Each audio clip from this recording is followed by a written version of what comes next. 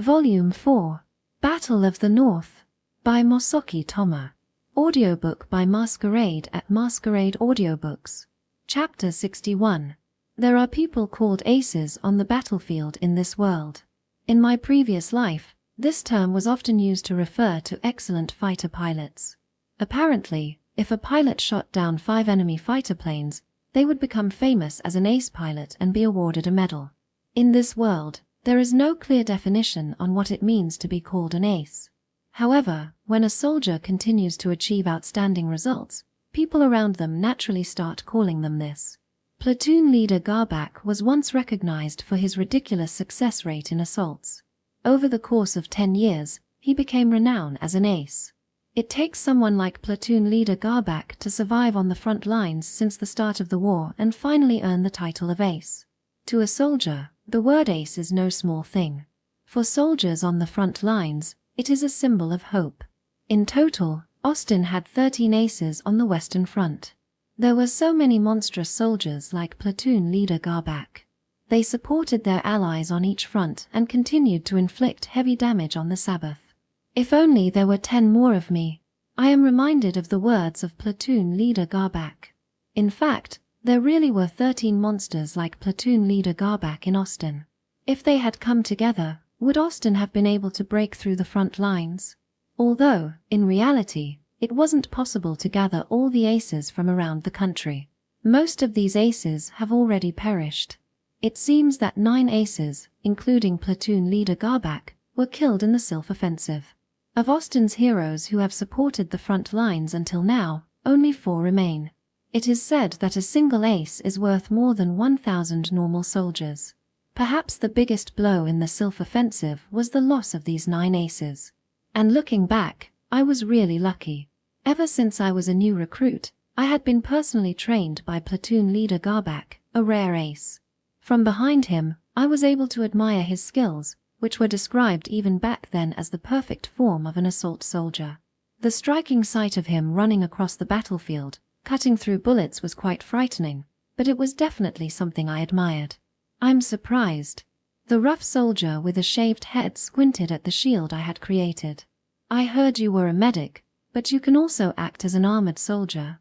To protect myself and my comrades, I once received guidance from head medic Gale and platoon leader Garbak. Garbak, that man. I've heard he's a charge maniac, but he's quite skillful. The soldier heard that I could use the shield magic and gave the order to demonstrate it. In response, I deployed a shield as taught by platoon leader Garbak. The deployment speed and shape are both impeccable. I think the strength is sufficient. I am honored. If you receive the proper training, you will be able to act as an armored soldier in no time. At the very least, your shield magic is at a level that will allow you to pass the standard for a regular armored soldier. Thank you. It seems that platoon leader Garbak had trained me more rigorously than I had thought. I was informed that my shield had reached a level that was sufficient for normal use by an armored soldier. Well then. Yes, a soldier never goes back on his word. Come to the training ground at 6 a.m. tomorrow. Understood. At that time, I was feeling a bit anxious. Having lost Larkia due to my own negligence, I was obsessed with never wanting to regret neglecting something ever again. I was terrified of spending my days in a haphazard manner. I grant you permission to participate in our company's training. Thank you. Since it was winter, the medical department had a lot of free time and things were relatively relaxed. I asked to apprentice under the thin magician standing in front of me, a master of defensive magic that could even block bombardments. I don't show favoritism to women and children. I'll train you strictly. Understood, Sergeant Safqua. I asked to become the apprentice to one of the few men left in Austin who bore the title Ace. The story goes back a week ago. It's about the time after we joined forces with the Southern Army. How dare you attack our hometown? You've gotten pretty cocky lately. The Austin soldiers' pursuit of the Sabbath forces was terrifying. We have just seen with our own eyes the scenes of villages that were massacred. Filled with resentment for the murder of our compatriots and families, we charged at the Sabatian soldiers in anger. The blizzard is getting thicker again. Is this the end? The enemy fled and eventually retreated to northern Austin territory. This area was also the planned site of the northern showdown that Austin's leaders were planning. In short, we successfully achieved our original tactical objective. We then dug trenches to surround the fleeing enemy, built a defensive network, and began waiting. Once winter arrived, the frigid weather made it impossible for either side to launch offensive attacks. We were left glaring at each other across the snowy field until spring comes and the snow melts. Well, you're the surviving medic. Just as I've heard, you're quite cute. Nice to meet you, Medical Director Reincarnates. Since it's long, Ray will be fine. You've done well so far with such a small body. I heard this story from a soldier who came from the front lines for treatment. Of course, as medics, we didn't participate in the combat. We, the Touri medical platoon, had separated from the pursuit force and joined the Southern Army Medical Department stationed in a village called Parchen. And, hehe, you brought along some handsome men. Are you aiming for either of them? No, Then is it okay if I snatch one up? Feel free. The person in charge of the Southern Army Medical Department is a warrant officer named Reincarnates. She is a voluptuous woman with cute freckles and dark hair. Welcome, rookies medics. There's still a lot you don't understand, right? I'll teach you step by step. Reincarnates is a very aggressive person. As soon as she saw the two handsome men in our unit, she began flirting with them without even greeting them properly. Are you guys married? Or are you single? My subordinates looked on in dismay, but she didn't seem to care. Her boldness in ignoring me, the platoon leader, and going straight to Aranoma and the others was somewhat admirable. It's been a while since we had newbies. I'm getting excited. We need to prepare for a welcome party. Thank you. For now, let's have a party after we finish our rounds.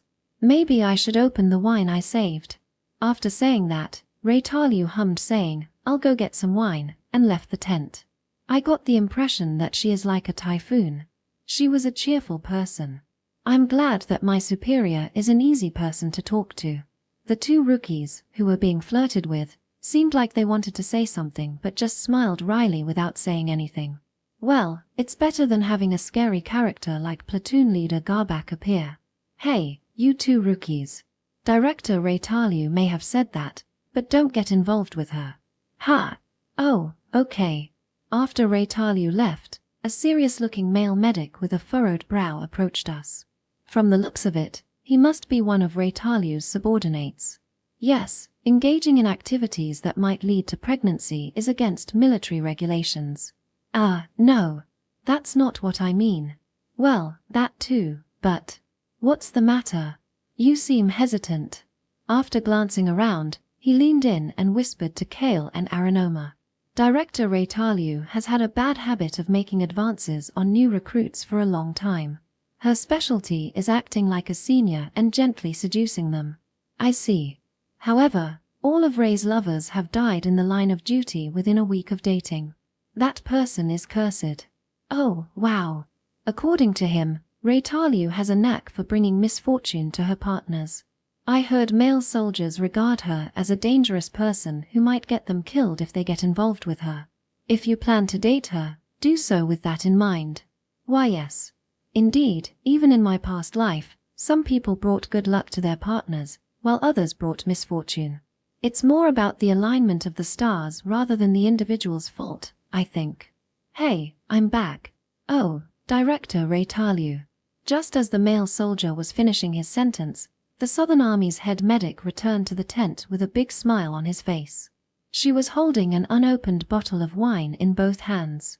Well, it's been a while since we had a party. It's a welcome party for new recruit. With a happy look on his face, she rubbed her cheek against the bottle. Just as I had imagined, Reincarnates was a friendly and easygoing person to get along with. Don't understand how to treat that.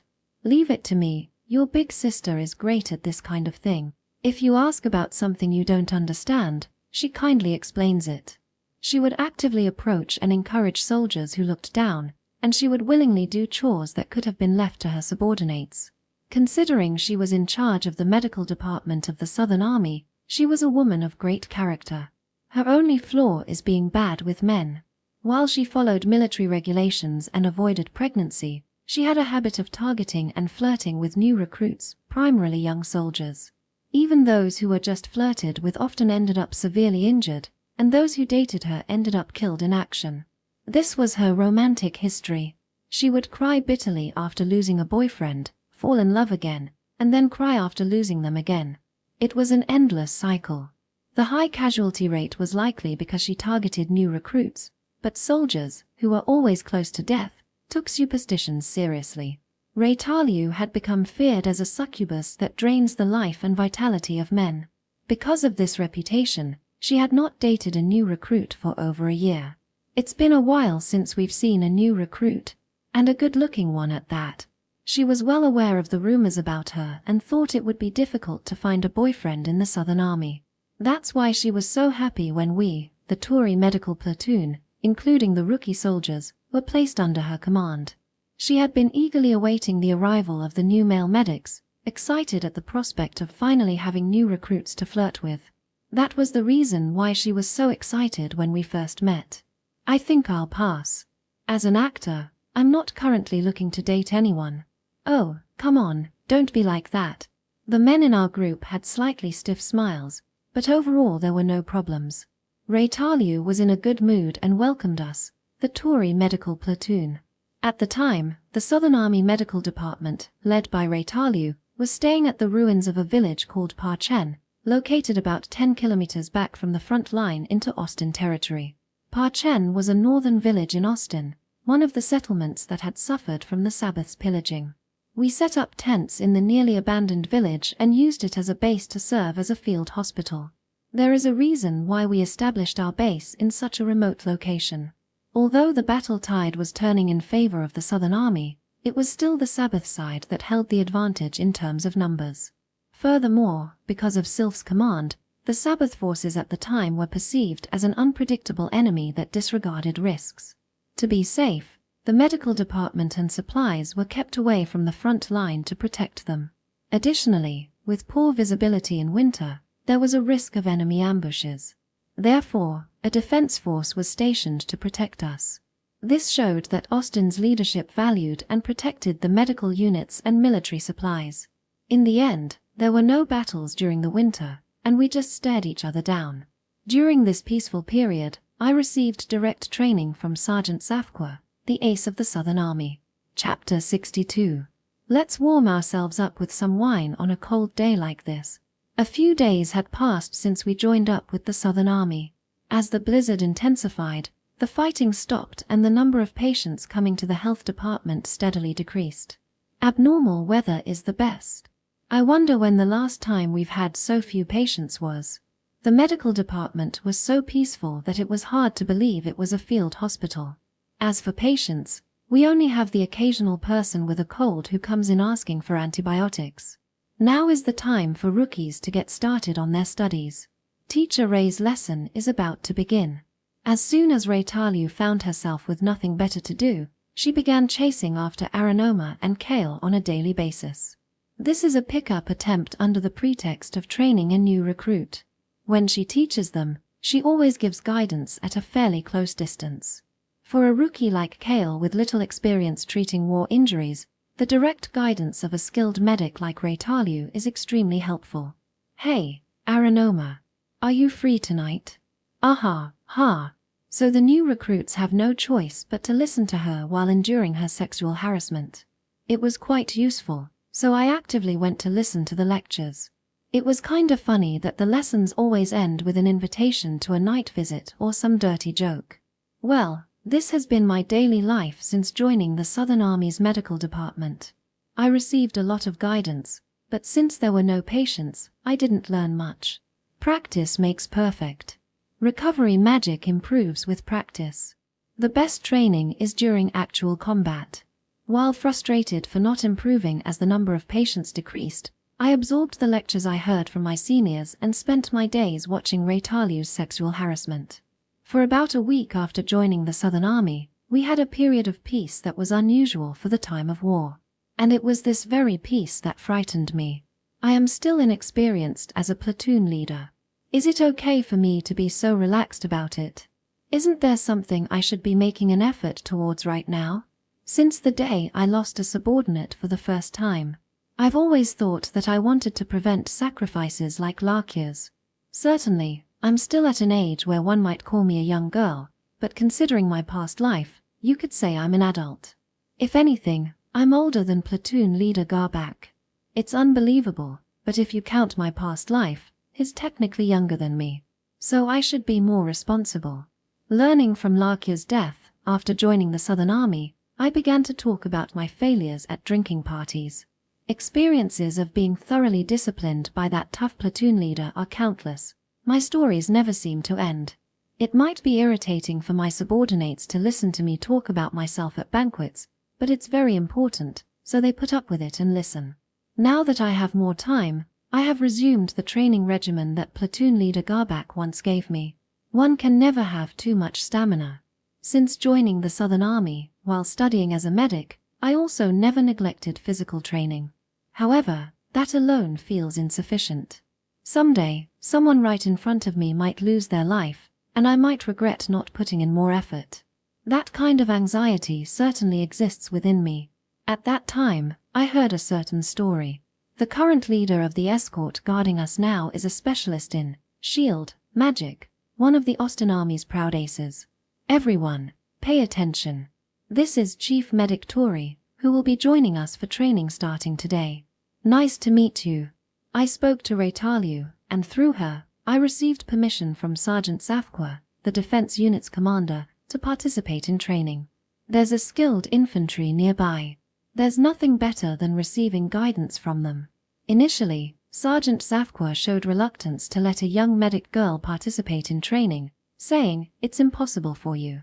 If you can't handle shield properly, the training won't be effective." However, when I demonstrated how to use the shield that platoon leader Garbak taught me, I was granted permission to participate. It seems that my shield met Safqua's standards. Thank you for the introduction. I am Chief Medic Touri. She's a medic, but don't hold back. Her shield skills are on par with a first-class infantryman's level. Teach and train her to your heart's content. With Sergeant Safqua's introduction, I stood before soldiers clad in rugged military uniforms. They are soldiers of what is known as the defense units. Unlike assault units such as the Garbak platoon, this unit is made up of many soldiers suited to defense. On the Western Front, they spent long periods holed up in trenches, fighting off the enemy. Armored soldiers are a branch of the military that wear thick armor and are able to survive explosions. It seems that their original role was to defend against cavalry charges in close-quarters combat. In the past, they were required to wear heavy armor and be equipped with large swords capable of cutting through horses, so they were often made up of large, muscular men. However, on today's battlefields, cavalry are nothing more than amusing targets for gunfire. That's why current armored soldiers are often selected as small soldiers who have a small area vulnerable to hits and can endure long missions. Sergeant Safqua was no exception. He's a slightly small man. She's a medic, and if she's injured she can heal herself. Don't be deceived by appearances, show no mercy and feel free to inflict as much pain as you want. Understood. And one thing that is essential for an armored soldier is the ability to use shield. Shield is a fairly popular spell, and many people have the aptitude for it. If you have the aptitude, you're likely to be assigned to armored soldiers. Although there are many with the aptitude, due to frequent deaths, there is high demand for this role. If I were a man and had no talent for healing magic, I would 100% have been assigned as an armored soldier. Head medic Gale taught me shield, but it's possible that she confirmed my aptitude for it during the conscription examination. The training with Sergeant Safqua's unit started with warm-ups. As expected of an ace team, even warming up requires a lot of physical activity. The soldiers worked their way through stretching, running and strength training. Even though I was training regularly, it was hard for me to keep up. Medic Touri, I'll lend you my rifle. Do you know how to fire the OST-3? Yes, Sergeant. I'm ashamed to say that I haven't learned it yet. I see. Then Private First Class Gospel. Give her a quick lesson. Once the warm-up ended, I was suddenly lent a rifle. Is it okay for a medic to carry a weapon? No, this is shield training. Since training doesn't classify as combat, it's not a problem under military regulations. That's how it goes. This is the bolt. Rotate it here, pull it back, eject the casing. Yes, understood. Private First Class Gospel, a man in his 30s, kindly taught me how to use a gun. In games, I didn't really notice because reloading is done with a single button press, but when I actually learned how to use a gun, it seems like it takes quite a bit of time to reload. By the way, is it really alright for me to learn how to handle a gun? Don't worry, these are rubber bullets for training. Even if you get hit, you won't die. Understood. Training with rubber bullets does not qualify as the use of a firearm. There is no problem with you, a medic, using them. As if anticipating my worries, Sergeant Safqua handed me a rifle without hesitation. If there are no problems with military regulations, I'm grateful to be able to practice. If you get hit, it will hurt a lot. Being a soldier means getting used to pain, so don't complain. Yes. As I was slightly excited to receive a gun for the first time, Sergeant Safqua gave me a serious warning. No, getting excited about FPS-related stuff is a bad habit. I must learn to manage my emotions better. Now, prepare to shoot. Deploy the shield while firing. Understood. At Sergeant Safqua's command, soldiers immediately aimed their guns at the soldier in front of them. Just as I had been taught earlier, I aimed my gun at the soldier in front of me. It was my first time holding a rifle, and it is quite heavy and the muzzle vibrates frequently. Fire. Immediately after Sergeant Safqua's thunderous command, with a dull, intense pain in my abdomen and a piercing shock, I staggered back and fell down. It seems I was too conscious of the barrel being aimed at me and aiming at the enemy with the gun, and my deployment of the shield didn't make it in time. When you fire, assume you're being shot at simultaneously. If you can deploy shield at the same time as your attack, it greatly reduces your chances of dying. I see. This will be good shooting practice for you. Now, try your best to block the bullets. The training was highly realistic to actual combat scenarios. In defensive forces, cases where you get shot at the moment you fire are quite common. If you keep shield deployed, you can't fire back. So after shooting at the enemy, immediately deploy shield to protect yourself. This is how the defense forces fight. Training rubber bullets are soft and do not penetrate the human body. However, if they hit vital areas such as the eyes or ribs, they can be fatal. Yes. So make sure you remember to use your shield. Don't heal until the end of training. You won't have the luxury of healing in a real battle. The enemy won't wait until you're healed. I don't think I'll have many opportunities to fire a gun. I'm sure there will be times when I'll need to deploy a shield while performing other tasks. For example, when I was treating Major Renville in Marshdale, if I was more proficient in my shield usage, I might have avoided that life-threatening retreat. Training to deploy the shield at a moment's notice will sure be beneficial for me in the future. Breaks over, everyone ready. With that, Safqua ordered the soldiers to face each other again. Ignoring the pain in my abdomen, I also stood up. As Sergeant Safqua said, the enemy won't wait for treatment. Well then, let's resume training. I regained my determination and aimed the rifle while protecting my sore abdomen. This training is tough, but I found it very useful. Chief Medic, how did training go today? Yes, I learned a lot. Are you coming again tomorrow? If you don't mind, certainly.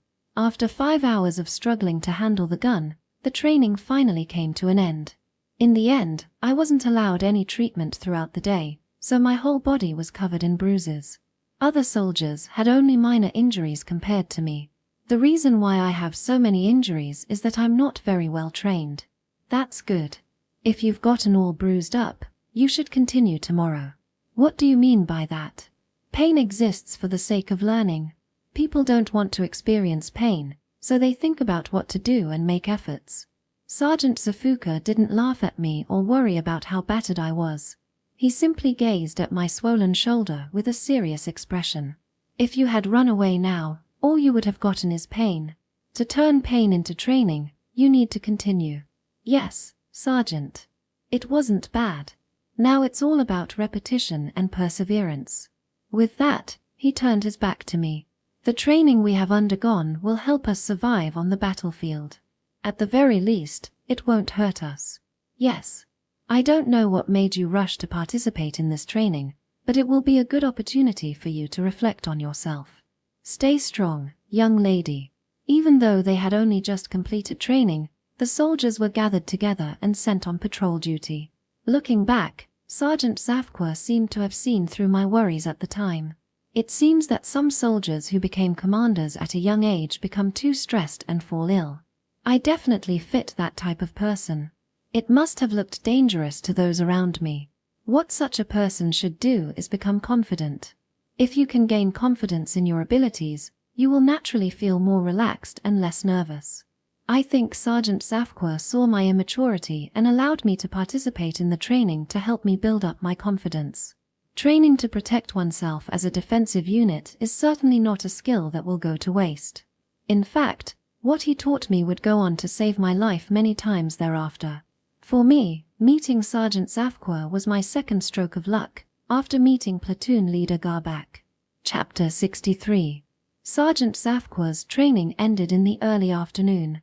It was only a half-day training, but it was a very fulfilling time. The training they undergo is solely aimed at maintaining their physical strength and ensuring they keep their combat instincts sharp. Since they don't know when they might be ambushed, they don't train to the point of exhaustion. Ah, there you are, Aranoma. Hey, little platoon leader. What's wrong? After training, Sergeant Safqua's unit went on to patrol the surrounding area. I couldn't join them, so I returned to the field hospital. How was training? I learned a lot from him, as expected from someone with the title of Ace. I see. But the platoon leader is small, so please don't be too reckless. I will be careful. When I returned to the hospital, I found Aranoma and several other medics relaxing in a shared tent. Apparently, there are no patients today. It's great that no one was injured. Aranoma, do you have time now? Oh, is there something you need? Yes, could you please come with me for a bit? Where are we going? Let's head to my examination room. It's in a house near the entrance to the village. Got it. As a chief medic, I have my own examination room at the base.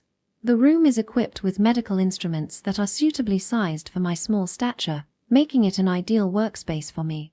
This way, please come in. Excuse me. After welcoming Aranoma into the room and inviting him to sit down, I quietly locked the door to the examination room with a click. Hey, what's going on, little platoon leader? What are you? Ignoring Aranoma's unease from my sudden action, I turned my back to him and slowly removed my uniform. I'm heard that Touri is doing something indecent with Aranoma. Oh, Director Reincarnates. About 30 minutes after I had secluded myself with Aranoma in the private clinic, a certain strange person with an intense look in her eyes suddenly flung open the door. Even though I had locked it. Hey, medical director. No, this is something the platoon leader. Sigh. Apparently, she even used a master key to barge into my examination room. What could have driven her to such an extent? Excuse me, Director Reincarnates. Could you please close the door? As you can see, I'm undressed. What at? You're really undressed. Is this what they call NTR? It's cold, so could you please close the door quickly? I respect Reincarnates for her approachability and skills, but when she gets carried away in these strange moods, I tend to look at her with a cold stare. She really is a strange person. Wait. Touri, you're covered in wounds. What happened to you? Yes, these wounds were caused during training by Sergeant Safqua. Since I'm already injured, I thought I'd make a good practice subject for Aranoma. You should just heal yourself. Those wounds look really painful. No, I haven't broken any bones. By the way, the reason I brought Aranoma into the private room was for study purposes. Healing magic is something that takes practice. A novice needs to perform healing magic often to get better. Since I had bruises all over my body, I thought it would be a good opportunity for Aranoma to practice, so I asked him for help. At this moment, He was learning about the efficient use of healing magic while I had my shirt off. Still, being alone with a man. Aranoma is a gentleman. Besides, he wouldn't find my body attractive. Well, I'm honored by your trust, but you should still be a bit more cautious, little platoon leader. If I were male, I wouldn't mind undressing in a shared tent, but since I'm now female, it wouldn't be appropriate to expose my underwear. So, I used my personal examination room to let Aranoma study. Also, it's really cold in the shared tent. Hey, you're losing focus, Aranoma. These are just minor cuts, so you don't need to use that much magic. Apply the healing magic more thinly and evenly. Oh, right. It's quite difficult to get it just right. Touri, your whole body is covered in wounds like that. What if it leaves scars? Scars? Don't worry, as long as Aranoma heals it properly there won't be any. Wow, that's a lot of pressure, little platoon leader. Aranoma's face stiffened at my comment. Well, if Aranoma's treatment is inadequate, I will fix it myself later. I don't mind if a few scars remain. That's not the point. Normally, this would be a big deal. After saying this jokingly, Aranoma gathered his energy and started concentrating on heal. That's good. Platoon leader Garbak had a lot of old scars all over his body. Scars are like medals, symbols of the battles one has survived. While I don't actively seek to create scars, my pristine skin feels like a sign of my inexperience, which sometimes makes me feel a bit insecure. So, really, I don't mind if a few scars remain. If scars do remain, you'll take responsibility, right? Hey, Aranoma, could you heal me next? Director Reincarnates. While I was lost in thought, Reincarnates suddenly cut her arm with scissors. Ah, oops. Maybe I cut a bit too much. Whoa, your artery. Your artery's been cut. If this keeps up, I'll die. Aranoma, quickly, treat me. Wait, why are you starting to undress? It's your arm, right? You don't need to undress. If I don't, Touri will steal my prey. Despite being the head of the medical unit, Reincarnates injured herself to become a practice subject for a new recruit. It makes her seem like a wonderful person who cares about her subordinates. The wound looks deep, so I'll treat it. Heal. Oh no, how could you? Also, since my examination room got dirty, please get the cleaning supplies, Director Reincarnates. This girl is trying to boss her superior around. Just go get them quickly, please. I just wish she would somehow correct this foolish impulsiveness of hers. It's been very peaceful lately. The atmosphere in the Southern Army is good and there haven't been any issues. That's good to hear. It had been about a month since I was transferred to the Southern Army Medical Department. I've suggested several times to the head of the medical department to restrain herself a bit. And how did she respond? She said that acting cheerful would reassure the soldiers. Ha ha ha, she's not wrong. A familiar face visited my examination room. That's how things have been for me. How have you been, Captain Arya? Ah, fortunately there's no movement on the front lines. We'll just have to wait and see until the snow melts. Wrapped in a winter coat, she is the formidable mage of the Mage Corps. It was Captain Arya, Major Renville's daughter. She is off work today and had come to visit me on the pretext of a health check. I've heard rumors that Sergeant Zafqua is an incredible user of defensive magic who can even withstand a direct hit from magical artillery. He's an incredible person. As a mage, I feel like I want to have a test of strength. Can he really block the bombardment of my company? Please don't do that. It would be disastrous if someone got injured during training like that. Of course. I can't burn an ace to death just because of my curiosity. Ha ha ha, Arya laughed cheerfully. She seems confident that she can burn Sergeant Zafqua to death. Touri and the others are set to return under our command come spring. Until then, you guys should make the most of your studies. So we're returning in spring? Yes. Parchen is close to the Southern Army's deployment area, but quite a distance from our Renville Army's garrison. We also need to set up a sanitation unit nearby. Arya then gave me a brief explanation of our future plans. A reinforcement force of 10,000 soldiers will be sent from the capital by spring and will come under the command of Major Renville. This will increase the Renville army to about 15,000 troops, combining with the southern army's remaining 32,000 to form a force of nearly 50,000. Meanwhile, the estimated total force of the Sabatian army is around 100,000. If we defeat this enemy force of 100,000, the Sabbath will have little strength left for continued warfare. If we achieve victory in this decisive battle and secure peace, it will be considered Austin's victory. Although the Southern Army has almost half the number of troops, it seems that an incredibly intelligent commander has appeared on the scene. So far they have been victorious in every battle. It seems that they have a good chance of winning. There's a medical unit set up with the reinforcements from the capital. I want Touri's medical platoon to join them. Really? Yes. We've assembled a medical unit comparable to the Southern Army, including retired medics and those who were heavily involved in frontline medical work in the capital. However, many of them lack battlefield experience. Touri, I want you to provide feedback based on your experience there. Understood. In other words, it seems we will only be under Reitaryu's care during the winter. I'm sure she'll be mad when she hears we're leaving after winter. Today too, she was very blatantly appealing to Kale and the others. Well, that's about it. Would you mind listening to my complaints for a bit? Complaining? Yeah.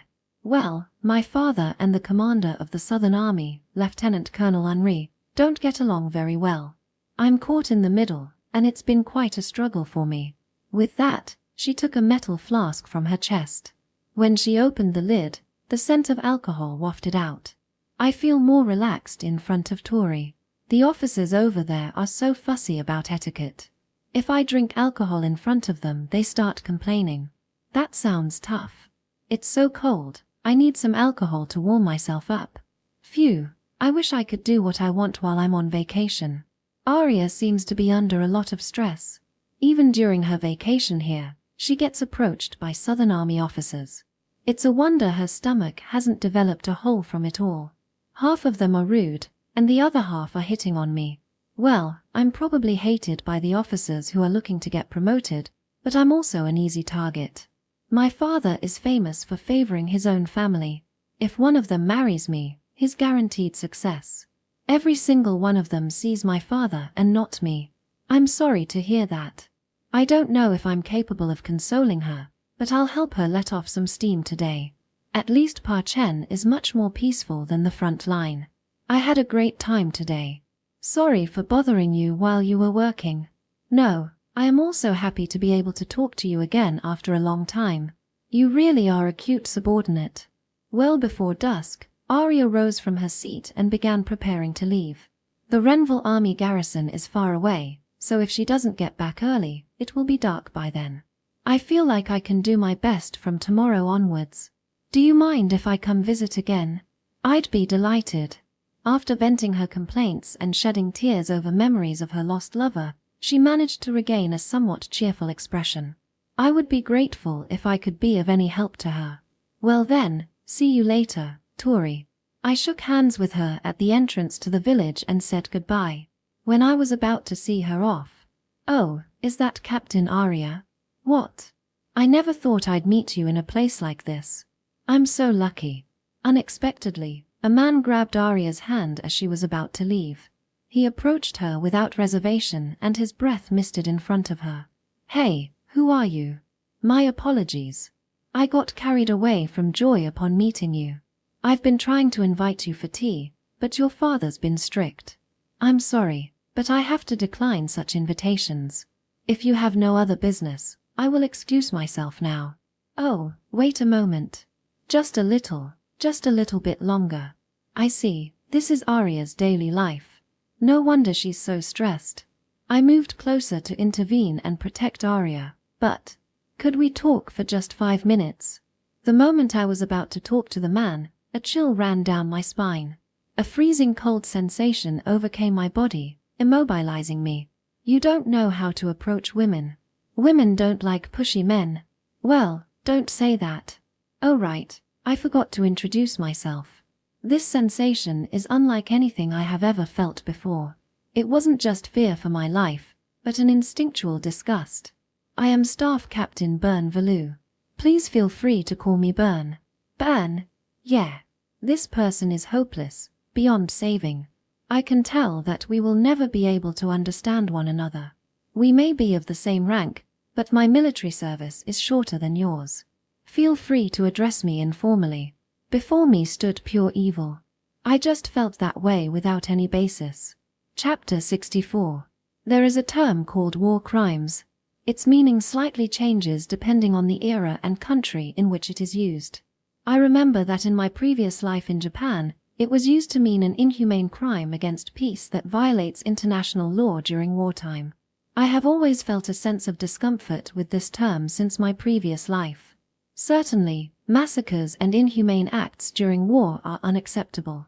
However, this way of saying it makes me feel like it gives the misleading impression that war itself is not a crime. In this world I was reborn into, the concept of wartime international law does not yet exist. Just 10 years ago, both Austin and the Sabbath were riding horses and brandishing swords or spears as if it were normal. In a war with that level of technology, it would have been impossible to massacre all of the enemy's citizens. Therefore, the victors of the war were satisfied with just seizing the enemy's territories and treasures. However, the widespread use of firearms has dramatically changed that assumption. Humanity has now acquired the lethal power to easily kill one another. If no brakes are set on that lethal power, soldiers consumed by madness will unhesitatingly massacre all of their enemies. The people of enemy countries are to be violated and killed. That was the common sense of war until now. Even in this world, the post-war flow was similar. After the war, we will discuss rules for war, something like international law, so that we never produce such damage again. Any commander found guilty of heinous acts that violated international law was deemed a war criminal and was punished accordingly. It took over 10 years to complete this post-war process. This shows just how great the scars left by this war were. I am a villain. But I was the villain that Austin needed. These are the words of Bern Valou, published in a certain newspaper article. He reportedly spoke proudly with a smile as follows. It was extremely enjoyable to deceive and kill people. The immense sacrifices caused by my strategies gave me the greatest pleasure. Are you saying you enjoyed killing people? Exactly. No, I know that without you telling me. That's a very evil thing. He confessed without any remorse that he enjoyed killing people to the newspaper reporter. But no matter how much of a villain I am, the people of Austin cannot blame me.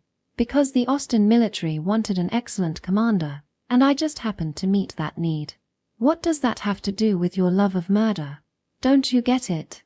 Let me give you a sports analogy. Who do you think makes a better player, someone who hates football or someone who loves it?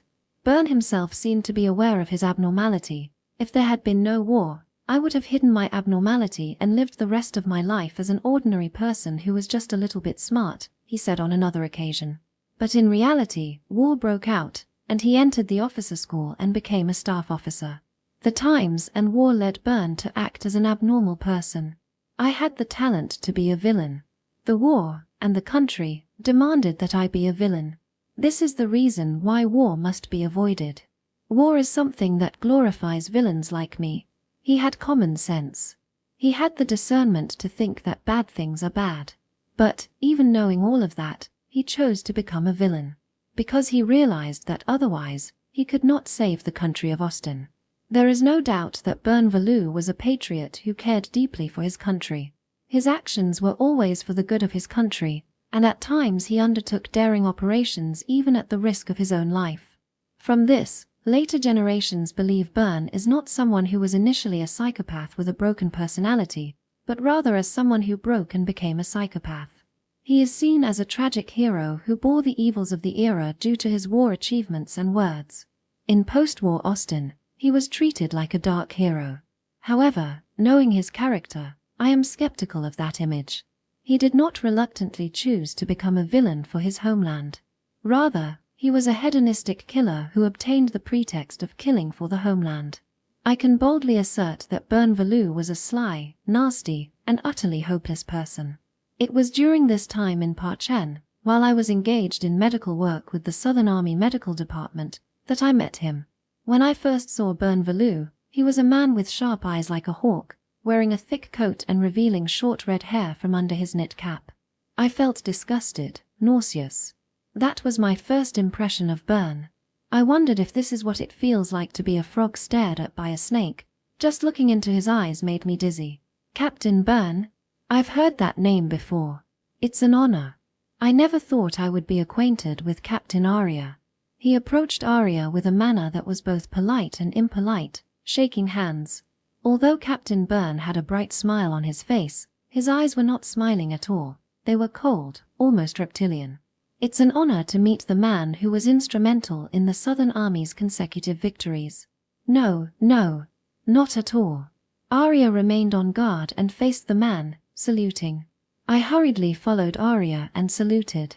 It was only at this moment that I realized I was just standing there in front of someone of a much higher rank. Such was the intensity of my aversion towards him.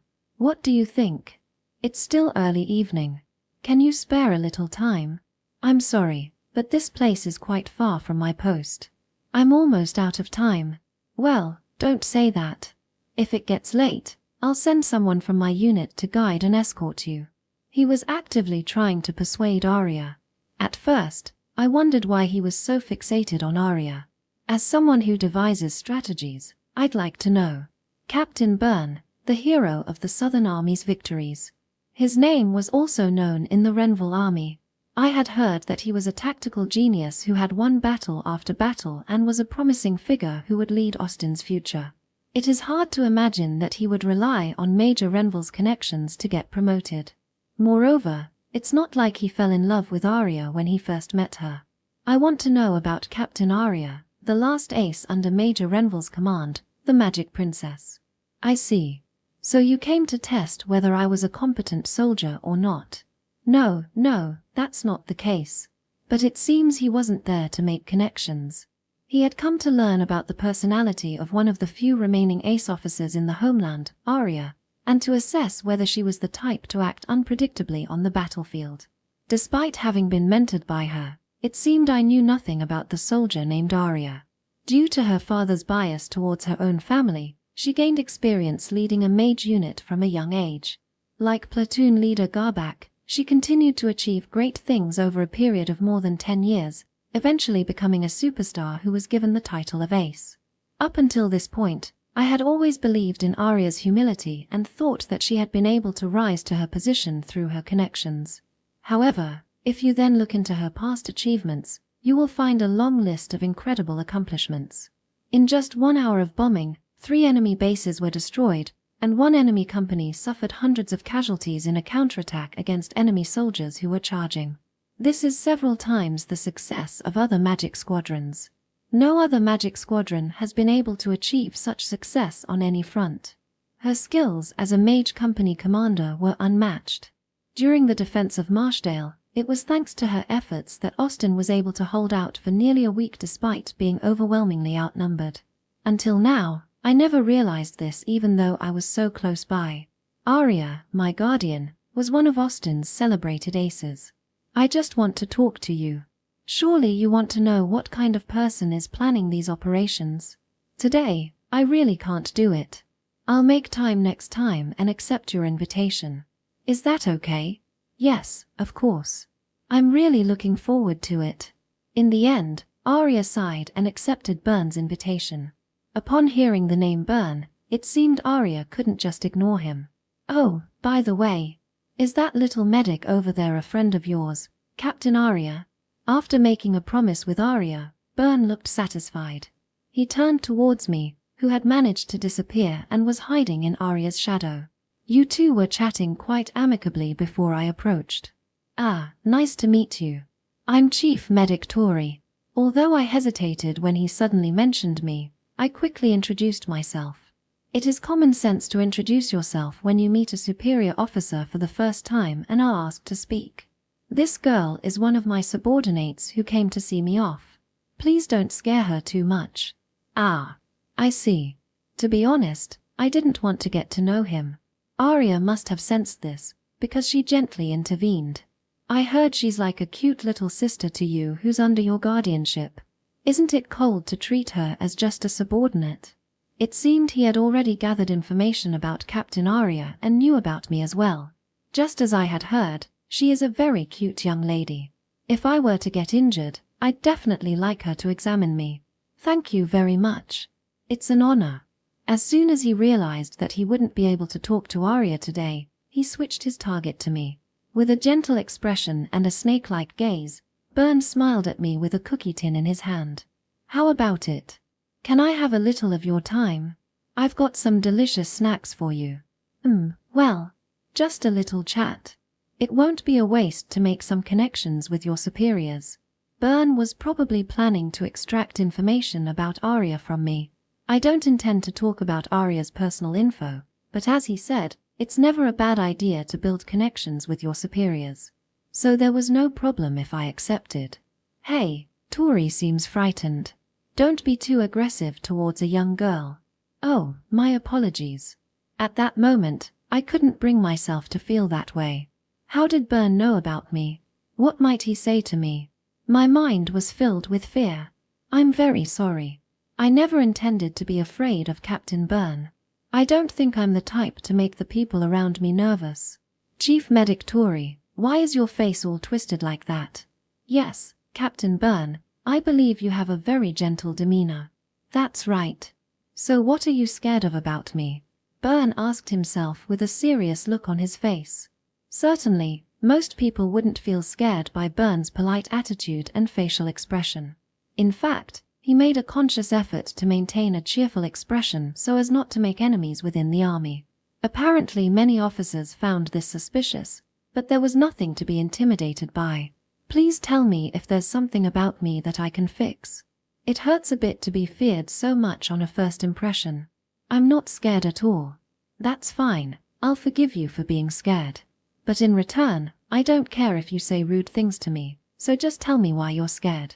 He didn't seem to realize that he was interrogating me. He genuinely just wanted to know why I was so scared. But from my perspective, I was being questioned about my attitude by a superior. Yes, I will answer.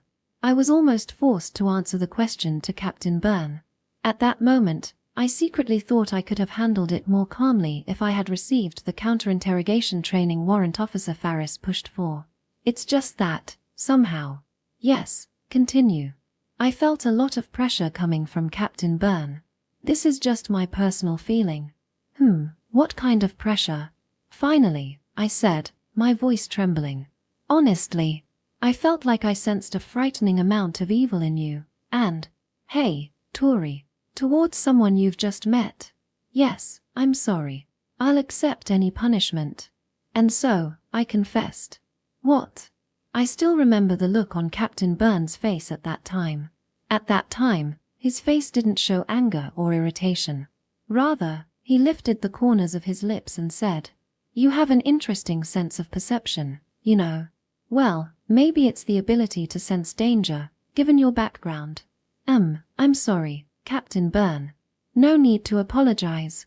I prompted you to say those words. He looked like a child who had found a delightful toy. With such a genuinely joyful expression. Captain Arya, you should take care of this girl. Why yes.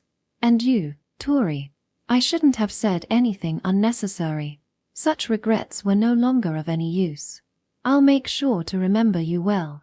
Within Byrne Value, I had gone from being merely Captain Arya's companion to being an object of interest. Chapter 65. Hey, Touri, did you do something? No. It was a few days after I met Byrne Value.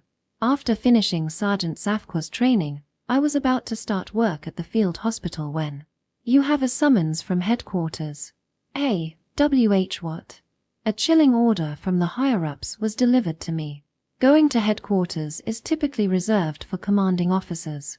In Austin, the chain of command is such that a battalion commander receives orders directly from headquarters and then passes them on to the lowest level. However, with the recent advances in communication technology, direct summons are becoming less common. But when discussing crucial operations or secrets, meetings are still held directly at headquarters. If someone like me, a low-ranking soldier, was summoned to such an extravagant place as headquarters, it often means being suspected of treason or accused of a crime I didn't commit. Here's the official request. Chief Medic Touri, you are to report to the Southern Army headquarters by 3 p.m. today. If you've done something shady, you should tell me beforehand. I can help you out if you need it. No, I really can't think of anything. Who issued this order? The order came from Captain Byrne. You've heard of him, right? The Southern Army's great hero. I think I have an idea of what's going on. The person who called me was Captain Byrne. This is the same superior officer to whom I called evil the first time we met. At that time, Captain Byrne didn't seem to mind, but it was definitely an extremely disrespectful response. It would make perfect sense if this was a reprimand for my attitude towards my superiors. Oh dear, isn't Captain Byrne Austin's savior? Why did you say such a rude thing? Well, I wonder why I said such things myself. Maybe apologize saying you have androphobia or something. That you had a traumatic experience with a scary male superior before. That kind of backstory might work. That's a very realistic excuse. Captain Byrne didn't seem to mind. Men have fragile egos. If their pride gets hurt, they can be quite petty. With that, Reincarnates rummaged around and placed a bottle of medicine in my hand. Here, Touri. I'll give you some birth control pills just in case. What? If Captain Byrne asks for it, don't refuse. With Captain Byrne's authority, if you don't comply, he can frame you for any crime he wants and get you executed. Don't worry, if it's your first time, it might hurt, but you can use heal. Reincarnates advised me with a completely serious look on her face. Wait, is my chastity in danger? Some men in the military occasionally sexually harass female soldiers under the guise of punishment. So from now on, don't go against your superiors. In order for a woman to protect herself in the military, she mustn't show any weakness. Reincarnates frowned and continued. I don't know much about Captain Byrne's character, but you should prepare yourself to a certain extent before reporting in. If you really do end up suffering, I'll help you, Touri. Why yes. If you are called in and only get told off or criticized, just nod and show that you are remorseful. Don't argue unnecessarily. Understood. With that, Reincarnates quietly prayed before me. I wish you luck. She left me an incredibly ominous message. I'm Chief Medic Touri Noel. I have reported to headquarters at the request of Captain Byrne. Let me check. Yes, there is no problem. The Southern Army headquarters was located about an hour's drive from Parchen. I handed the request to appear to the soldier on guard, and after waiting for about 10 minutes, I was led to a large tent. Please wait here. Understood. Inside the tent there was just a round table and a chair. I sat down as instructed and waited for Captain Byrne to arrive. Now, what will he say to me? I hope it's nothing serious. If it turns out to be as Reincarnates feared, I'm confident I'll be bedridden for days. Oh, you're here, Chief Medic Touri. Hey, how are you? Yes. My apologies for the other day, Captain Byrne. It's fine. There's no need to salute or anything. Just sit down and relax. After about 30 minutes, Captain Byrne entered the tent in a cheerful mood. I promptly stood and saluted, but he waved his hand in a somewhat bothered manner and gestured for me to sit. Well, there's no need to be so tense, Touri. It's not like I'm gonna eat you or anything. Yes, sir. It was kinda brushed off before, but why don't we talk what happened the other day again? He smiled lightly and began pouring a black drink from a flask he brought. Is that coffee? Interested? This is dandelion tea, a bit of a rare tea. It's a bit bitter but really tasty. Touri, why don't you try some? Oh, thank you very much. It's bitter if you drink it as is, so mix it with milk or something. Here, this water bottle contains milk. From his attitude, I didn't get the impression that he was trying to criticize me for my rudeness. It was more like inviting a friend over for tea. That, too, was strangely unsettling. Since I became a captain, I can buy as much dandelion tea as I want, which is great. Dandelion tea used to be a once-a-month luxury, but now I can drink it almost every day. It's very delicious, Captain Byrne. Right. It's not all bad climbing up the ranks. Anyway, I'd like you to relax and listen while we sip on this dandelion tea. Why yes, of course. The dandelion tea tasted a bit like weak coffee.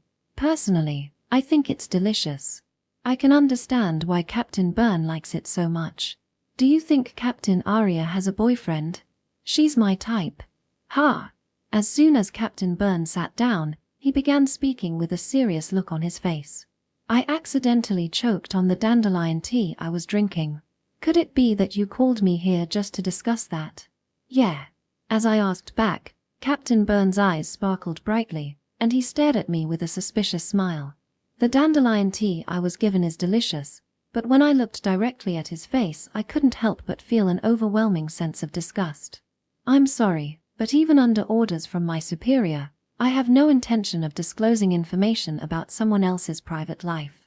If you want to know, please confirm it with Captain Arya herself. Oh, really? No good. I owe Captain Arya a lot. I can't betray her. I knew that Captain Arya had lost her lover, but I chose to remain silent. This isn't something I should talk about without the person's permission. However, I would like to say that I don't think you should approach someone like that. I will tell you that Captain Arya is tired of such invitations. I see, okay. So I just gave Captain Byrne a roundabout warning. Approaching a girl right after she's lost her boyfriend is a huge landmine. Well, I'd say you passed. Passed? Ah, you can forget about that. Me having feelings for Captain Arya was a lie. Upon hearing my response, he didn't seem offended at all. Rather, he nodded in satisfaction and placed some cookies in front of me. Sorry, I was testing your loyalty. These are apology cookies. Thank you. Why yes. At your age, being able to distinguish between what's right and wrong is commendable. If I were a spy, this information could have been exploited. Captain Byrne then pat my head with a creepy grin on his face. My body flinched when he suddenly touched me, but he didn't seem offended. Well, I know you're tight-lipped. Now, let's get to the point. Yes. Actually, I've been sheltering a girl your age. I want her to become friends with you. Byrne took a bite of the cookie and finally got to the point. A girl? Yeah, I'm personally protecting her. She's got some issues, though. Captain Byrne looked a little embarrassed and scratched his head. I hadn't expected him to suddenly mention sheltering a girl. Could it be that this girl is someone Captain Byrne has feelings for? Since the military is mostly men, and she's been surrounded by intimidating men, her mental state has become unstable. Well, if she's your age, soldiers must be scary. So, I was looking for a female companion for her to vent to. Initially, Captain Arya was a candidate, but, Byrne said, lowering his voice a little, Captain Arya has a tougher personality than I had heard. I was worried they wouldn't get along. I see. And that's when I found you. You have a gentle demeanor, so I thought you might be the right person for the job. He continued the conversation while looking troubled. This girl was rescued by my unit on the battlefield, just before being violated by a soldier. That's... As a guy, I can't really empathize with her. Could you lend me a hand, Touri? I understand. So, Captain Byrne, you want me to assist with her mental care. That's right. It's within the scope of your duties as a medic, right? In summary, that's what this conversation was about. Certainly, mental care for war victims falls within the realm of medical care. If that was the kind of request, as a soldier I would have no qualms about accepting it. Understood. Chief Medic Touri will assume that task. Thank you. Also, I ask you not to tell any other soldiers about this. Of course. I have no intention of revealing information about patients. Yeah, that's a good answer. Even though I say mental care, I don't have any specialized knowledge. Today, I'll listen and empathize to calm her down. Next time, I'll ask Kale about specialized techniques such as counseling. Well then, I'll take you to Remy now. Yes. Unfortunately, Remy doesn't speak Austin's language. I'll be the interpreter. What? I was thinking about such things vaguely when. Remy is Sebastian. With that, Captain Byrne concluded the conversation with a startling revelation. Our Austin forces also invaded Sebastian territory for strategic reasons. We burned down several villages as a diversion. Don't look at me like that. The Sebastian army have done things 100 times worse. On the way to Remy's location, Captain Byrne detailed more about her. So, she was in one of the villages we burned down last month. She's a beautiful young woman, so she was immediately apprehended as a prisoner. And what did you do then? If we had left her alone, the soldiers would have assaulted her. That's why I protected her. Apparently, she was a Sebastian woman who had been in a village that Austin's soldiers burned down. Captain Byrne found her and decided to shelter her just before she was violated by soldiers. Ever since then, Remy has been very scared of men. It seems like she's been traumatized. That's understandable. I still haven't seen her smile once. She's opened up a bit to me, but remains silent around the other soldiers. When I heard that story, I was shocked. Captain Byrne certainly did not give the impression of being the type to perform such a humanitarian act. I had unfairly painted him as evil. I guess my intuition is unreliable. I would like to return her safely to the Sabbath if possible. However, that would be an unthinkable action for the soldiers who fight the Sabbath soldiers day and night. It seems headquarters isn't too happy about me hiding her either. From what I've heard, Captain Byrne is a very intelligent person. Maybe the reason why he hid her even though it put him in a bad position was, Captain Byrne, perhaps you. Well, I wonder. Maybe it was because he had fallen in love with this woman named Remy. Having fallen in love at first sight with a beautiful woman from an enemy country, he likely became infatuated with her, even though he understood it was absurd. I wouldn't mind helping him out if that's the case. Although I have some thoughts about Sebastian soldiers, I am firmly opposed to the violence and massacre of civilians. I resolved to support Byrne's feelings and help him. That's how I felt at that time. In other words, I still didn't understand Byrne very well back then. He's an evil person. A staunch patriot who loves war, a sadistic murderer. Not knowing this, I believed in his non-existent goodness. If he were to perform a kind act, it would only be preparation for more killing.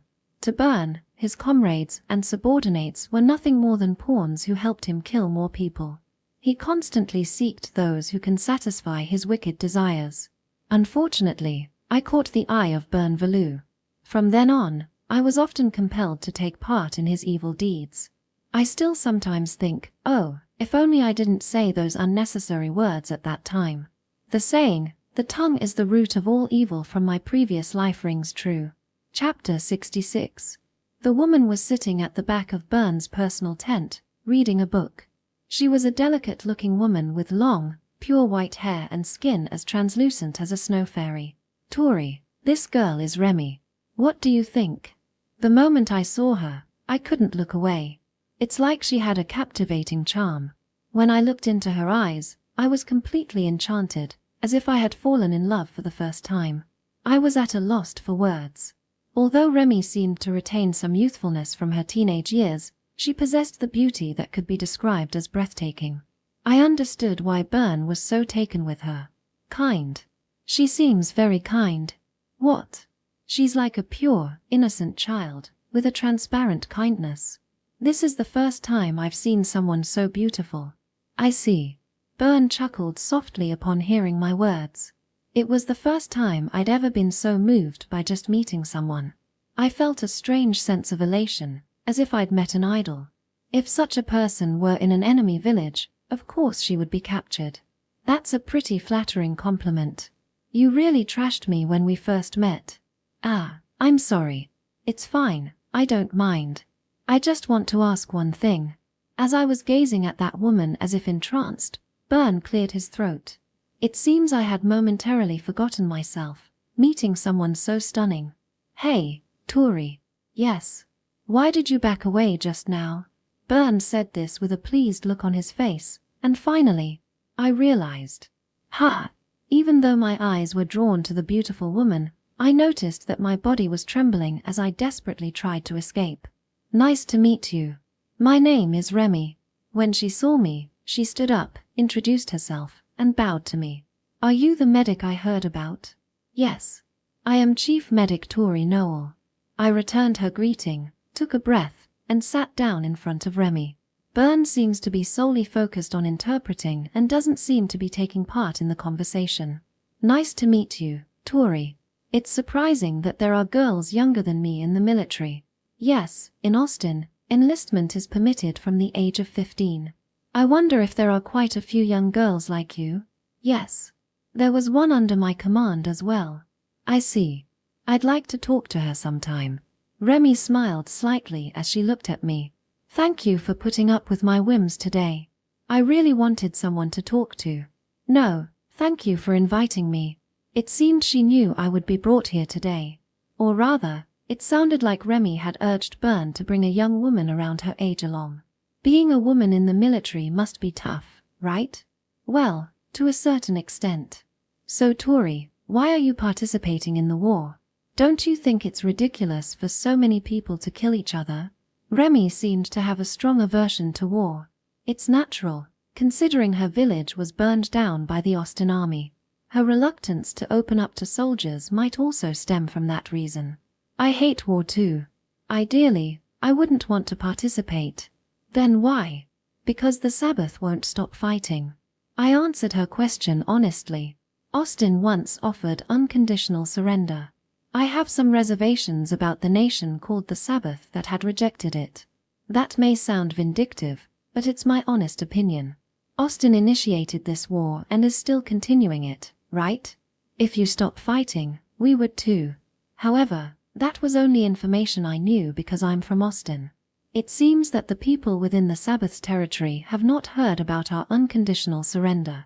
Do you not know about our surrender declaration a few months ago? Austin is surrendering? No, we've already surrendered. It was announced on Austin's capital broadcast, but the Sabbath refused it. I haven't heard anything about that. Isn't that just a rumor? Citizens of each country trust their own country's words. So it's natural that opinions and assertions clash like this. So if the Sabbath stops attacking, Austin won't fight anymore. There would be no fighting. Well, we don't have much fighting strength left anyway. If I go back to my hometown and can persuade important people, will the war end? It will surely end. That's how I answered Remy's question. It is difficult to say for certain because such military policy is decided by the higher-ups, but given the circumstances, I don't think Austin would want the war to continue. I've been pleading in the Sabbath for a long time to stop the war, but no one listened to me. When I opposed the war, the police came to arrest me. That is horrifying. It was really scary. I was sad to see my friends tortured and killed. She cried and told me that. I heard that she had been speaking out against war at the Sabbath for a long time. However, when she did that, the police did not remain silent, and she was pursued as someone with dangerous ideas. She escaped the capital and fled to the border, where she was captured by Austin forces and has been here ever since. I asked Byrne to protect me. I wanted him to stop the war, end the fighting. Yes. He promised me that if the Sabbath stopped fighting, he would negotiate peace. But as it is now, neither side seems to have the intention to stop. That's probably true. I find that so sad. That was the situation of Remy, the woman Byrne protected. There's a reason he sympathized with her. If I were in Byrne's position, I would definitely protect her too. However, at a time when Austin is determined to defeat the Sabbath forces in a decisive battle, he cannot allow such a pacifist to roam free. So, she was secretly hidden away like this. We just have to be persistent and keep speaking out. Touri, it seems there were people in this world who opposed war. Knowing that, I felt a slight relief. Of course. No one wants to continue this tragic slaughter.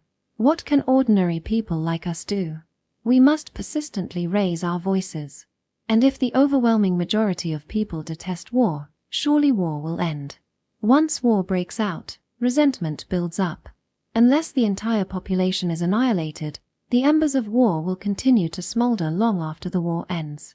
As long as there is history in a nation, it can never completely erase the seeds of war. Therefore, we must spread the common understanding throughout the world that war is evil and should be abhorred. The concept of war is an abomination was a common consensus in my previous life. Unfortunately, there is no such modern concept in Austin or the Sabbath today. When there is a dispute between nations, it is natural that war will break out and casualties will occur. Such outdated values were the trigger for this war. War brings harm to the people and benefits to those in power. That's why the people must take the lead in opposing it. I didn't really understand the meaning of it when I was taking history classes in my previous life. The 14-point speech by US President Woodrow Wilson were a set of principles that outlined what each country should do to maintain peace, and were proposed during World War I. At the time, I wondered what the point was of big shots shouting about maintaining peace. I thought that even though Woodrow Wilson spoke such fine words, World War II still ultimately erupted. However, coming to this world, seeing the shallow aversion of national leaders towards war, and I realized how amazing he was. It's extremely important that various nations come to a common understanding that war should be avoided. Just having this common understanding can lead to the risk of international isolation if military force is brandished as part of diplomatic negotiations, thereby helping to prevent war. Now that I have become a soldier participating in war, I cannot help but think how wonderful it would be if there were national leaders who could boldly declare fine words like his. At least at the time the war began, both the Sabbath and Austin still seemed to view acts of war as a kind of diplomatic strategy. I get the impression that they were hoping to demonstrate their national power by using force and gain an advantage in negotiations. However, the gravity of war increased with the development of firearms. At least, it is no longer something that can be casually undertaken as a diplomatic strategy as it was before. Both countries seem to be perplexed, unaware of this change. Both sides have suffered unexpected casualties and have lost sight of when to end the war. Correcting this understanding will surely crucial be for us from now on. That's my theory. I expressed my current thoughts to Remy in the form of a belief. I understand that it's not going to be that easy. This is a conclusion that people in previous generations finally reached after suffering countless casualties in 2 world wars. People learn from experiencing great losses and much sadness. On the other hand, humans do not learn unless they themselves experience hardship. As things stand, we are the ones who are on the verge of becoming the victims of this painful experience. Can we really do that? Men like to fight. I've seen many young men at the Sabbath who said, "I'm going to volunteer to be a soldier and kill the enemy." Some people enjoy killing people. That may be true. Remy spoke with melancholy. Such words might certainly come from someone before they volunteer to become a soldier. But I'm sure that the Sabbatians who spoke those brave words will come to hate war if they lose so many of their comrades right in front of their eyes. So Remy, you're not wrong. War is something that should be avoided. I continued the conversation like that. Thank you, Touri. I'm really glad I could talk to you. After that, I continued talking with Remy for a while. Little by little, she began to speak more eloquently and with a brighter expression. If only there were more kind people like you, there wouldn't have been any war. I wish there were more people like Remy in the Sabbath. There were many people like me who were against the war. We were all just arrested. Remy wiped away her tears and held out her hand. I'll ask Bern to help me somehow get back to my hometown. And this time, I'll try my best to get more people to oppose the war. Please don't do anything too reckless. Yes, thank you, dear Touri. I grabbed her hand. Someday, when the world becomes peaceful, let's have tea again. I'd love that. With that, we parted ways. Wow. You did great, Chief Medic Touri. I truly think leaving it to you was the best decision. Thank you very much. After the tea party with Remy was over, Bern led me outside the tent. It seems he will personally escort me to the field hospital at Parchen. Remy looks much better now. Seems like she's recovering quite a bit. Yes, I noticed that too. Now it's my turn. I'll make sure she safely returns to the Sabbath, no matter what. You can count on me. Please do. Bern assured me with a dubious smile. If Bern, the hero of the South, says so, I'm sure Remy will be sent back safely. What did you think of Remy? I think she's kind, beautiful, and has a mysterious charisma. I see. Then you won't meet Remy again. I won't allow any more visits with her. What? And thus, Bern forbade me from meeting Remy in the future. When I blinked in surprise, the captain avoided my gaze with an ambiguous expression. Not to sound conceited, but I think I really cheered her up. So why? Yes, you did a better job than I expected. Your words today had a big impact on Remy. I didn't realize you had thought so deeply about the outcome of this war. Well then, why? You yourself understand that, don't you? I felt lonely that I would never see Remy again, so I asked Byrne about it. He smiled broadly and said, "You tried to avoid her, didn't you? Despite saying you were attracted to her in words, deep down, you were scared." That's not true. No, that's fine. That's the right answer, Touri. He patted my head and told me the following. After all, she's a much more evil person than I am, even if she's not aware of it. What? Afterward, it seems Remy successfully returned to the Sabbath thanks to Byrne. Moreover, Byrne didn't just help her return home. He also provided her with a large amount of firearms and financial support and sent her back to a certain Sabatian base. I've learned many great things while I was in Austin. The base was used as a cover by a radical anti-government organization. She was a member of that organization. If we increase the number of people who oppose the war will end. A great man from Austin will help us stop the war.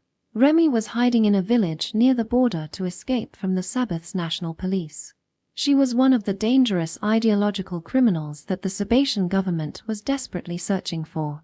Because of her incredible charisma, she was chosen as the leader of the anti-government organization. Let's end the war. Let's change the Sabbath with our own hands. Yes, Lady Remy. Starting with small steps.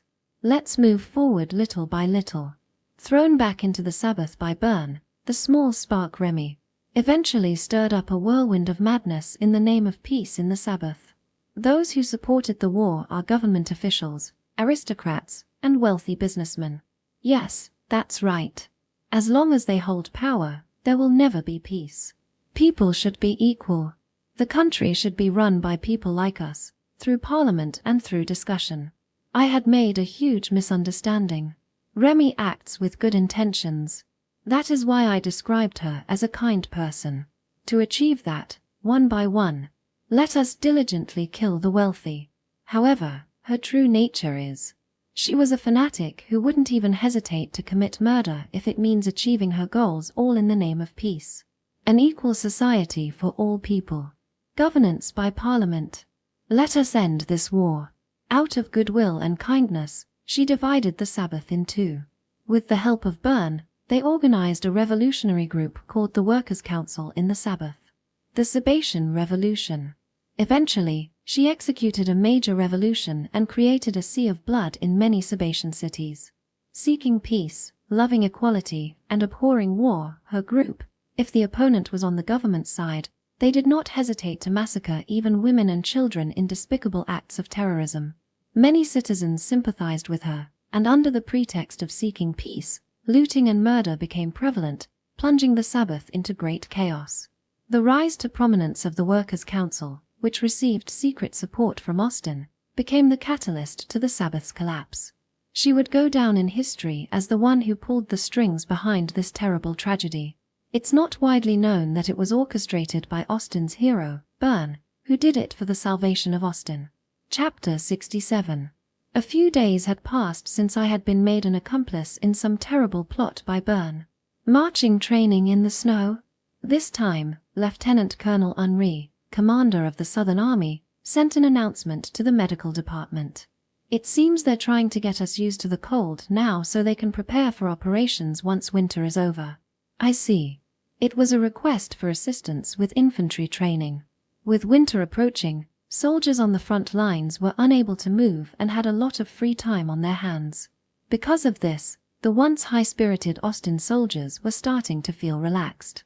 Sensing this, the headquarters planned a large-scale training operation to tighten discipline. They say they're going to conduct the training in shifts by platoon, over a total of 3 days. Understood. And on the last day of training, the soldiers will stop by Parchen. For a medical checkup after the training, right? Yes. We'll have more work to do from now on. Apparently, us medics are not being asked to train, but instead to help with the training. The training march will take 3 days, with them reaching Parchen on the final day. We were instructed to welcome the soldiers who had finished the training, hand out clean towels and warm soup, conduct health checks, and clean up after they leave. I hope they don't get lost in the snowy mountains during training. Oh, there are a lot of newcomers this time, so they won't be going into the mountains. In that case, it should be alright. Make sure to have plenty of hot water ready by the expected arrival time. While they won't get heatstroke in the snow, hypothermia and dehydration are possible. This training operation is truly a brilliant idea. The majority of the Renville army is made up of new recruits who were urgently recruited from the capital. It's great that they can get some experience. Director Reincarnates, if we predict the consumption of firewood, we don't have nearly enough. Don't worry, as part of the training the soldiers will cut and carry the wood. I see. However, the firewood you brought in is not dry, so it cannot be used right away. We'll have to carry it into an empty shed and dry it out. There was a lot of heavy lifting involved in preparing for the training, so men like Kale and Aranoma were much needed. With help from members of Sergeant Zafqua's unit, we set up a makeshift meeting hall in Parchen. Over the course of a week, we set up bonfires, a canteen, a medical station, and other facilities in the square, eventually creating a venue that could accommodate about 100 people. Alright, tomorrow is the real deal. Everyone has confirmed their assigned roles, right? Yes. Well then, we're done. Let's do our best tomorrow. Reincarnates divided the personnel into the operations headquarters, cooking team, medical team, supplies team, and transport team. It seems that the heavy lifting such as transporting materials will be done by the muscular quartermasters. Since this was the medical department's base, there were plenty of people in the medical team, so I was assigned to the cooking team. Even though we're on the cooking team, all we need to prepare is hot soup. It's not hard if you just follow the recipe and throw everything into the pot. I see. But distributing it to the soldiers is going to be tough. There are a lot of them, and it will require quite a bit of effort. Since I often take part in physical training, I was assigned to a relatively demanding role. And also, besides, wouldn't the soldiers be happier to receive soup from a cute girl like you, rather than from some scruffy man? Ah, it seems they're also expecting me to serve as a sort of mascot. Well, thank you for your hard work in training. I've prepared some hot soup for you. Go on and warm yourself up. The first day of training was busy from the start. We made soup in large pots in the morning and prepared the dishes and trays. After the medical check, the soldiers are guided into the venue and given soup. The idea is to give the soldiers a chance to take a break before returning to the front lines. Hey, can I get a refill of the soup? I'm sorry, but we only prepared enough for each person. This training will last a total of 1 month and will be administered to the entire army. The training is apparently very tough, perhaps because it was meant to keep the participants on their toes. Some of them ended up being hospitalized due to dehydration. Hey, how about a cute busty girl serving us instead? Why are there only guys serving the food? This is quite a physically demanding job. We hesitate to let the ladies handle it. I'll die if I don't regularly pat a woman's ass. It's so cold out that prostitutes aren't coming to the front lines anymore.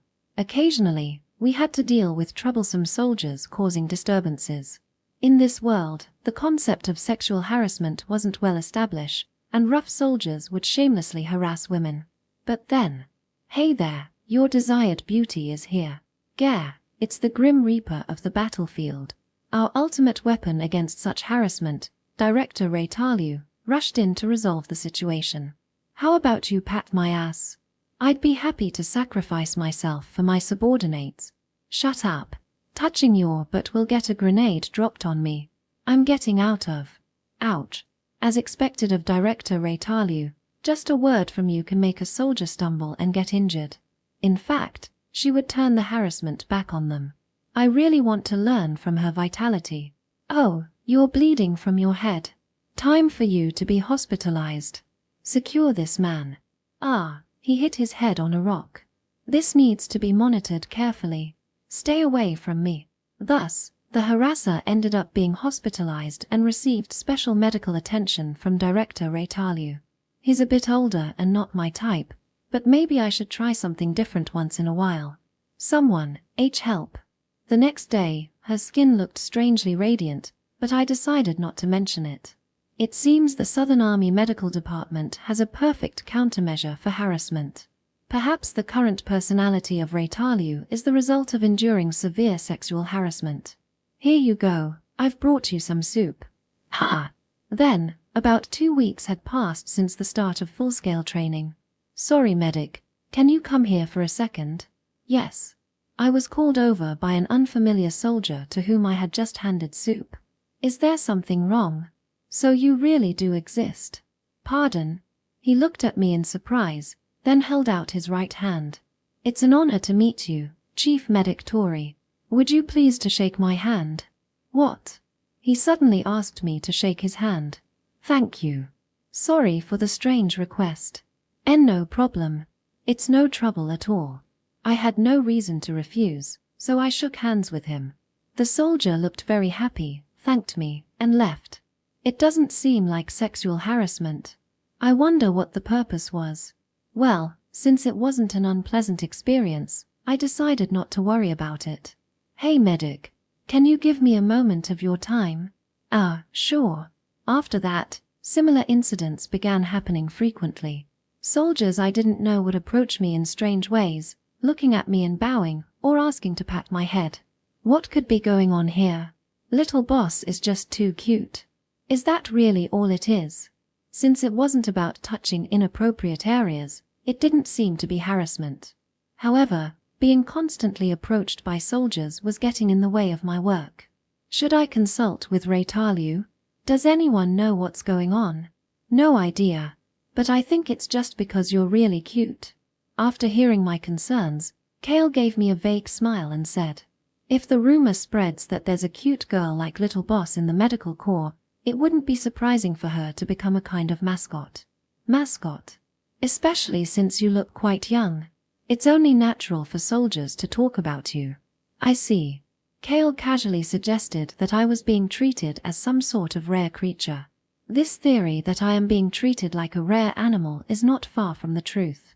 Oh, Touri. I heard you're being called the Lucky Carry recently. What's with that? I was finally able to hear the details when Senior Alan completed his training and arrived at Parchen. Apparently, a soldier who saw me carrying soup started a rumor about a small girl working hard in the medical department.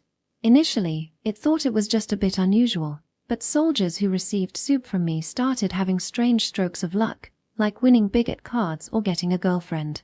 Knowing Reitalu's notorious reputation, the Southern Army soldiers began to think that small girl must be a lucky medic, and the rumor spread. Around the same time, word got out that I was with Verdi during a successful retreat operation, further solidifying the belief that I was the lucky carry. Soldiers began to seek out my supposed good luck, which led to them frequently approaching me. I heard that the lucky carry is a cute, expressionless medic. Rodri and I both burst out laughing when we heard about it. Let me share in that luck, too, ha ha ha. Senior Alan, whom I hadn't seen in a long time, was in a very good mood and ruffled my hair. I wanted to question him and Rodri for hours about what was so funny. You're doing well. The Touri who used to tremble with fear in the trenches has become so capable. Senior Alan. You look like a proper soldier now. However, having Senior Alan pat my head like that made me feel a little happy. Getting praise from a senior always feels good. I still have a long way to go. That's not true. Just the rumors of the lucky carry have greatly boosted our morale. That's not something I can take credit for. Well, if that's the case, I don't mind being treated like a rare animal. If just being revered raises the soldiers' spirits, they can go ahead. By the way, what happened to Rodri? Him. That idiot caught a cold during training. He's in the treatment line now. Is he okay? He just has a fever. That kid is as cheeky and foul-mouthed as ever.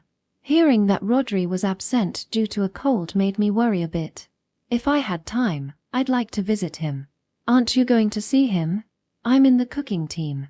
Well, just showing your face should be fine. Caring for the sick and injured is the job of the medical team, not mine.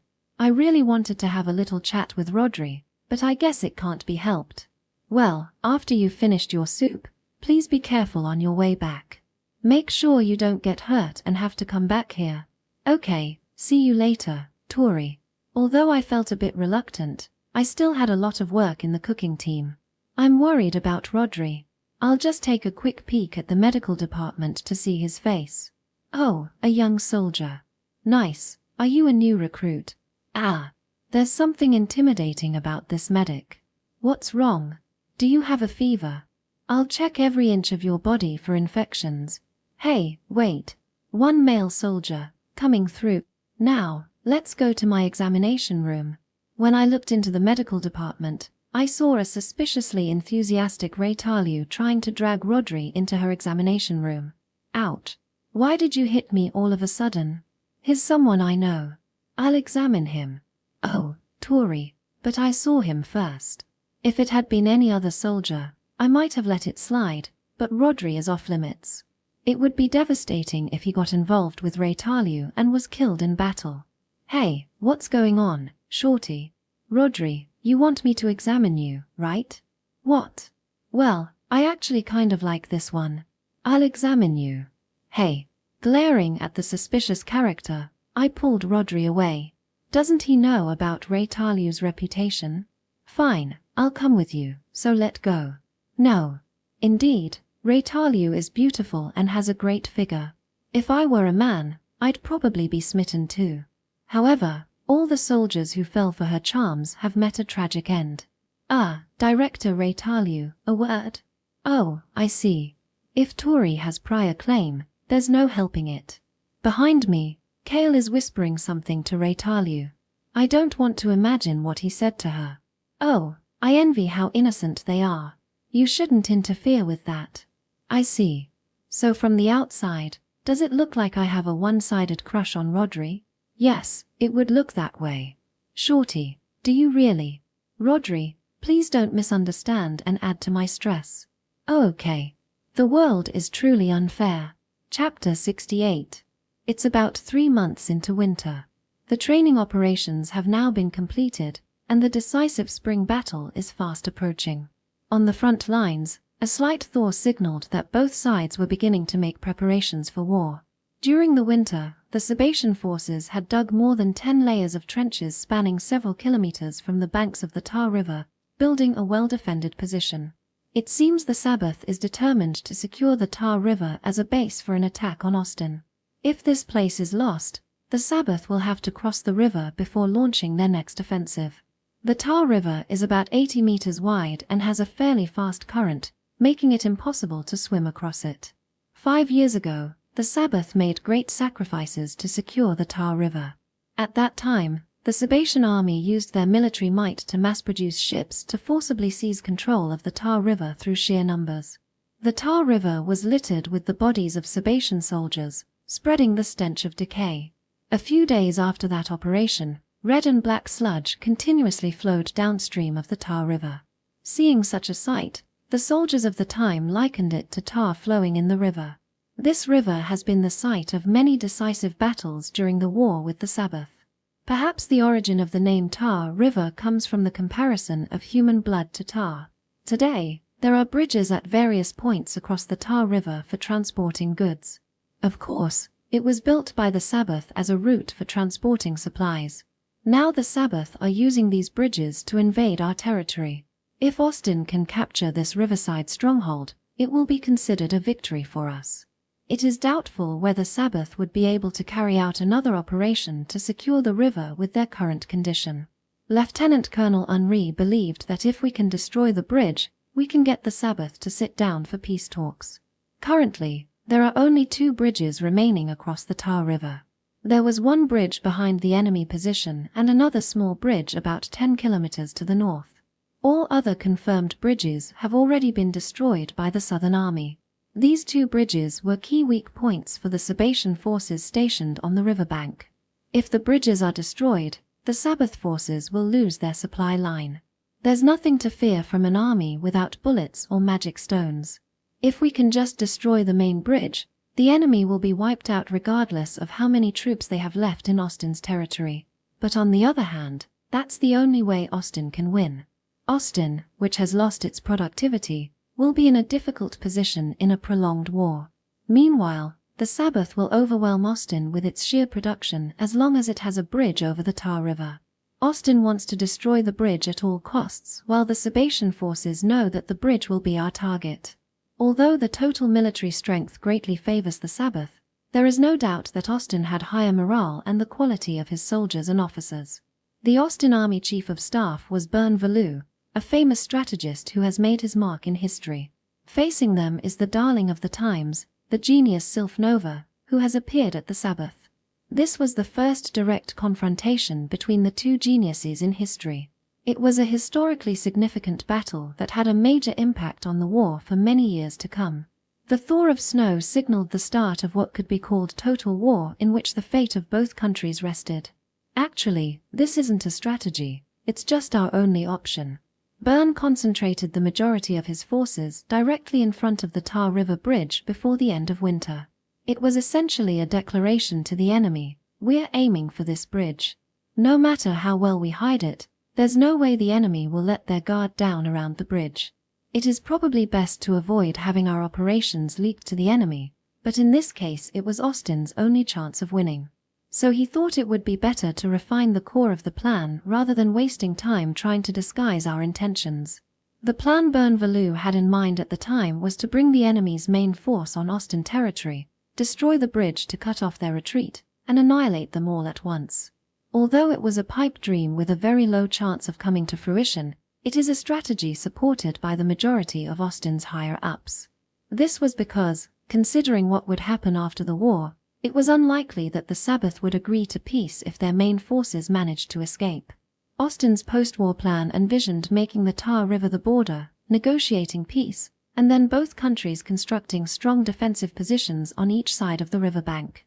If both sides construct strong defensive positions along the Tar River, neither will be able to invade the other. This plan for constructing fortifications served as both a deterrent against the Sabbath and relief for the civilians.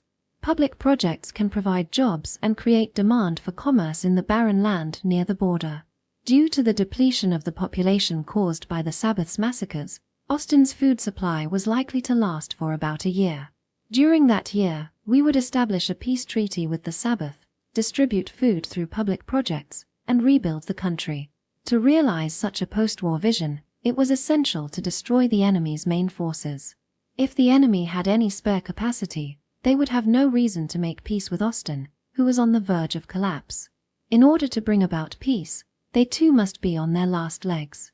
Bern understood this well, so in addition to destroying the bridge, he also added the annihilation of the enemy to his objectives. What? And so, the long winter came to an end. Something really strange was happening at the Sabbath camp, as seen from Austin. There are no enemies here. Yes, there were hardly any soldiers to be seen in the trenches that the enemy took the time to dig. There appeared to be a small force stationed near the bridge, but it was clearly smaller than Austin's. There was barely any smoke rising from anywhere in the trenches. Only the occasional patch of smoke could be seen. There was no sign of any enemy soldiers, which made me wonder if they might have retreated. Could it be that the main force of the Sabbath retreated? From this distance, I can hardly see any soldiers in the trenches. The Sabatian forces will need to defend the bridge in order to advance towards Austin. There is no way they would retreat and leave the trenches empty. Surely they're hiding. What if something happened within the Sabbath making them leave their posts? Such reports from the scouts troubled Austin's higher-ups. Is this an opportunity or a trap? If there are truly only a few enemies and there is an opportunity to destroy the bridge, it cannot be overlooked. This is the opportunity we desperately needed. We should be wary of the risks, but we must go ahead and do it. If our reconnaissance proves correct, we can end the war. You idiot, we should spend more time scouting. What if the enemy's main force returns while we're hesitating? There were very few enemies holed up in the trenches. It was highly likely that they had squeezed out the few soldiers they had and were lining up in battle. Upon hearing such good fortune, Austin's staff headquarters were elated. You idiots, it's obviously a trap. But it was Captain Bern who dismissed the staff officers. There's no military action more important to the Sabbath than the war with Austin. But just in case. They're reducing the number of soldiers to bring out that just-in-case mentality. As you can imagine, this was a plan devised by the Sabbath side, or rather, by Sylph. The Sabatian army, having been thoroughly frustrated by Byrne, came up with a plan to set a trap in their place. During winter, she proposed that her soldiers dig a second trench. Sylph had her soldiers dig a deep second trench behind the trenches and hide soldiers there to make it look as if there were no soldiers lurking in the trench. In order to prevent the food from emitting smoke, the soldiers who were holed up in the second trench were stuck eating cold rations. As a result, almost no enemy soldiers could be seen in the Sabbath camp that appeared when the snow melted. That sounds exactly like the kind of plan an idiot from the Sabbath would come up with. What are you going to gain from falling for that? Why can you say that so confidently? During the winter, the Sabatians who had the time and manpower would set up traps like this. Sylph herself seems to have proposed with the feeling that it would be lucky if they get caught. However, this strategy should not be taken lightly. After all, this trap divided Austin's staff, causing several days of discussion. It's an obvious trap if you put a little thought into it. In the extreme conditions of the battlefield, many people could not resist the temptation to think, maybe some kind of miracle had happened. Byrne is a coward. What hero? Austin missed a once-in-a-lifetime opportunity. Ha! Such idiots. In the end, Sylph's trap ended up being a flop due to Byrne's strong influence. Following this decision, many staff officers lamented, saying, "Austin has given up our chance of victory." I don't want to think about what would happen if Byrne wasn't in the staff headquarters. Incidentally, after the war, this strategy is quite joked about as Sylph digging unnecessary holes and forcing soldiers to eat cold rations, greatly lowering morale. Apparently these two-tiered trenches were often the site of drunken Sabatian soldiers on the front lines tripping and injuring themselves. Therefore, there is a rumor that this was a trap set by Sylph for the Sabbath. However, if we had fallen into the trap and charged first with Austin's smaller forces, the Sabbath side would have won a crushing victory. Director Reincarnates, thank you for all your help so far. Spring arrived, and the front lines became active. Finally, the long-awaited 10,000 reinforcements from the capital arrived at the front line. As of today, the Touri medical platoon will be under the command of Major Renville. As a result of this, we at the Touri medical platoon were returned to our original position under Major Renville. A new medical department was then reorganized under Major Renville. So I went around saying goodbye to the people who had helped me over the winter. Could you maybe leave either Kale or Aranoma here? No. It's unfair to monopolize them. I didn't even touch Touri's boyfriend. He's not my boyfriend. Reincarnates' excitement remained constant until the very end. This brightness and friendliness cannot be imitated. Well, good luck in the new medical department. Come and take to me if you have any trouble, including accepting patients. She tightly hugged me as we parted. It was very bountiful. I see. Got it. In contrast to Reincarnates, my farewell with Sergeant Safuka was rather cold. Make sure you review what you learned here.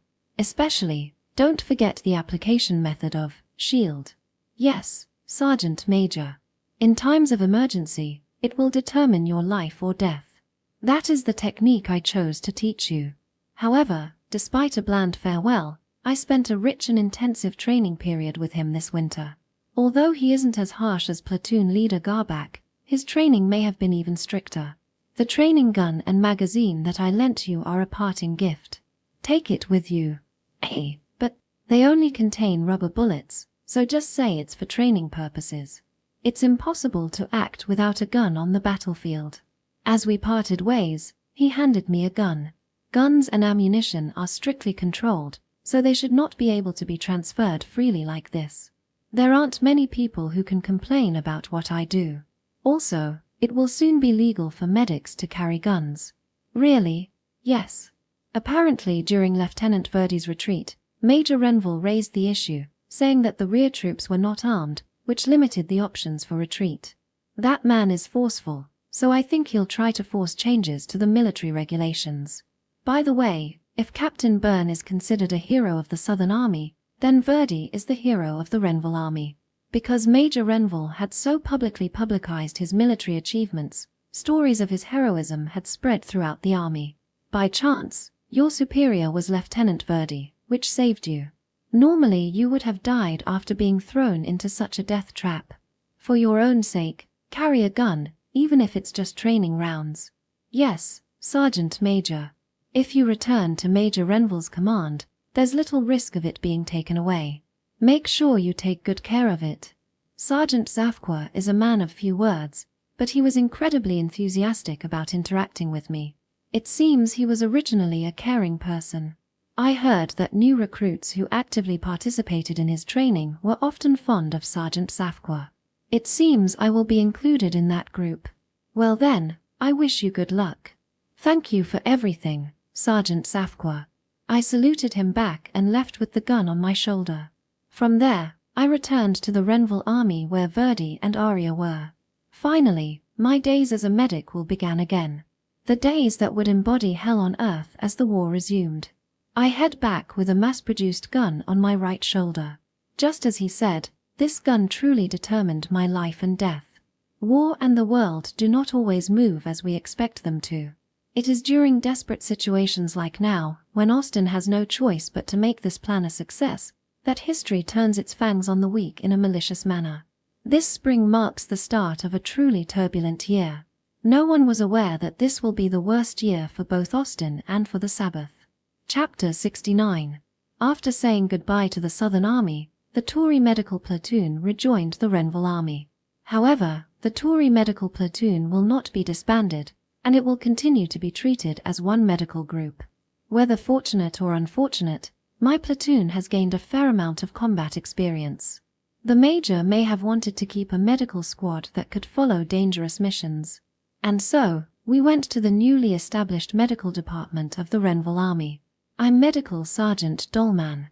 In the field hospital, which was lined with makeshift tents, there was an old man with a very impressive beard. He is the director of the Renville Army Medical Department and holds the rank of sergeant. Although he was elderly, he was larger than platoon leader Garbak. He was missing his left hand and old scars all over his body. I'm just an old man who has been retired for 6 years. Before I head to my grave, I was called to the front lines to take command of you all as a medical soldier. Nice to meet you. My magical powers have dried up, and I'm no longer much of a fighting force.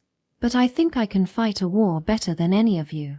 As soon as he opened his mouth, he grabbed my head and spoke intimidatingly. Let me tell you one thing, I hate rebellious soldiers. At this age, I'm better at hitting people than healing them. Why yes, Medical Sergeant Dolman. Chief Medic Touri. You have a good rank for such a young brat. Did you wag your ass for the higher-ups with that puny appearance? No, nothing like that. To be honest, I felt intimidated when I was glared at by such a scary-looking soldier. There have been a lot of kind people around me recently, so it's been a while since I've seen someone so military-like. You seem to be Major Renville's favorite, but once the war is over, I'll go back to my retired life. Pressure from the higher-ups won't work on me. Yes. Get to work with a determined heart. If you utter any sweet words, I'll punch you without mercy. If you miss your mommy's milk, go cry to the Major. The grip on my head tightened. Perhaps Sergeant Dolman wanted to warn the young girl who had connections with Major Renville. The captain has something to say. Go right away. Perhaps satisfied with his intimidation, he finished speaking and shooed me away. Although I have been appointed platoon leader, I am still a rookie. There is still a lot I need to learn from my seniors. It's been a while since I've had such a strict and scary superior. However, I think there is a lot I can learn from him. I will try to learn as much as I can from him as both a medic and as a soldier. Haha, we've got quite the old-fashioned medic, haven't we? When I went to meet Arya as instructed by Sergeant Dolman, she greeted me in a good mood. Dolman was an instructor at the Officer Academy. He used to be an assault soldier, but he also worked in the medical department, so he was appointed as the head of the medical department this time. He was an assault soldier? Yes. It used to be more relaxed back then. If you had the will, you could be an infantryman even if you could use healing magic. Dolman worked as an assault soldier on the front lines and then in the medical department after losing his left hand until he retired. That's an incredible career. No wonder he had scars all over his body and such an intimidating presence. There was someone who willingly took on the extremely harsh job of being both a medic and an assault soldier. He's reliable, and I'm sure he'll be able to keep his subordinates in check. It's fortunate that there are some great people left in the capital. I'm grateful. Arya seemed to have a very high opinion of Sergeant Dolman. As a soldier, I suppose such strict people are more trustworthy.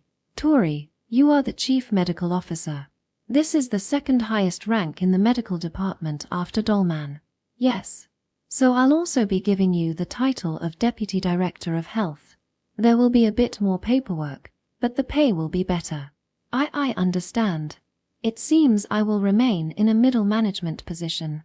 Is it okay for me to be Deputy Director when I've only been in the military for just under a year? Don't worry, Dolman will handle most of the troublesome matters. He's an old-fashioned soldier who sees it as his job to be resented. I see. You can leave it to him to keep a close eye on your subordinates.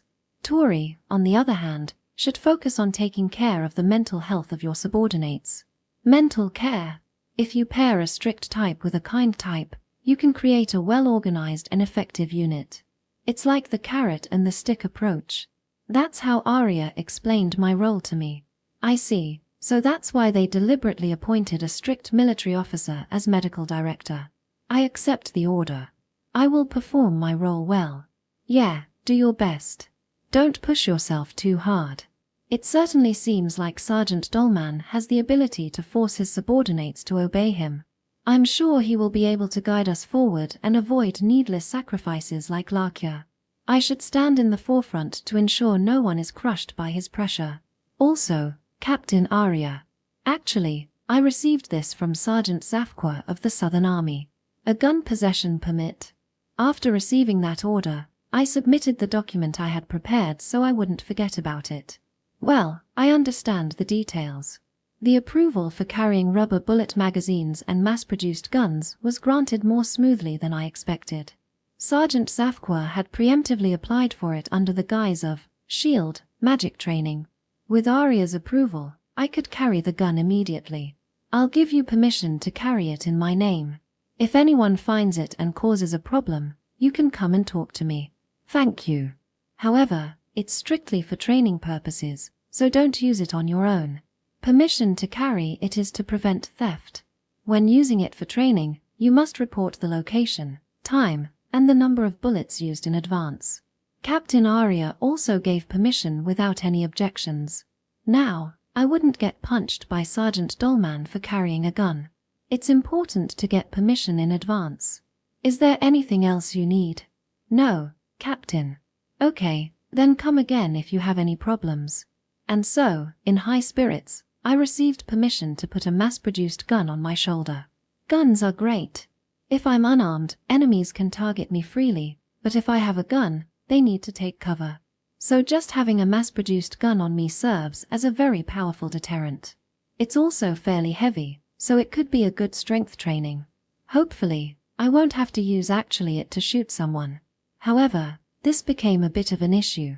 It's quite unusual to see a medic carrying a mass-produced gun on their right shoulder. Although I placed it on the floor during treatments, sometimes patients gave me startled looks. And more importantly, what? You bastard, you're walking around with a gun on your back? Sergeant Zafqua recommended it to me. He said I should keep it as a way to prepare myself for the battlefield. This caught the eye of Sergeant Dolman, who immediately called me out upon seeing it. I showed him my carry permit and explained that it uses rubber bullets. What good is a young girl with no experience in real combat carrying a gun? You'll freeze up the moment you have a gun pointed at you. Yes, Director Dolman. That's why I've been received training during the winter. Why are you undergoing infantry training? I realized the importance of infantry training when I was previously assigned to an assault unit, so I requested it myself. I see. Upon hearing my explanation, Sergeant Dolman's eyes widened. Indeed, I like your spirit. He laughed heartily. He was already strict with new recruits during marches as the head of the medical department. Strict discipline helps subordinates grow, but it also increases the risk of mental breakdowns and reckless actions. Arya seemed to want me to take a different stance from the strict medical director and care for those new recruits. You're quite the promising girl. That's right, even if you're a medic, as long as you're on the battlefield, you have to be prepared to risk your life against the enemy.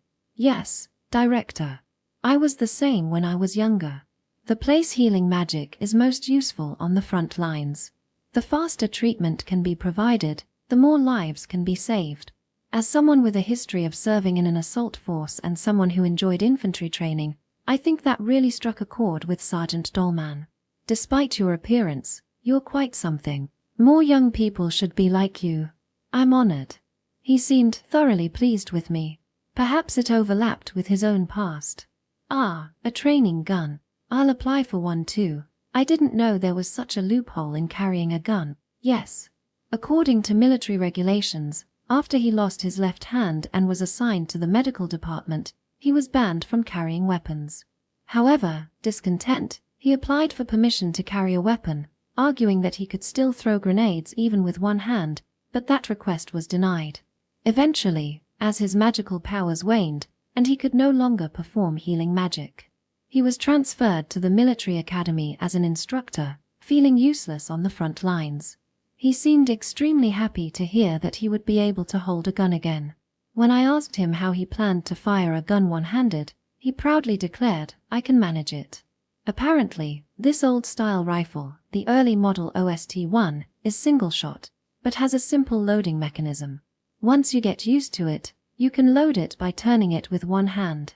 He said he still wanted to be an active soldier, so he excitedly applied to Aria for permission to carry a gun for training. I'm sorry, but production of the earlier model training ammunition has been discontinued and we no longer have any in stock. If it's a new model, I can allow you to carry it along with the training ammunition. When Aria apologetically rejected his request, he was understandably disappointed. The latest model rifle, the OST-3, has smaller ammunition, increased range, and more rounds. As a downside, its loading mechanism has become somewhat complex. Could I have live ammunition instead? That's against regulations. Reluctantly, he borrowed a modern rifle, similar to his own type, and tried loading it with one hand for about a day before giving up and returning the rifle. He looked like a tearful chihuahua when Sergeant Dolman went to return the gun. The director seems to be an emotionally expressive person despite his appearance. Oh, so Reincarnates became the medical director in the Southern Army. When I was talking with Sergeant Dolman, the topic of Reincarnates came up. He narrowed his eyes fondly when he learned that she was the medical director for the Southern Army. I never thought that little girl would rise to such a high position. Maybe I should go and visit her again sometime. Are you two acquainted? Yeah, Reincarnates was my subordinate. I always thought she was quite talented. Sergeant Dolman seemed to have a very high opinion of Reincarnates. Indeed, her conduct is admired by many medics. While she has a few bad habits, Reincarnates is undoubtedly one of the top-notch medics within the military. I was thinking this as he continued. So, is she still as strict as ever? Ha! You must have had fun during the winter. You and Reincarnates seem to get along quite well. It seemed that there was a big gap between the image of Reincarnates in my mind and the image Sergeant Dolman described. Oh, you have a strange look on your face. Didn't you get along with Reincarnates? No, we got along quite well. As my superior officer, there are many things about her that I respect, but you seem hesitant. Undoubtedly, she is someone worthy of respect. I still lack the medical skills and charisma she has. However, whether I would say if she's a strict person or not, that's up for debate. I don't know what happened, but she's an excellent medic, so don't dismiss her. I agree, I find her quite likable as a person. It's just that she left a very casual impression. Really? When I indirectly denied that she was a strict person, Sergeant Dolman looked puzzled. And then, the Reincarnates I knew was an expressionless woman who always spoke politely like you. He told me the story of Reincarnates from before. She was apparently a very serious female medic who didn't understand jokes and always put her job first. That was Sergeant Dolman's impression of Reincarnates when he was still active. She efficiently carried out the tasks she was assigned and didn't hesitate to push herself. She treated patients with care and was trusted by her superiors. Truly the ideal medic. Despite being quite popular among soldiers, it seems she wasn't interested in getting in a relationship. If there's time for romance, something else can be done instead. That's what she firmly asserted without changing her expression. Well, it seems she found someone just before I retired. I wonder what happened to that guy. It seemed like things were going well, but then I retired. I don't know what happened after that. Apparently, one soldier didn't give up and continued to approach her for several months, finally winning her heart. Sergeant Dolman was deeply moved to find out that Reincarnates had found a boyfriend. I heard that Reincarnates lost her lover in the line of duty shortly after they started dating. I see. Well, infantrymen die. It can't be helped. The result is well known. I heard she lost her lover and was heartbroken. Afterward, she made and lost several lovers, earning her a reputation akin to the Grim Reaper. When I mentioned this to Sergeant Dolman, "Ah, I see. I guess that's typical of the Earnest Reincarnates. What do you mean?" He nodded in understanding as he said that. Her lover used to say, "Ray should smile more." He'd say, "Soldiers would feel more at ease if you act cheerful," so she practiced smiling in front of the mirror. And so, I learned more about Reincarnates. Chapter 70. It was 2 days after I became under Major Renville's command. The Sabbath and Austin armies continued to glare at each other in front of the Tar River Bridge, but with the spring thaw, the battle finally began. The deployment of our forces is complete. All right. We in Austin were the first to launch an offensive. On that day, when the temperature rose enough to allow for proper combat actions, Austin used our scarce resources to bombard the front trenches. Of course, the general staff, including Byrne, understood that this was a battle where the attacking side was at a disadvantage. However, Austin had to launch an offensive while we still had ammunition and food supplies. Rushing in recklessly was out of the question, but we had to take some action. The situation will only worsen if we remain passive. Austin has finally moved. The final battle has begun. The day the bombardment began, tension ran through the soldiers on both sides, thinking, is the battle about to begin? The enemy troops holed up in the trenches sipped cold rations and waited for our charge. However, that day, the Austin army did not charge. We just wasted ammunition and magic stones until dusk. While the Sabatian army was puzzled about what we were trying to achieve by using such precious resources. What? The communication relay points have been destroyed. The Sabatian army received reports that several communication relay points to the northern bridge had been attacked. Yes, our artillery bombardment on the first day was a diversion. Our real aim was to destroy the relay points connecting the southern and northern bridges. So Austin plans on destroying the northern bridge first. The Sabatian army realized our objective. The relay points were communication stations set up in trenches connecting the southern and northern bridges. Even though it was destroyed, the damage only affected one platoon, so there weren't serious casualties. However, these relay points were essential for communication between two bridges.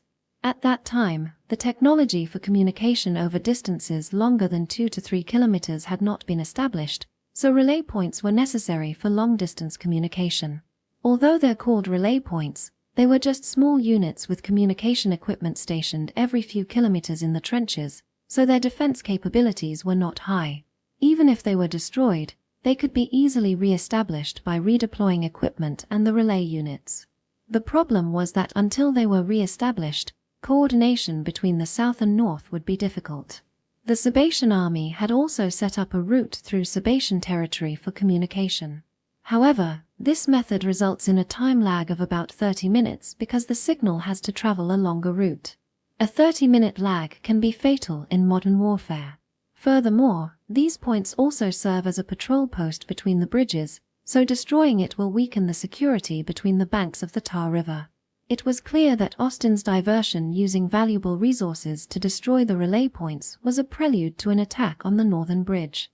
As mentioned earlier, there were 2 bridges over the Tar River. There is a small, narrow bridge to the north and a large bridge in front guarded by the main Sabatian army. The northern bridge was so narrow that soldiers had to cross in single file, making the larger bridge behind the main defensive line more crucial to the enemy. Thus, The enemy constructed trenches several kilometers deep in front of the large bridge. The typical range of magical artillery in this world is several hundred meters. To reach a distance where we could destroy such a bridge, we would have to break through more than 10 layers of trenches. The Austin Army's goal is to annihilate the enemy's main force.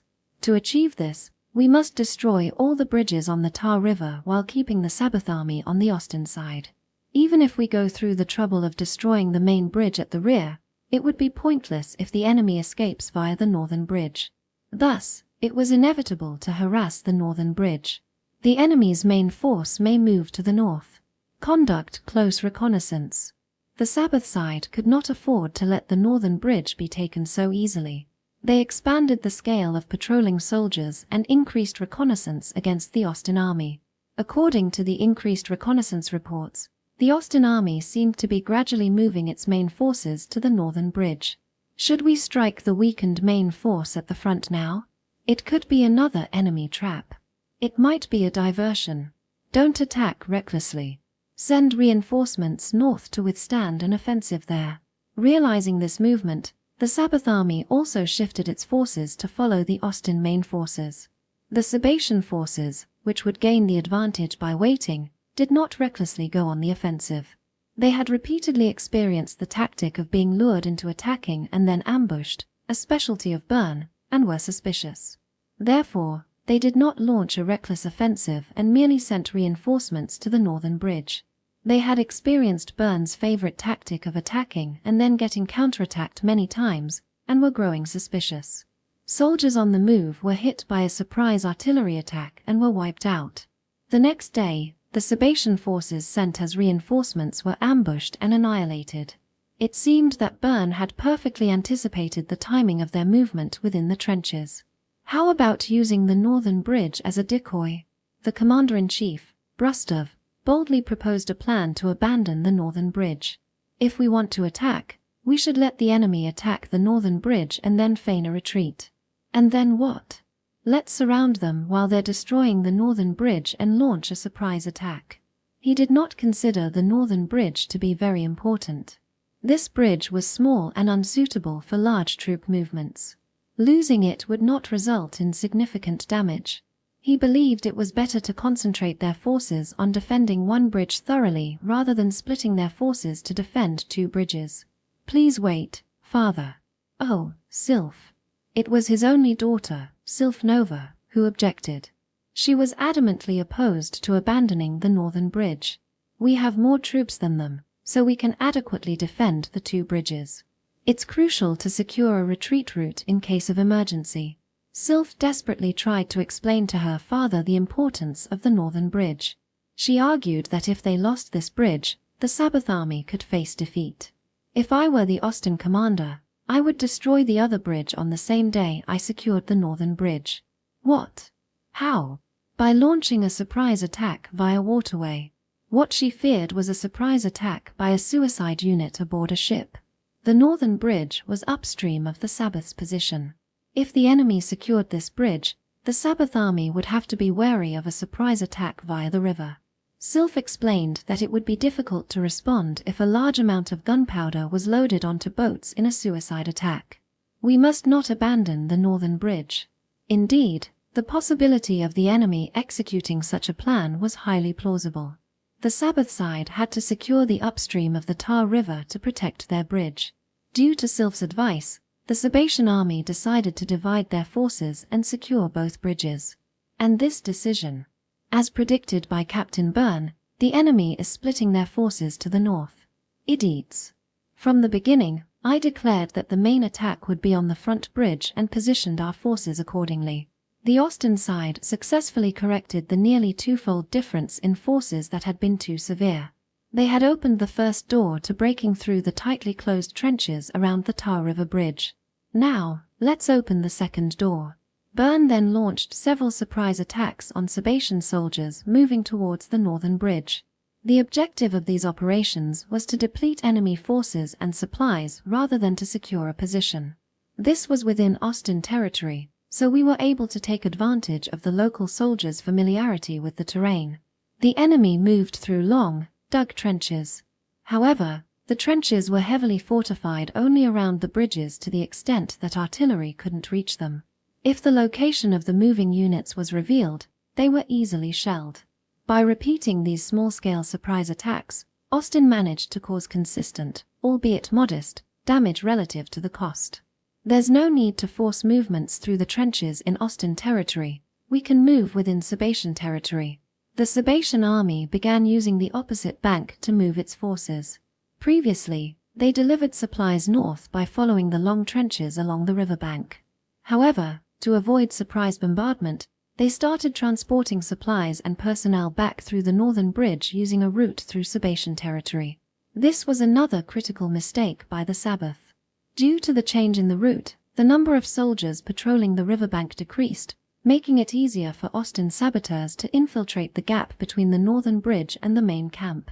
Byrne took advantage of this opportunity and ordered the installation of numerous traps in the trenches between positions. Thanks to this, magical traps were set up throughout the trenches without the Sabatian army noticing. These magical traps would remain deactivated and hidden until the moment of the final decisive battle. Byrne's strategy was perfect up to this point. With the diversion causing the enemy to spread their forces and the trap set between positions, the Sabatian army was playing into his hands. This was a demonstration of the true prowess of Byrne, who would be remembered as an extraordinary military commander. If things continued as Byrne envisioned, regardless of Sylph's actions, Austin's chances of victory were extremely high. But that's only if nothing unexpected happens.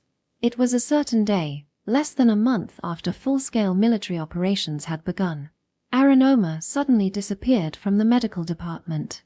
All of Aranoma's belongings were left behind. It was as if someone had abducted him. Yes, Touri. I have received the report. Lieutenant Verdi, are there any signs of an intruder? I'm sorry, we are still investigating. Austin, on the brink of extinction, had painstakingly woven a thin but definite thread towards victory. Yet, an incident occurred that seemed to mock our efforts. It began with the disappearance of Aranoma. From that day on, Sergeant Dolman remained expressionless, almost like wearing a mask. No matter what was asked, he would mechanically repeat, "Continue your work as usual." Reports from the front lines indicated that operations were progressing well. Indeed, with fighting resuming, the medical department was bustling with wounded soldiers. However, half of the new health personnel who came from the capital were active healers, efficiently managing the field. So why does Sergeant Dolman look so grim? Many of the medics, including myself, were scratching our heads. Chief Medic Touri, there are several things I want to ask about regarding Aranoma. 3 days had passed since the atmosphere in the army had changed. I was summoned by the military police from the security department. Has Aranoma been found? The middle-aged military policeman who greeted me there wore a frightening expression. Without answering my questions, he simply said, "He is currently suspected of being a spy. Please let us know if you have noticed anything unusual about him." What? That's what he told me. Of course, I pleaded for his innocence. Aranoma is a sincere and straightforward person. Although we have only known each other for a short time, I've never had a bad impression of him. If Aranoma were a spy for the Sabbath, it would be strange for him to disappear now. He didn't flee. He must have had an accident or been abducted. Please find him quickly. He hasn't disappeared. He's just been detained by us. Rest assured. What? That's when I learned the fact that Aranoma was not missing, but rather detained by our side. According to the military police, Aranoma is still undergoing interrogation and kept in prison. There's no basis for that. How could you? Hearing that, my own voice became agitated. It's natural to be angry if your valued subordinate is suddenly subjected to something like that. I don't have the obligation to disclose the information that serves as the basis. I didn't see anything suspicious about him. It's highly possible that this was a mistaken arrest. I am of the opinion that he should be released immediately. Please calm down. You just need to provide accurate information. Why is Aranoma being suspected? Is he still safe? I pressed the military police officer to find out. I have no authority to disclose information. If you want to know the details, Appeal directly to the person who ordered Aranoma's capture and interrogation. And who issued that order? I was informed of the person who issued the order to apprehend Aranoma. It was Captain Arya, Major Renville's daughter. Normally, if a mere medic were to ask to meet with a commanding officer, there would be no way they would be granted a meeting. They would usually just be turned away. However, my situation with Arya was different. She acts as my guardian, so my meeting request was easily granted despite her busy schedule. "Ah, I expected you to come. I've heard you had a good relationship with Medic Second Class Aranoma. Captain Arya, why did you detain him? I can tell you why, but can you maintain strict confidentiality?" At this time, Arya treated me not as an acquaintance but as a superior. She is the type of person who makes a clear distinction between public and private life. "Yes, Captain. Can you tell me what Aranoma did?" "No, he hasn't done anything. Even after questioning and investigation, no evidence has emerged that suggests he was conducting espionage. I myself am even wondering if he is a spy." "Then, will Aranoma be released?" "That's difficult." "Why not?" "The possibility of him being a spy is low." Captain Arya, as a commander addressing her subordinate. Despite my strong request, she still refused to release him, maintaining a grim expression. The reason is, Flamel and their allied country Ares have declared war on Austin. In the current situation, I can't let Flamer citizens work freely. He's a citizen of the enemy country. We were informed that the glimmer of hope for Austin's survival had been crushed by outside forces. Exiled Austin residents became a mob and raided Flamer citizens. They considered this an act of aggression and declared war on Austin in retaliation and self-defense. That was Flamel's argument. Given the current situation, some Austinites may have fled the country. Without a means to sustain themselves, it's not surprising if they turned to crime. In fact, it's quite likely that some Austinites resorted to looting within Flamer territory. With this declaration of war, Flamel launched an invasion of Austin. The total number of troops was estimated to be 80,000 for the advance forces, with a combined force of 130,000 including that of the allied forces of their ally, Ares, providing reinforcements. This was more than 4 times Austin's current army. There's no way such a massive deployment of troops could have been mobilized overnight. Unless they had been preparing since before winter, when the Western Front was broken through by the Sylph offensive, it would be impossible to mobilize this number of troops. This is undoubtedly an act of aggression. Nevertheless, they might argue their case. If the expansionist nation of the Sabbath Federation were to annex Austin, it's easy to imagine Flamel being their next target. That's why they probably sought Austin's land as a buffer zone for war. They planned to use Austin's territory as a bulwark, defending their own homeland, and even enlisting captured Austin citizens as slave soldiers to fight against the Sabbath. That's likely why Flamel went as far as to engage Ares in cooperation. Flamel also did not seem to think that a single country could compete with the Sabbath. They launched the invasion together with friendly nation Ares as an ally. Well, it's possible that Ares simply wanted to join because they desired colonial territories. In any case, they declared war on Austin in preparation against the Sabbath, an invading nation. As soon as it became clear that Austin was going to be defeated by the Sylph offensive, they immediately launched their invasion as part of their national strategy. However, in all this, there was not a shred of concern for Austin as a nation. What are we going to do? There's nothing we can do. This was the information that was making Sergeant Dolman's face grim for the past 3 days. We had every chance of winning against the Sabbath. The strategy devised by that man, Byrne, was working perfectly. However, I'm afraid we don't have the military strength to repel 100,000 Sabatian troops and 200,000 allied forces at the same time. Flamel, driven by their desires, was coming to take our homeland, our lives, much like bullying the weak. Austin is finished. Austin's demise was all but certain before the northern battle even began. It's a feeling of despair that I don't even know how many times I've felt before. How selfish and desire-filled were these military actions of those people? It's true that Austin exposed our weakness during the Sylph offensive. It was a disgraceful display of being pushed to the brink of extinction. It was because of such weakness that neighboring countries eagerly prepared their military forces. If things continued like this, the nation of Austin would disappear, our homeland and people would scatter and be oppressed across the world. The entry of these two countries into the war was synonymous with news of defeat. If such information spread among the soldiers, the military would no longer be able to maintain its form. Therefore, a strict gag order was imposed so that this information did not reach the ears of ordinary soldiers. Touri, get your belongings in order. What? If it's just you, I can find some way to get you expelled from the military using an appropriate pretext. Prepare for exile. Captain Arya muttered in a low voice with a serious expression on her face. This is how it'll go. I will falsely accuse you of aiding your subordinate, a flamer soldier, to escape with keys you unlawfully took. On those charges, I will expel you from the military. Wait, Captain Arya. Then, rendezvous with Aranoma and seek asylum in Flamer through his contacts. If you do that. What are you talking about, Captain Arya? Then, our precious compatriots from Austin can survive in a foreign land. She quietly told me this in a rapid manner. That's all. I have nothing more to discuss with you. Wait. Please wait.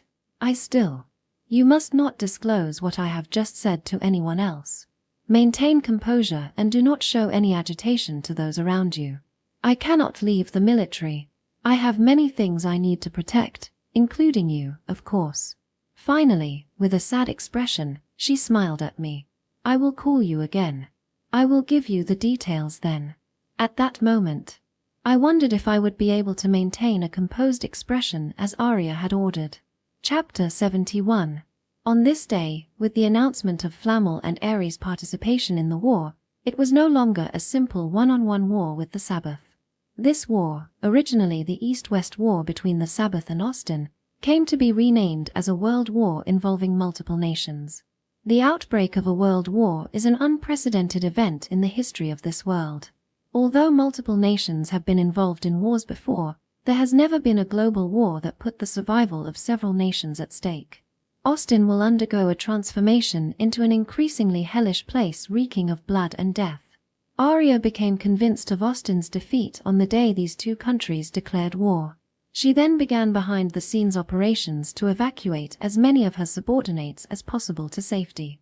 I think she considered this her final job. However, there were naturally some commanders who were unwilling to give up and sought any means possible to continue the fight. There were also a few politicians who, even if they had to lick shoes in diplomatic strategy or reluctantly surrender, existed. But only one person, that man alone. Upon hearing the report, he let out an excited cry. Well, thanks for the report. See Captain Byrne? Why do you have such a cheerful expression? Well, isn't that obvious?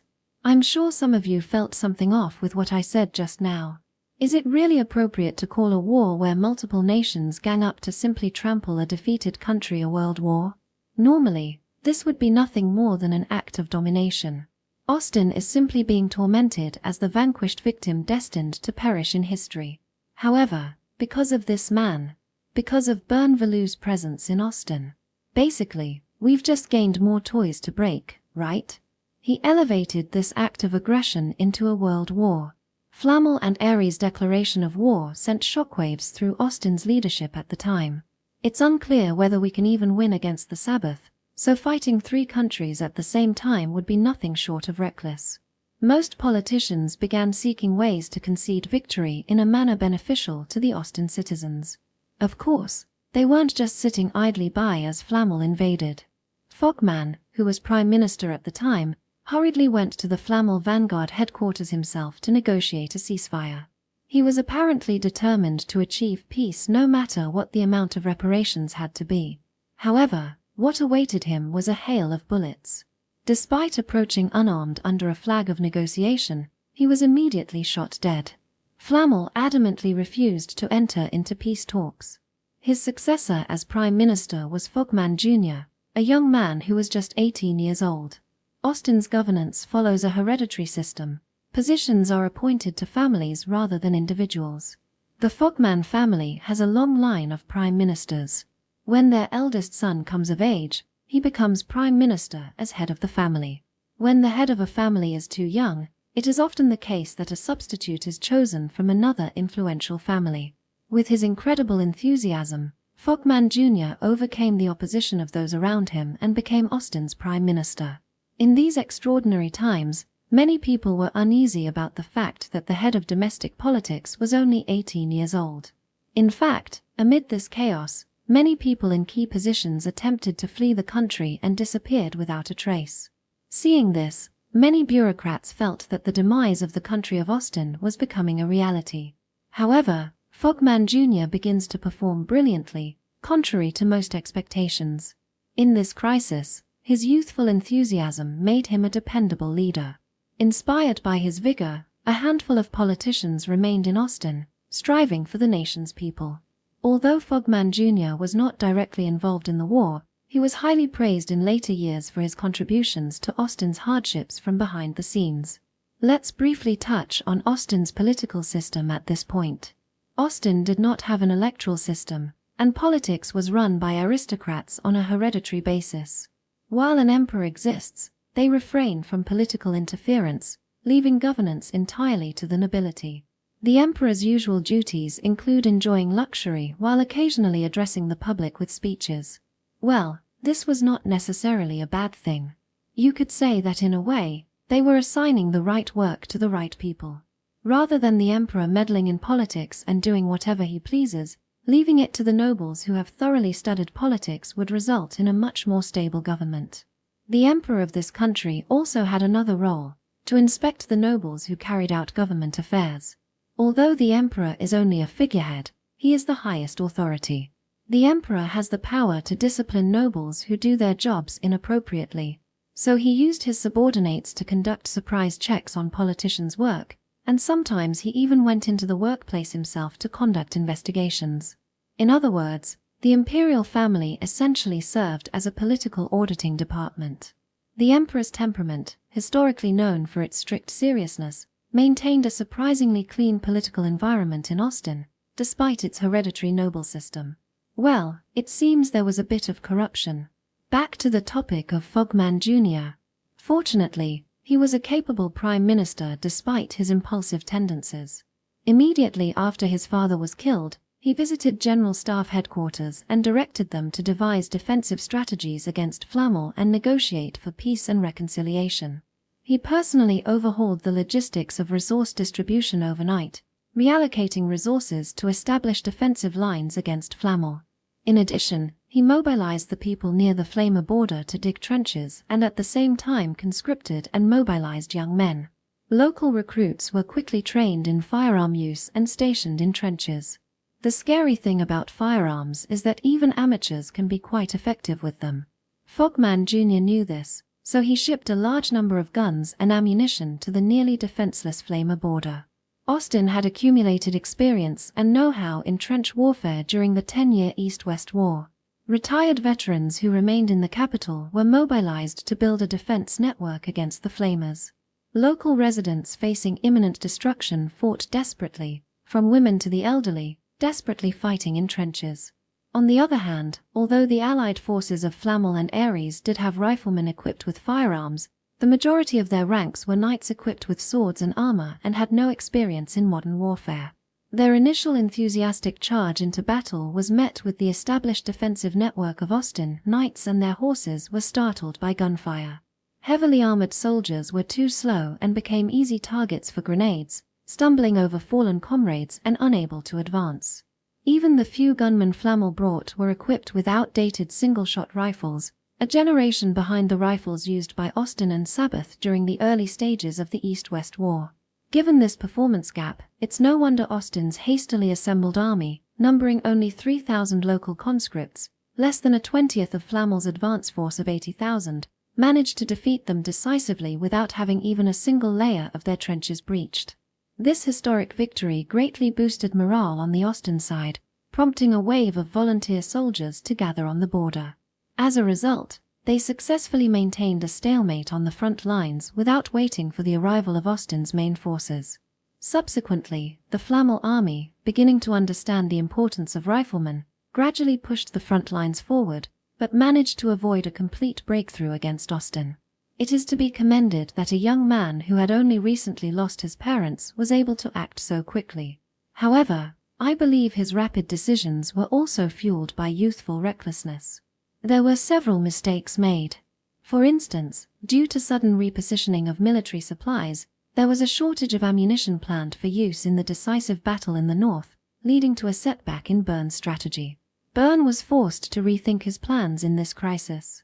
Furthermore, due to the difficulty in reading his instructions, there were mistakes resulting in delays in transportation for several days. It turns out Fogman Jr. wasn't a perfect superhero. Nevertheless, in this urgent situation demanding speed, he continued to issue appropriate instructions in almost the shortest possible time. The lack of ammunition was somewhat unavoidable, and had he not acted quickly, the Flamer forces would have caused further casualties. Fogman Jr.'s excellence was a stroke of luck for Austin. Meanwhile, in Austin headquarters, even after receiving the order to submit a strategy to negotiate peace with the three countries, they hadn't thought about anything.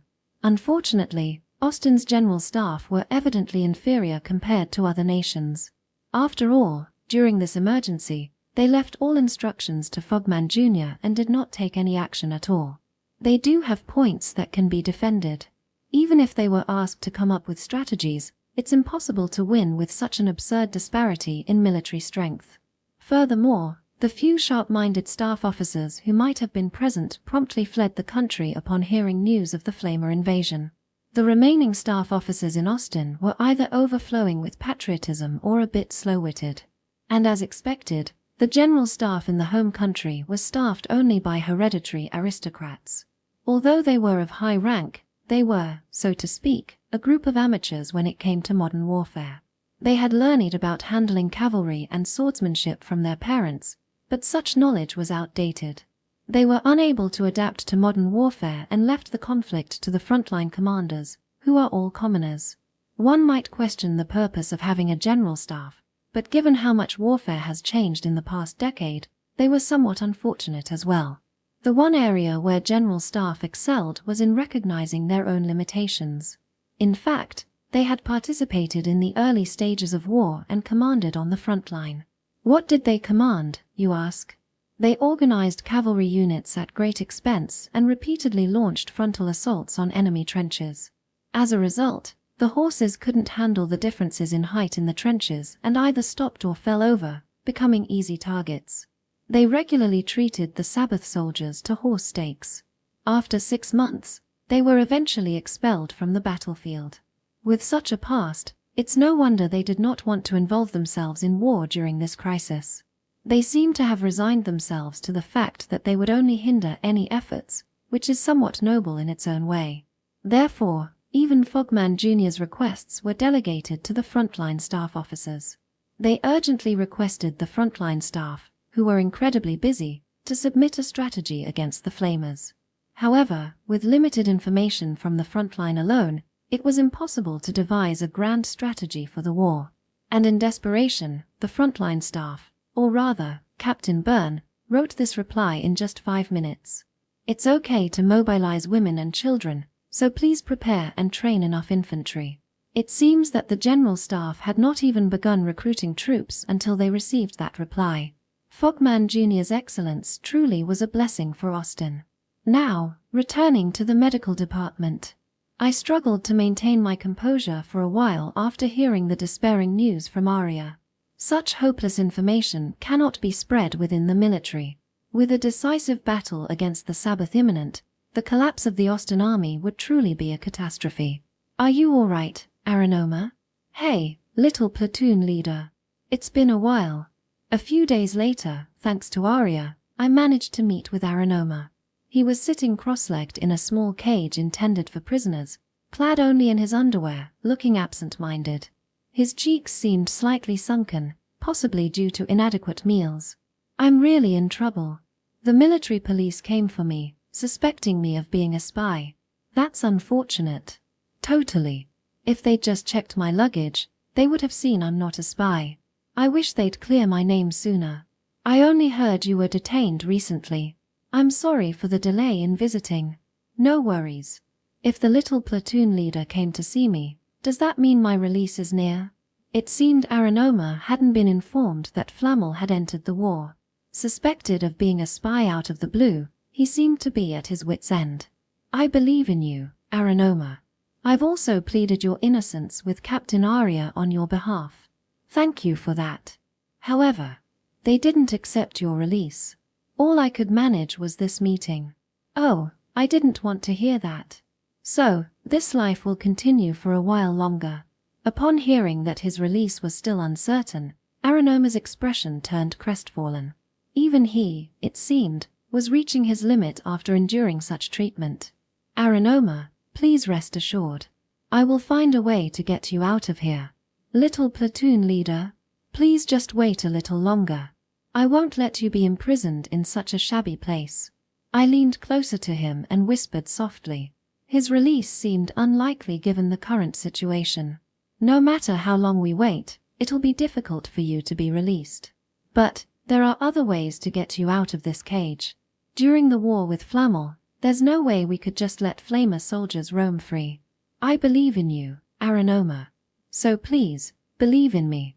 Little platoon leader, what are you? Based on last night's conversation, Arya should also be working towards his escape. In a sense, it was a prearranged escape drama. So, while gently conveying that, let's reassure him for now. Don't worry too much, little platoon leader. For me, this kind of hardship is nothing. A test for the protagonist. Rather, it's a great setup before a big performance. There's no need for you to rush into danger. But, the way things are. However, Aranoma seemed to sense what I was planning to do. In a slightly stern tone, he admonished me. It's okay, the suspicion will be cleared soon. With that, he closed his eyes and fell silent. Despite knowing that he wouldn't be released no matter how long he waited. I'll wait here as long as it takes. So, little platoon leader, I hope you'll remain innocent forever. That's what he said to me. Chapter 72. Let's move up the day of the decisive battle. A few days have passed since the news of the Flamer invasion. Byrne suggested this to Lieutenant Colonel Henri, the commander-in-chief. As you know, we will soon run out of ammunition and food. We will not be able to carry out the operation as planned. Can we win if we move it up? There will be more casualties on our side, and we will expose significant vulnerabilities to the enemy. However, if we push ourselves a bit, we can win. The original plan of the Ostern army was to prepare thoroughly and engage in a decisive battle timed with the uprising of the revolutionary forces in the Sabbath. As part of this preparation, the brilliant Byrne Valou had devised various diversionary tactics, which were being implemented gradually.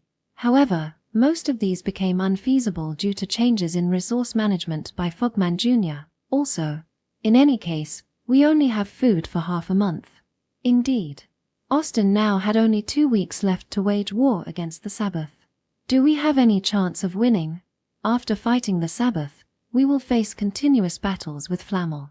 Well, we won't know until we get there. Though, I think we can win. How will we maintain this front?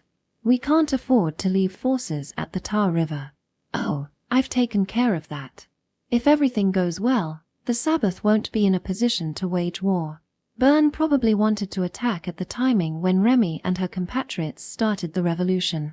Doing so would also help support Remy's chances of success. Now that this was impossible, he proposed a decisive battle with some sacrifices in mind. Aren't we at the stage of looking for ways to lose? Shouldn't we surrender to Flamel immediately, become a vassal state, and attack the Sabbath with the help of the coalition forces? If we did that, all of us Ostern citizens would be turned into slave soldiers. Then what other options do we have? We just need to defeat them all. That's impossible. We can. Captain Byrne made a bold statement here. He boasted that he could win even against 3 countries. That's a pipe dream. I've made many pipe dreams come true before, haven't I? Normally, this would be an outrageous boast. However, the man before him, Byrne Valou, had repeatedly been making those dreams come true. The decisive battle will be in 3 days. Let's settle everything then. He declared this with a confident expression. Somehow, His grandiose words had a convincing power. "I believe in you, Byrne." Hearing those confident words, Lieutenant Colonel Henri approved the plan as if entranced by his charisma. This decisive battle was Byrne Valu's first duel against Sylph, the Sabbath's genius. To be honest, he himself wasn't entirely confident in an absolute victory. "For victory, Major Renville." "What is it, Captain Byrne?" "I will need you to make a significant sacrifice. I am requesting your permission. I'll help you in any way I can if it really helps us win. However, even if there was the possibility of a great defeat." He was excited about the opportunity to massacre so many Sabatian soldiers before his eyes. He was eager to execute his plan under the pretext of serving his homeland. "Thank you. In return, make sure you win. If we lose, I'll strangle you myself." "Leave it to me." He also understood that even a hint of possible defeat would cause the army to disperse. That's why he made such a bold declaration. "That said, I wanted to destroy the northern bridge." "What's the matter, Captain Byrne?" "Oh, it's nothing." Being perceptive, he knew the risk of a major defeat depended on the enemy's moves, yet he proceeded with his desperate plan. A grand gamble by Byrne Valu, risking the lives of all citizens, was about to begin. As for me at that time, I was extremely exhausted after Aranoma rejected the plan to escape and hearing that Austin's defeat was certain. "You bastard, did you hear?" Seeing this, Sergeant Dolman seemed to realize that I had heard about the Flamer invasion. With a stern look, he warned me not to say anything unnecessary and ordered me to take a rest due to poor health. He must have feared that I might disclose confidential information. Ordered to rest, I went to the shared tent without thinking. The medics, both male and female, sleep in separate large round tents. Due to the shortage of supplies, there were no personal tents. Around that tent. "Hey, what's the matter, Shorty? You look really pale." "Rodri?" "Yeah, Alan Platoon is in charge of guarding the tent today. Although, there's no one in the tent right now." A face I knew well was standing there with binoculars in hand, keeping a watchful eye on my surroundings. "Senior Alan is out on patrol. He should be back soon." "I see." Rodri spoke to me with a bright expression. It seems he still hasn't heard about the Flamer invasion. "The Frontline seems to be doing well. I wish I could be up there too. Please stop wanting to go to such dangerous places." "What are you talking about?" "That's what infantry do, risk their lives." At that time, it certainly seemed like the situation on the front line was in good shape. Byrne later said that if it weren't for the Flamer invasion, Austin would have won the war without a problem. Although the details of the operation were not disclosed, the rumor that Austin was on the winning side spread among the soldiers. I'm excited to finally teach those Sabatian bastards a lesson. That's why the frontline soldiers were smiling and motivated to fight. "Rodri, do you still want to kill the enemy, the Sabatian soldiers?" "Of course. I don't think my hatred towards those guys will ever go away, no matter how much time passes." In response to my question, Rodri looked toward the front lines and gripped his gun tighter. He is very kind, but at the same time, he is also very passionate. He must have been fighting with grief and anger for his fallen comrades and for the civilians who had been brutally murdered. "I don't want to be mocked by my comrades who died before me. To brag in the afterlife that I caused more damage than them, I need to kill at least another 100. "Rodri, it's a winning battle, so I want to step forward and get my revenge to my heart's content. It had been a continuous struggle until now. Losing many comrades to the Sabbath's bullets, we had to run, hide, and were chased. Having overcome that, we were finally able to see a chance of victory against the Sabbath. Yeah, I know guarding you guys is important too. I'm not a brat who'd abandon my duties to charge the enemy. Don't worry. That's why It's why Austin's soldiers were so eager to fight. Speaking of which, you've started carrying a gun too, haven't you? I'm surprised you even got permission to do so. This is a training gun with rubber bullets. Even though it's non-lethal, just carrying it makes people cautious and keep their distance. Really? They should just give you real bullets." I couldn't bring myself to tell him the news. I didn't want to cloud his face with the fact that Austin is in a desperate situation, surrounded on all sides and facing imminent doom. But if you're here, Rodri, I won't need to fire a gun, right? Yeah. I'll take care of any soldiers before they get to you. I'm counting on you. So, I decided to follow orders and just chat with Rodri without mentioning anything. Orders are absolute. I can't afford to leak any information. If we win this battle, do you think the Sabbath will stop attacking us? I don't know, but that's probably the case. I chose to talk to Rodri about some inoffensive topics. We're gathering our main forces here, but is there any chance they might attack from the south while we're occupied? Surely, we're keeping an eye on that, right? Rodri listened patiently to my anxious questions with a slightly exasperated look on his face. Even if the Sabbath had forces to move south, they'd bring them here. What good would it do to ravage already devastated Austin territory? The south hasn't suffered much damage yet. Your hometown is in the south too, right? Aren't you worried? Talking to him somehow made my heart feel more at ease. I've been friends with Rodri for quite some time now. Don't worry. My hometown is safe. It's the farthest village from the Sabbath in Austin territory. I see. Yeah, it's right on the southern edge, on the border with Flamel. He's roughly the same age as me, and we've been fighting together since our rookie days. He has saved my life many times when I was in danger. Even the Sabbath wouldn't go on a rampage near the Flamer border. They'd just create more enemies. Keeping important information from him and only having superficial conversations feels like deceiving him. Ha! Hearing this, I could no longer keep my emotions in check. No matter how hard I tried to bottle things up, no matter how much I wanted to appear calm, my heart just wouldn't listen to me. What's wrong, Shorty? Why did you suddenly start crying? I'm sorry. Sigh. You really are just like my little sister. I couldn't let him know the truth, but the tears just won't stop flowing. Rodri's hometown is near the border with Flamel. No matter how quickly we turn back, I doubt we can protect the villages near the border. The first place that will burn in the Flamer invasion will be his hometown. She also used to cry for reasons I didn't get. Hey, what's wrong, Shorty? I'm sorry. I just can't come to terms with my emotions. Talk to me, I'll listen.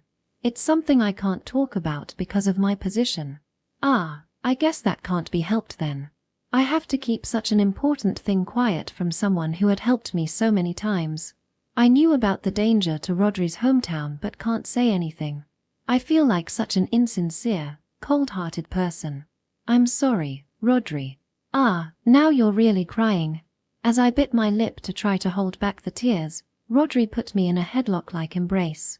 Let's just calm down for now. Ah, here, I'll pat your head. There. This isn't how you should comfort a woman. It was more like how you'd soothe a large dog. Realizing that, my mind cooled down. Oh, you look a bit better now. Do you think I'm some kind of dog? Come on, I used to comfort my little sister like this all the time. I glared at Rodri, but he just laughed. He probably didn't mean any harm. Rodri, you really don't respect me, do you? You're younger than me, aren't you? When I asked your age the other day, you were only a year older than me. Still younger. Well, maybe so.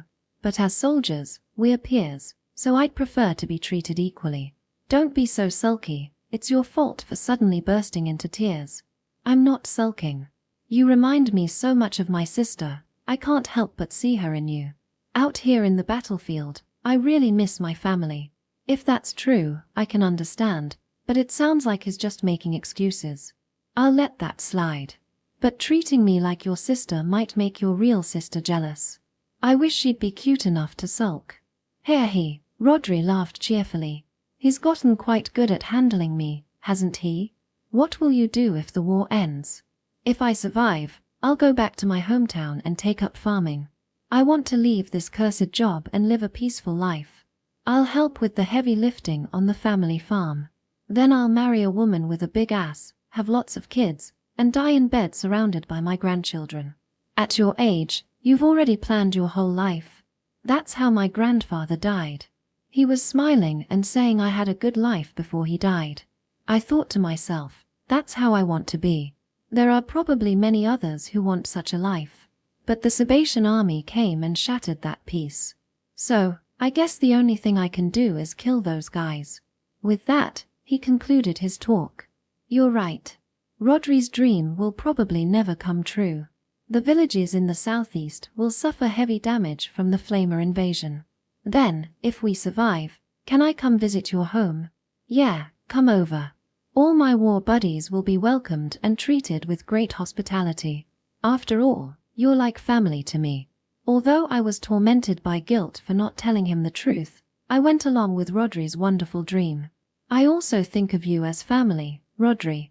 And at that moment, I felt something inside of me shatter. Section. Audiobook by Masquerade at Masquerade Audiobooks. Chapter 73. A few days later, I was called by Arya for a confidential discussion.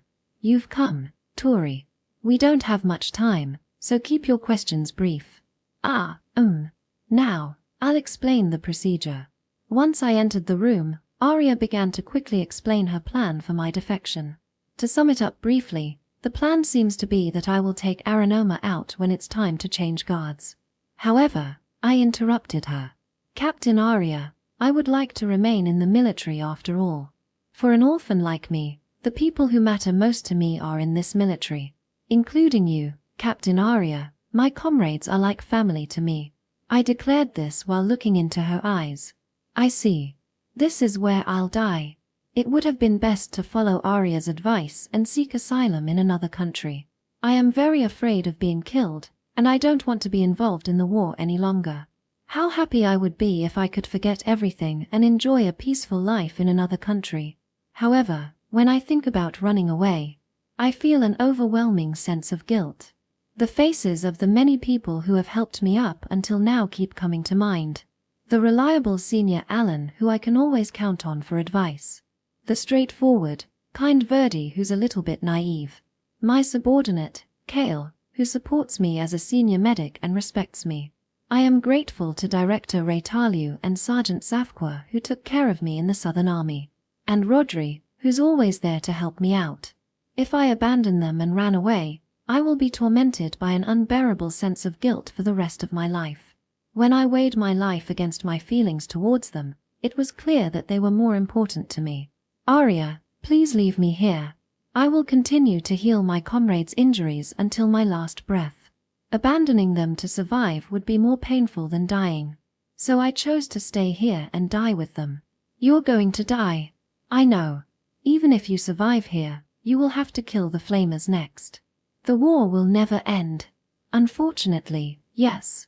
I want you to live, Touri. I'm sorry.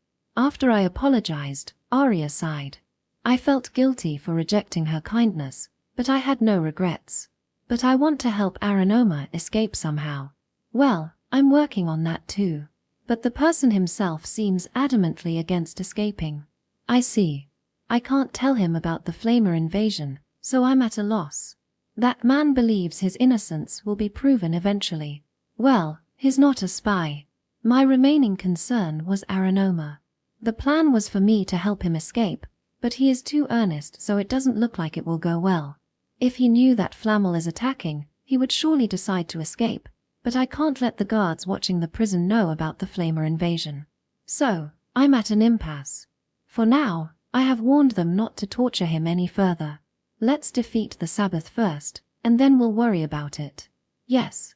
You said you were staying of your own volition. Serve your country until your last moment. Understood, Captain Arya. I saluted Captain Arya and said, I will serve you until the moment of my death. I see. Seeing her look away sadly, I replied cheerfully. Then, I will take my leave, Captain Arya. Right. Don't overdo it. I then saluted Captain Arya and left the tent. Now then. I wonder which one of us will die first. As we parted ways, I couldn't hear Arya's murmuring voice. On the day of the decisive battle, Austin entrusted all the magic stones to Arya's unit. What happened to the ship we were preparing? The transport has been completed safely. Good. From the beginning, Burns' plan was a surprise attack via the waterway. Given Austin's forces, breaking through multiple layers of trenches head-on was impossible, and there was no other approach to the bridge but the waterway.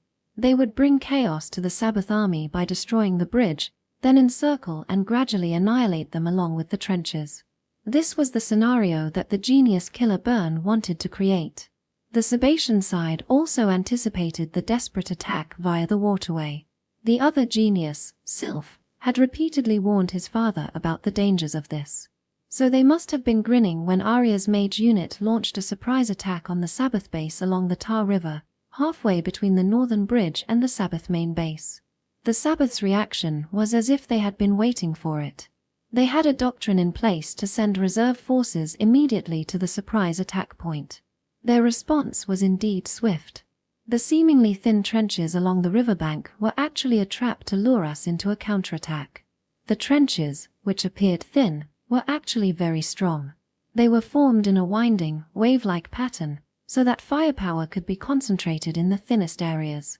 If our assault troops attacked carelessly, they would have been wiped out by concentrated fire. However, there are a lot of traps on the advance route. We can't deploy the troops. Due to Byrne's repeated surprise attacks, the patrolling Sabatian soldiers between the two bridges had been reduced. At that moment, the traps set within the trenches were activated, hindering the movement of the Sabatian soldiers. This was where the preparation of the Devil Byrne, who reduced the patrol soldiers and created a gap for the infiltrating saboteurs, paid off. Now is the time to show the pride of Austin's soldiers. Conquering trenches is also a race against time. Byrne spared no effort in deploying elite units like Arya and Sergeant Safqua. Secure the trenches. Support the advance of our allies. The first to do so was the result of an elite assault unit called the Lidalt platoon that remained in Austin. Austin's troops have taken the riverside trenches. Within an hour of the surprise attack, Austin successfully secured the riverbank. Retake the trenches. Don't let Austin get the ships through. It's no use. The enemy's defense is unusually strong. After securing the trenches, Safqua's unit showed an impenetrable defense until Arya's unit transported the ships. The rumors that they could even repel artillery fire proved true, as no bullets reached Arya's unit while Sergeant Safqua was guarding them. They're going to reach the river, the bridge. The bridge is going to be destroyed. The Sabatian army, thinking they had set a trap, were instead the ones trapped. They used the waterway as bait, only to have the enemy swallow them up whole. Captain, what a beautiful view. Yes, the visibility is excellent. It will be a good voyage. Later, I heard that Arya's unit boarded the ships not in military uniforms, but in ceremonial attire. In this world, ceremonial clothes is funeral attire. Major Renville complied with Arya's request to face their once-in-a-lifetime moment not in dirty military uniforms, but in splendid attire. Enemy infantry lined up along the riverbank. The enemy mage unit desperately bombarded Arya's fleet from the land. The Austin ships were not unscathed by the desperate resistance of the enemy. Several military ships were sunk by the Sabbath's artillery. However, the artillery of this era was not accurate enough to hit moving ships. Only a few ships were sunk before reaching the bridge within range of the artillery. Well, we've arrived at the party venue. Let's liven things up, Captain Arya. There is a reason why Arya's unit was chosen for this suicidal attack. With war with Flamel looming, why did they sacrifice Arya's unit, which included their valuable ace? It was because her magical unit was far superior to the others in Austin, and more than anything else. A bridge confirmed approximately 1 kilometer ahead. Alright, first shot. Captain Arya's unit had the best long-range sniping capability of both armies. This was because Arya's long-range sniping capabilities were superior to those of either army combined. The first shot deviated 130 meters to the southwest by 32 degrees. 30 seconds until the second shot. The expected distance the ship will move in that time is about 80 meters. Understood. Raise the elevation angle by 3 degrees and reduce the magic stone by 10%. Artillery requires rapid and precise calculation and delicate angle adjustments.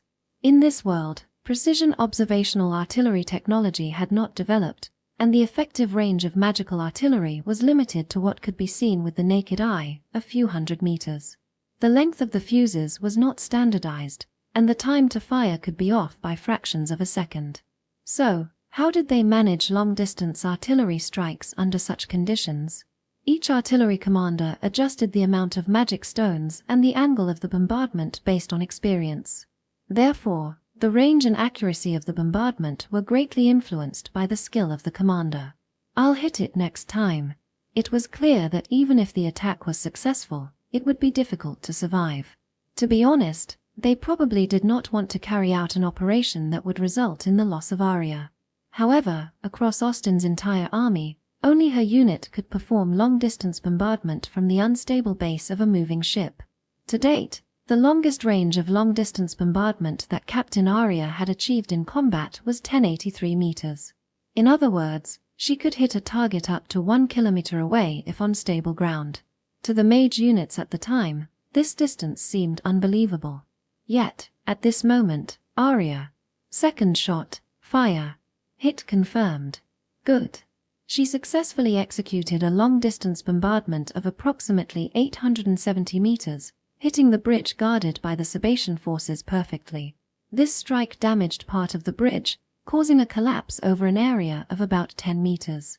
If it's only that much damage, it can be easily repaired. Prepare for the third shot. Roger. The bridge was solidly built and couldn't be completely destroyed in a single shot. However, Captain Arya, perhaps having anticipated this, remained unfazed and ordered the third shot. "Captain Arya, you seem to be in a good mood." "Yes, I feel fantastic." She showed remarkable composure and resilience, even as enemy interference became increasingly intense. This was indeed the mark of an ace. Captain Arya fired a total of 8 magical bombardments before her ship, along with those of her comrades, was sunk by the enemy. Of these, 3 shots hit their targets precisely, resulting in, "I couldn't prepare a wedding dress, but this attire should be suitable enough to meet him. I think it's beautiful, Captain. Truly, that man is fortunate." The bridge, which had been meticulously guarded by the Sabbath, collapsed in just a few minutes due to Arya's surprise attack, and the ship carrying Arya sank to the riverbed.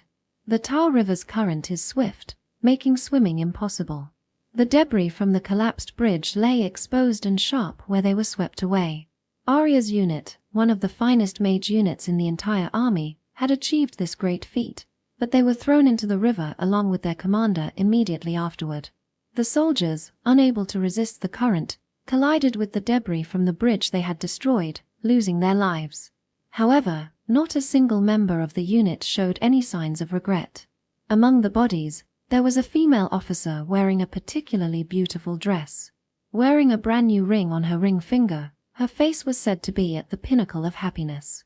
Thus, although the plan deviated significantly from the original, Austen's army claimed victory. The collapse of the main bridge marked the defeat of the Sabbath. Originally, Byrne had a plan that would take more time and not sacrifice Arya. However, due to limited time and resources, Major Renville, who loved his family dearly, carried out an outrageous plan that used his daughter as a sacrificial pawn.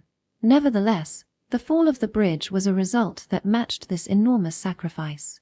So, what do you think the Sabatian soldiers will do, having lost their retreat route due to the sudden assault? They'll probably rush to the northern bridge. The Austen army, which had magically brought down the Great Bridge, now only needed to crush the fleeing Sabatian soldiers.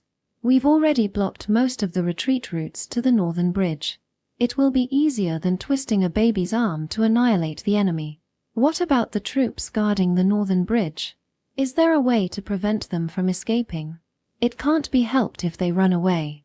Trying to get everything would be greedy. However, this plan allowed the soldiers guarding the northern bridge to move freely. There was a possibility that the enemy would simply retreat, or that they would attack from behind the formation we had set up to block their retreat. Well, in this situation, I think there's a 90% chance they'll flee. But we've taken measures just in case they come from behind, so don't worry. I see. Then we have won. Yes, victory is now certain. Byrne was full of confidence as he declared his success. Hearing what he said, the staff officers relaxed their cheeks, and even Major Renville, who had been silent the whole time, let out a small sigh.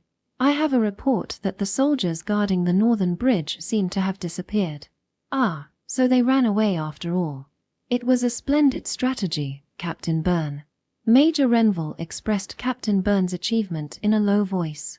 In order to achieve this victory, he let his precious daughter, whom he raised with great care, die. The Major's feelings were likely complex, but he chose to praise him as a commander. However, what? The soldiers disappeared. What's wrong, Captain Byrne? For the first time, Captain Byrne-Valou looked flustered upon hearing this report. Wait a minute, what do you mean? They didn't ambush us from behind. No, they vanished from around the bridge. It was the first time that Lieutenant Colonel Henri, commander of the Southern Army, had never seen such an expression on Byrne's face before. Until now, he had always been calm and composed, maintaining an attitude of everything is going as planned. He couldn't have imagined this man sounding flustered. What happened? You assumed they would retreat. The strength of the forces defending the northern bridge is estimated to be in the tens of thousands.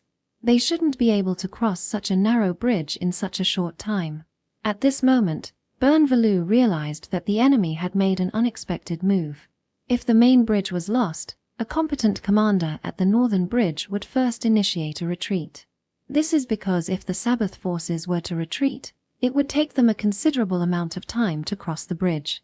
Therefore, they should start the retreat as soon as possible to save as many Sabatian soldiers as possible. Alternatively, they might move south to secure a retreat route, aiming to support the retreat of their allies.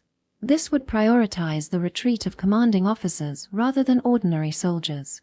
It was entirely possible that they would sacrifice themselves to protect the key officers of the Sabatian army by attacking the Austin army.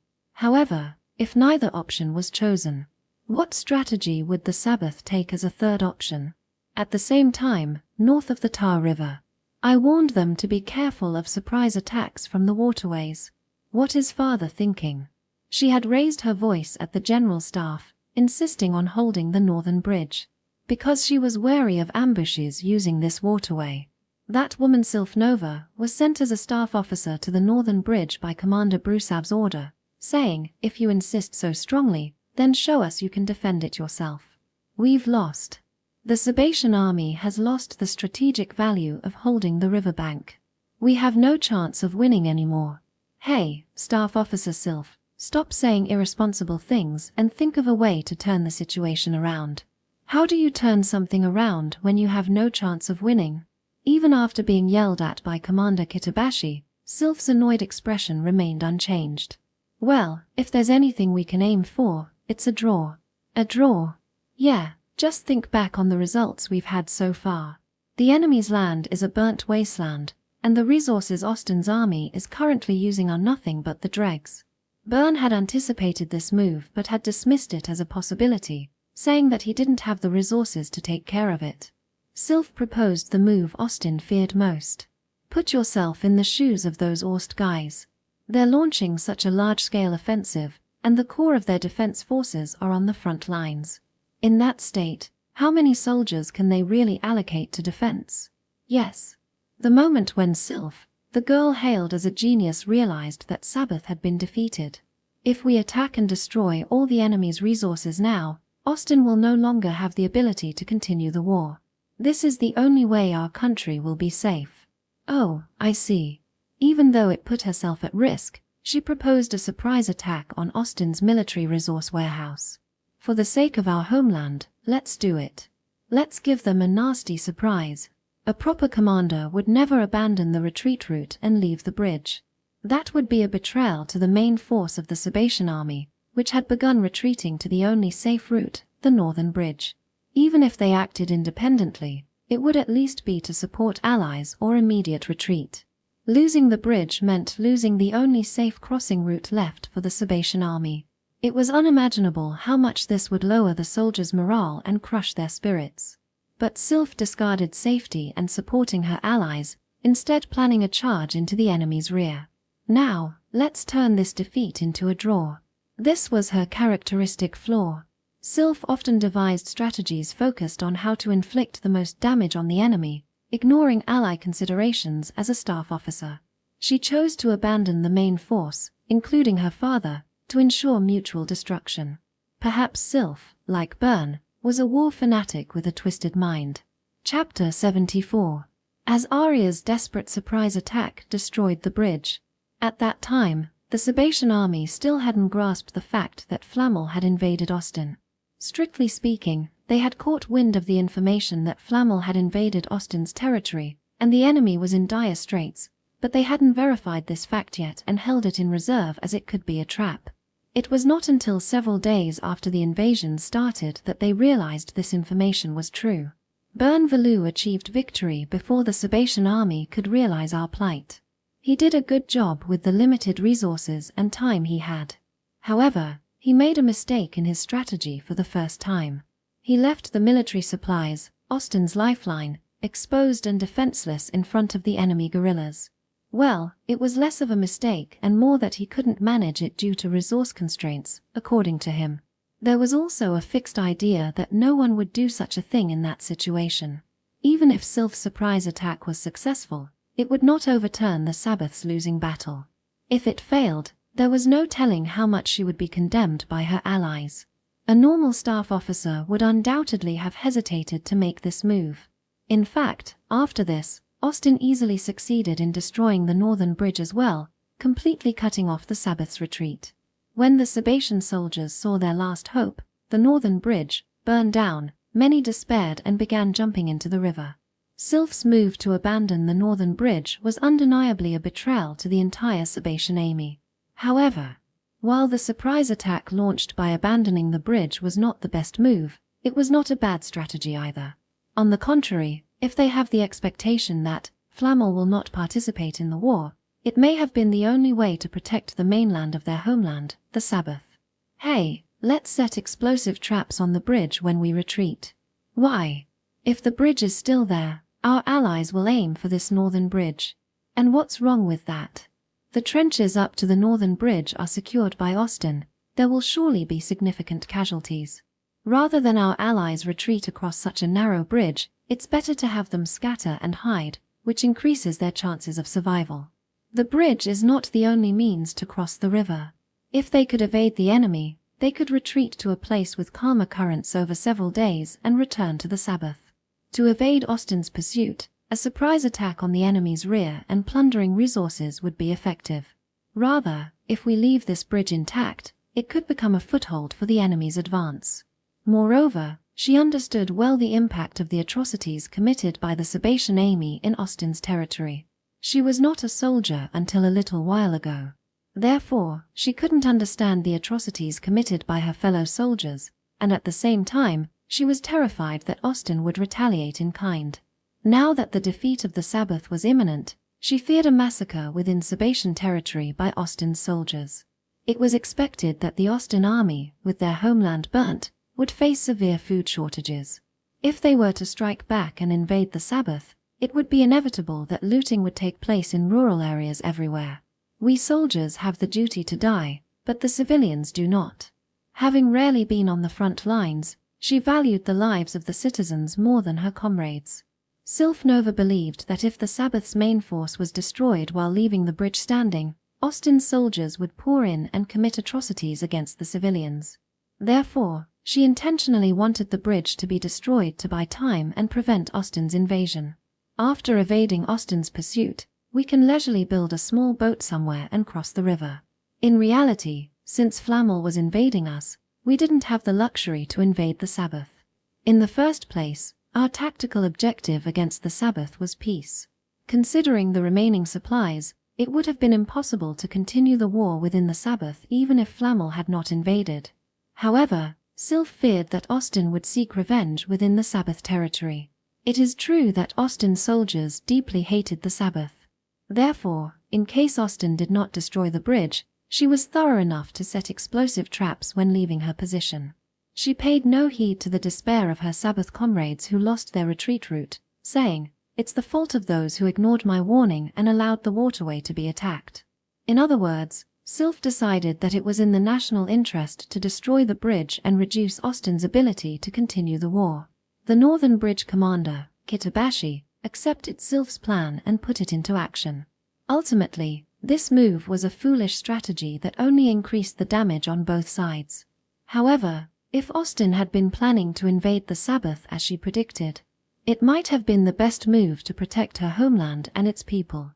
Near the northern bridge guarded by Sylph, a unit commanded by Major Renville was stationed. The Austin Army had positioned Lieutenant Colonel Henri to the south of the enemy formation and Major Renville to the north.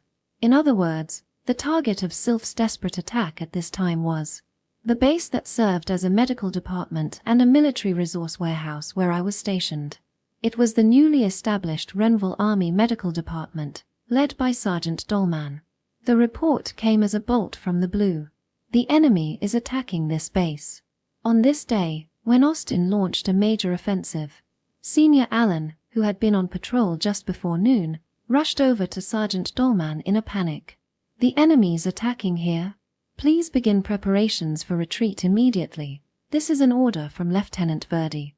What the hell? In fact, on this day, we were not informed that our allies were engaged in a decisive battle and were struggling with the wounded in front of us as usual. We are given detailed information about the battle situation on the evening of the day the operation takes place, but real-time information is difficult to come by. So for us, it was a sudden development, like we were going about our business as usual and suddenly enemy soldiers showed up. What is the scale of the enemy? It's estimated to be several divisions. What is command saying? Communications are being jammed, and we can't get through. It's likely the communication base has been destroyed. Such unreliable allies. The members of the medical department were greatly disturbed by this surprise report. Almost all the medical personnel in the Renville Army are new recruits who had been emergency conscripted. They had enlisted hearing it was a safe rear job, so it's understandable they'd be distressed when suddenly facing a situation where they might be killed. Lieutenant Verdi is already on the move. We will be beginning the evacuation shortly.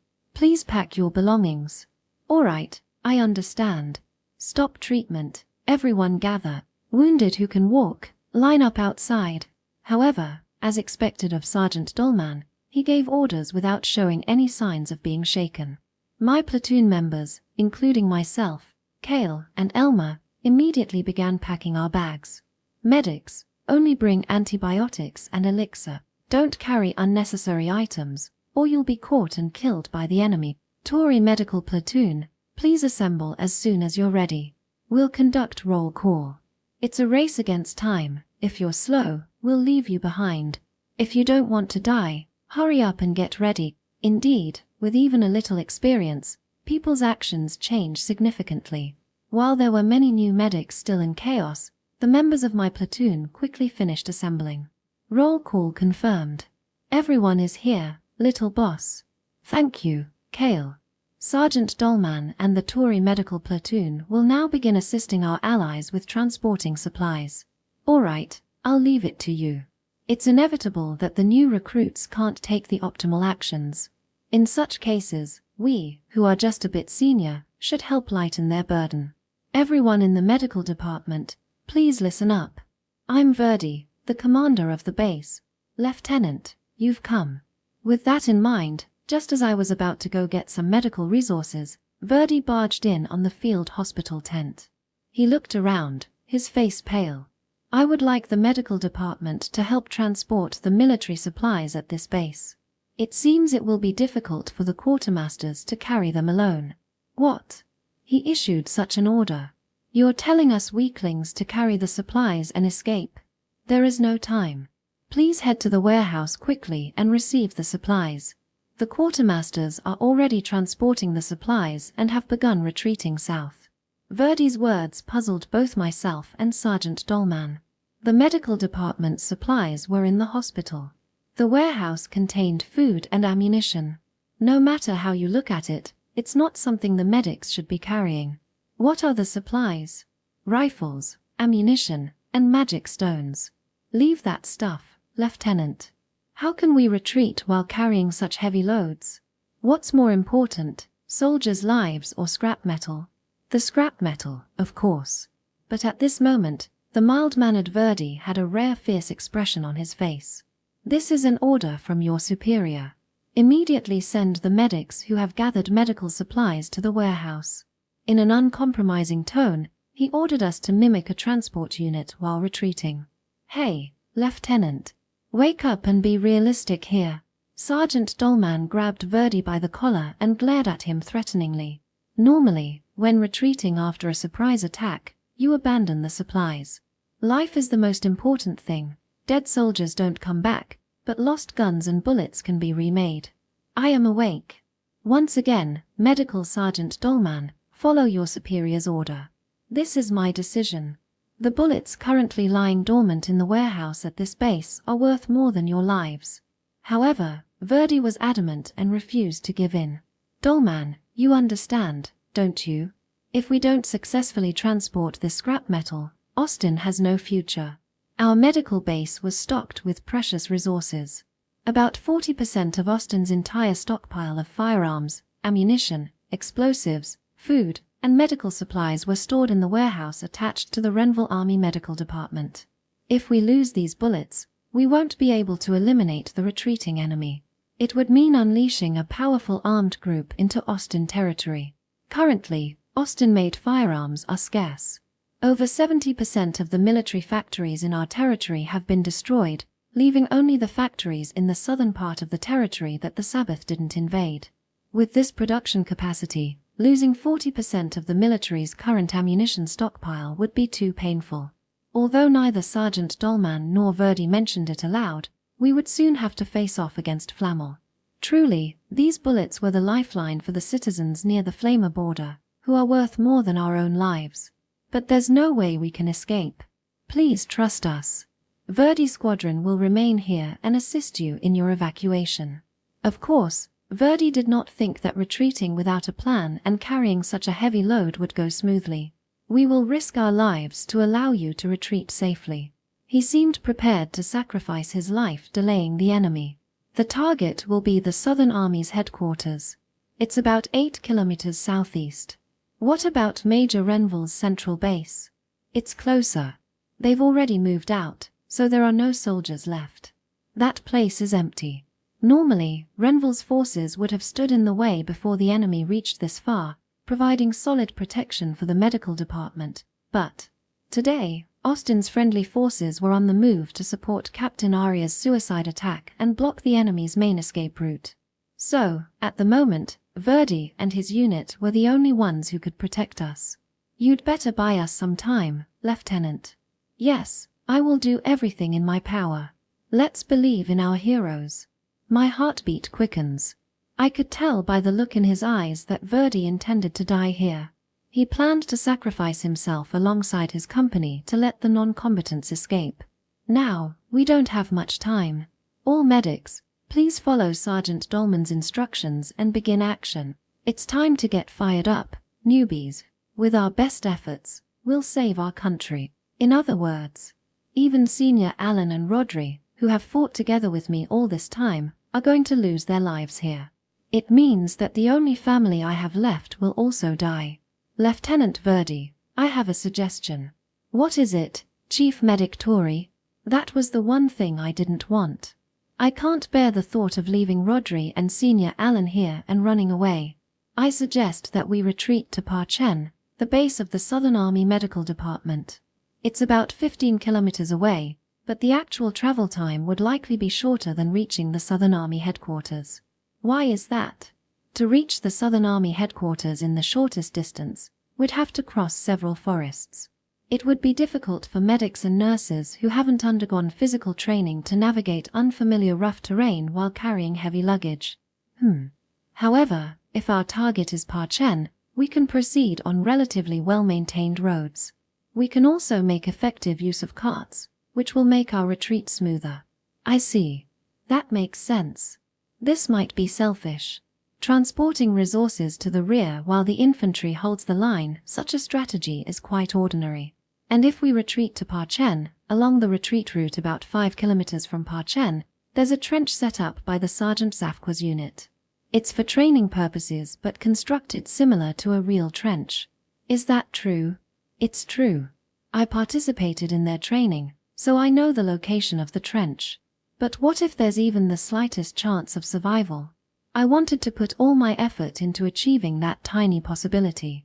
The trench seems a little far away. Near the trench, there's also a communication outpost established. Among the communication points I'm aware of, it's the closest. I see. Being able to reliably call for reinforcements would help a lot. If we can reach the trench before the enemy, we can buy even more time. Let's adopt that proposal. Thank you. The enemy will soon advance here. Now, it's a race against time. Austin's vital resources and medics are retreating. It's a fight for everyone's survival. Surely, this is what I excelled in the most. Well then, Lieutenant Verdi, what is it? The Sabbath soldiers who defended the northern bridge trench were said to number roughly 30,000 strong. In contrast, our Verdi company numbers several hundred people, including non-combatants. It was an overwhelmingly small force, not even enough for combat. Austin's marching speed was also significantly inferior. The speed difference between the trained Sabatian soldiers and the medics, who were carrying heavier loads than usual and traveling on unfamiliar, rough terrain, was several times greater. Even if Verdi Company had remained in its position and put up a fierce resistance, it didn't seem possible to escape. Given the Sabbath's military capabilities, it would have been easy for them to hold back Verdi and surround us with a separate force. If we had retreated normally, even if we had discarded all our baggage, we likely would have been annihilated. So, in order for everyone to survive, may I be entrusted with guiding us? I asked Verdi to choose an unconventional retreat operation. Chapter 75. The scouts haven't returned yet. Don't rush them, Commander. This isn't a child's errand. The Sabatian forces from the northern bridge, under Sylph's command, began advancing to threaten the rear of the Austin army. However, despite the urgency of the situation, she did not recklessly charge into the Austin position. She suspected that Austin had hidden reserve forces and sent scouts to identify key points and estimate remaining enemy strength. The scouts know this ambush is a race against time, right? They're risking their lives to search for the enemy even now. Still, it's too slow.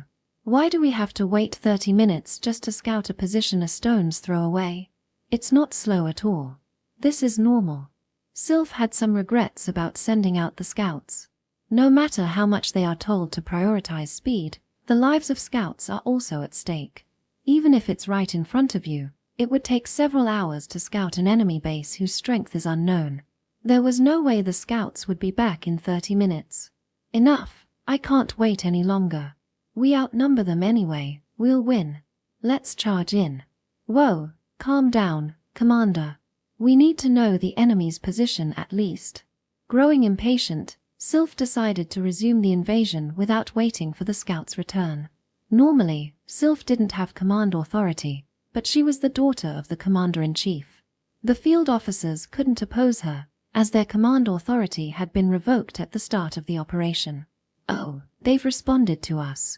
Commander, it's from the scouts. Too slow. TCH, what are they saying? They were actually incredibly fast. Oh, I see. And about an hour had passed since Sylph began her action. It seems that Sabbath scouts were made up of very talented personnel. They completed their reconnaissance in a short amount of time. In that hour, they found out that the enemy base was empty. There isn't a single soldier in the enemy camp, and the rear base is also deserted. However, about 2 kilometers to the southeast, a group that appears to be a medical unit is slowly retreating, carrying large amounts of baggage. They really weren't on guard against this surprise attack. It seems so. They even managed to pinpoint the location of the retreating Verdi company. Upon hearing this report, Sylph smiled in a good mood. Notify the scouts to report the details of the terrain where the enemy is retreating. Roger that.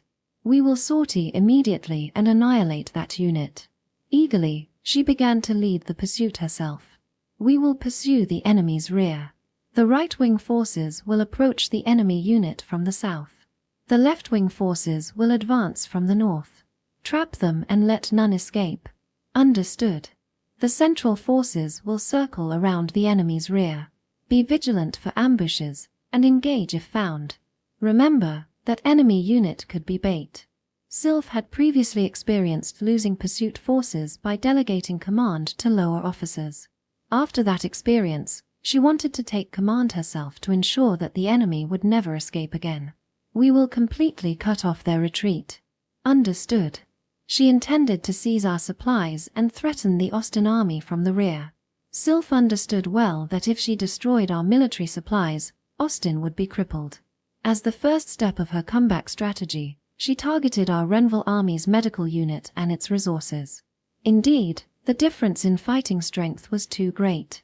The Austin medical soldiers carrying the supplies were very slow, and the only force protecting them was Verdi Company. On the other hand, the soldiers Sylph mobilized for the attack were an enormous army of 30,000 that had been guarding the northern bridge.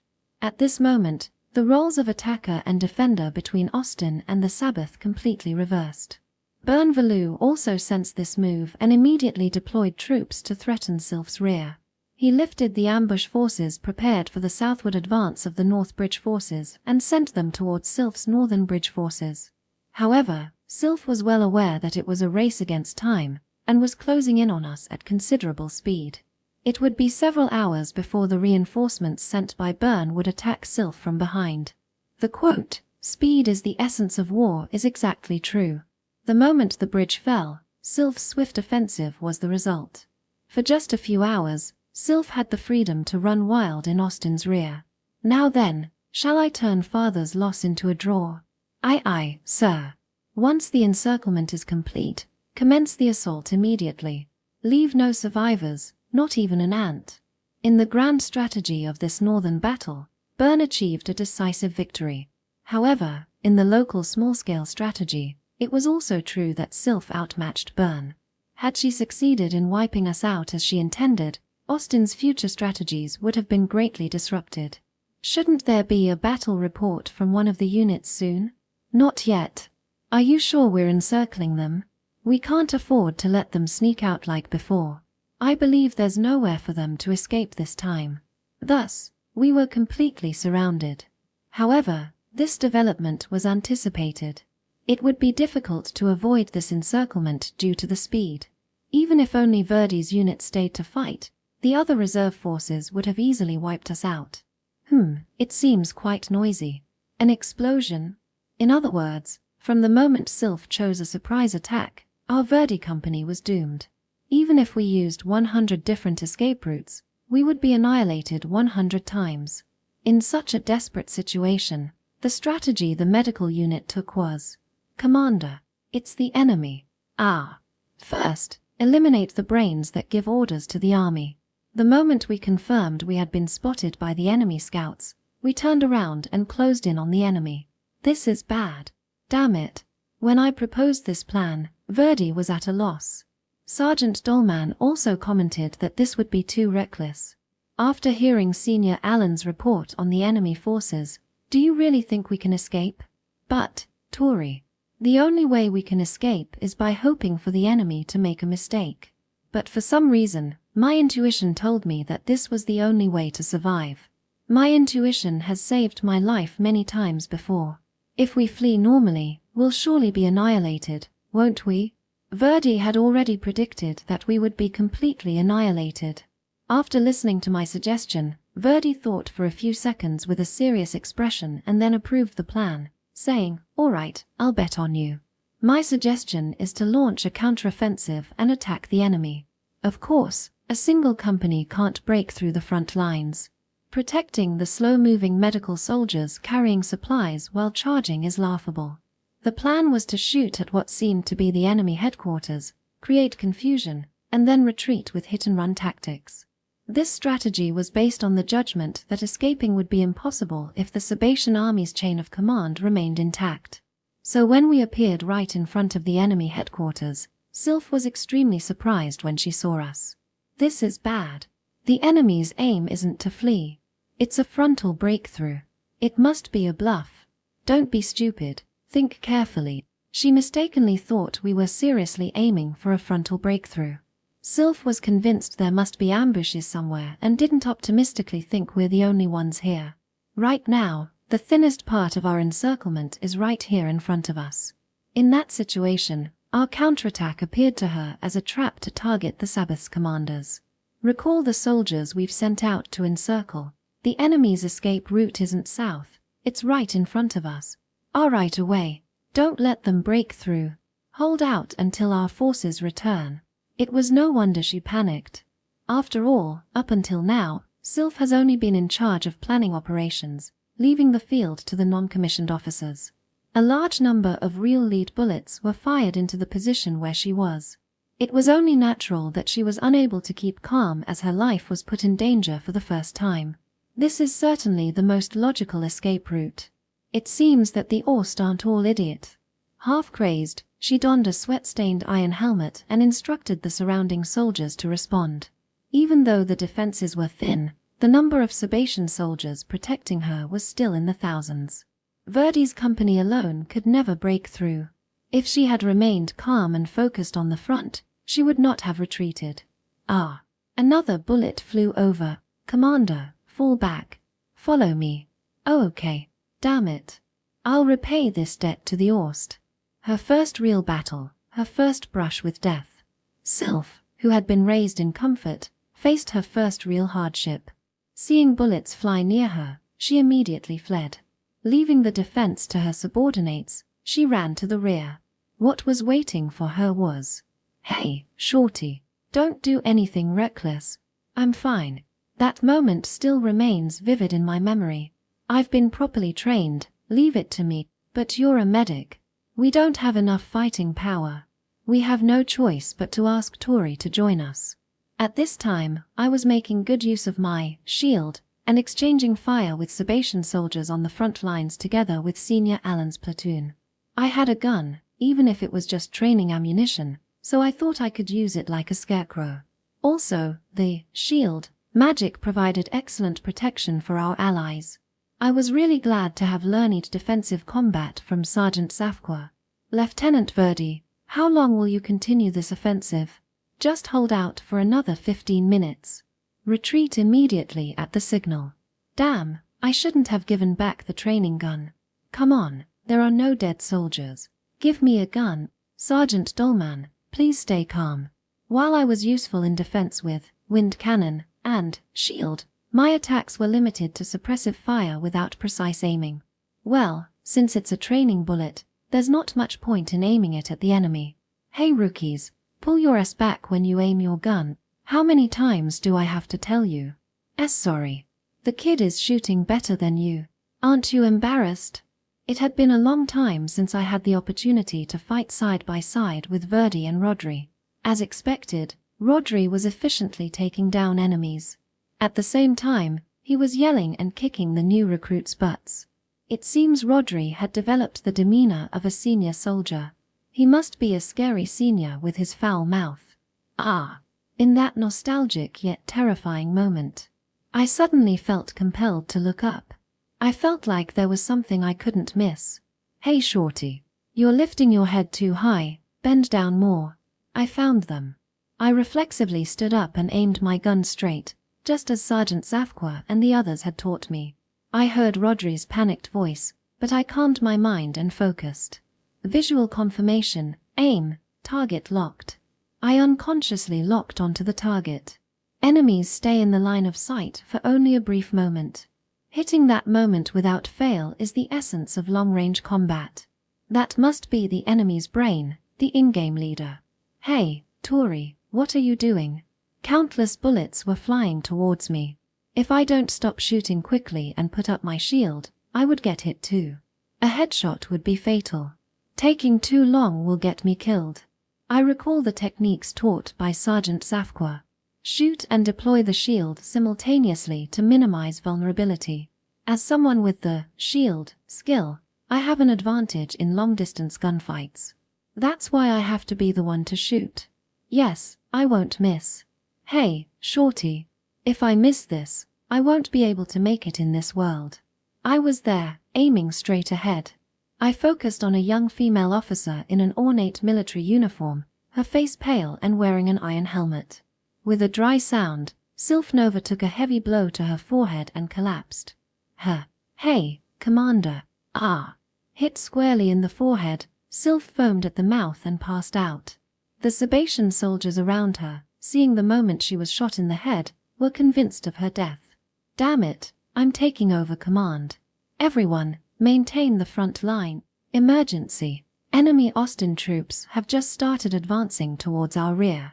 What? Considering Sylph dead, Kitabashi took over command. It was originally his unit, so he reclaimed it, heard this report and was troubled.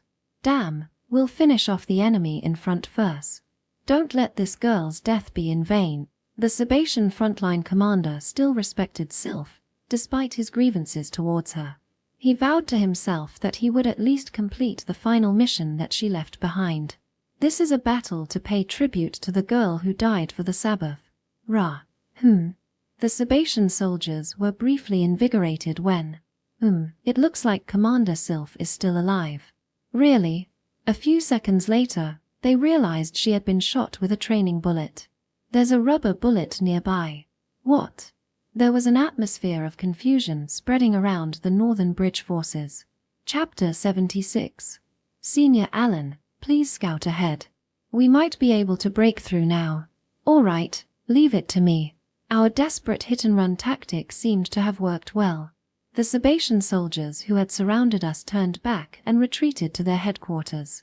Lieutenant Verdi, has communication been restored? Not yet. Taking advantage of this opportunity, we ran desperately for about an hour, to protect our lives and to secure the future of Austin. Fortunately, the enemy had stopped pursuing us in the meantime.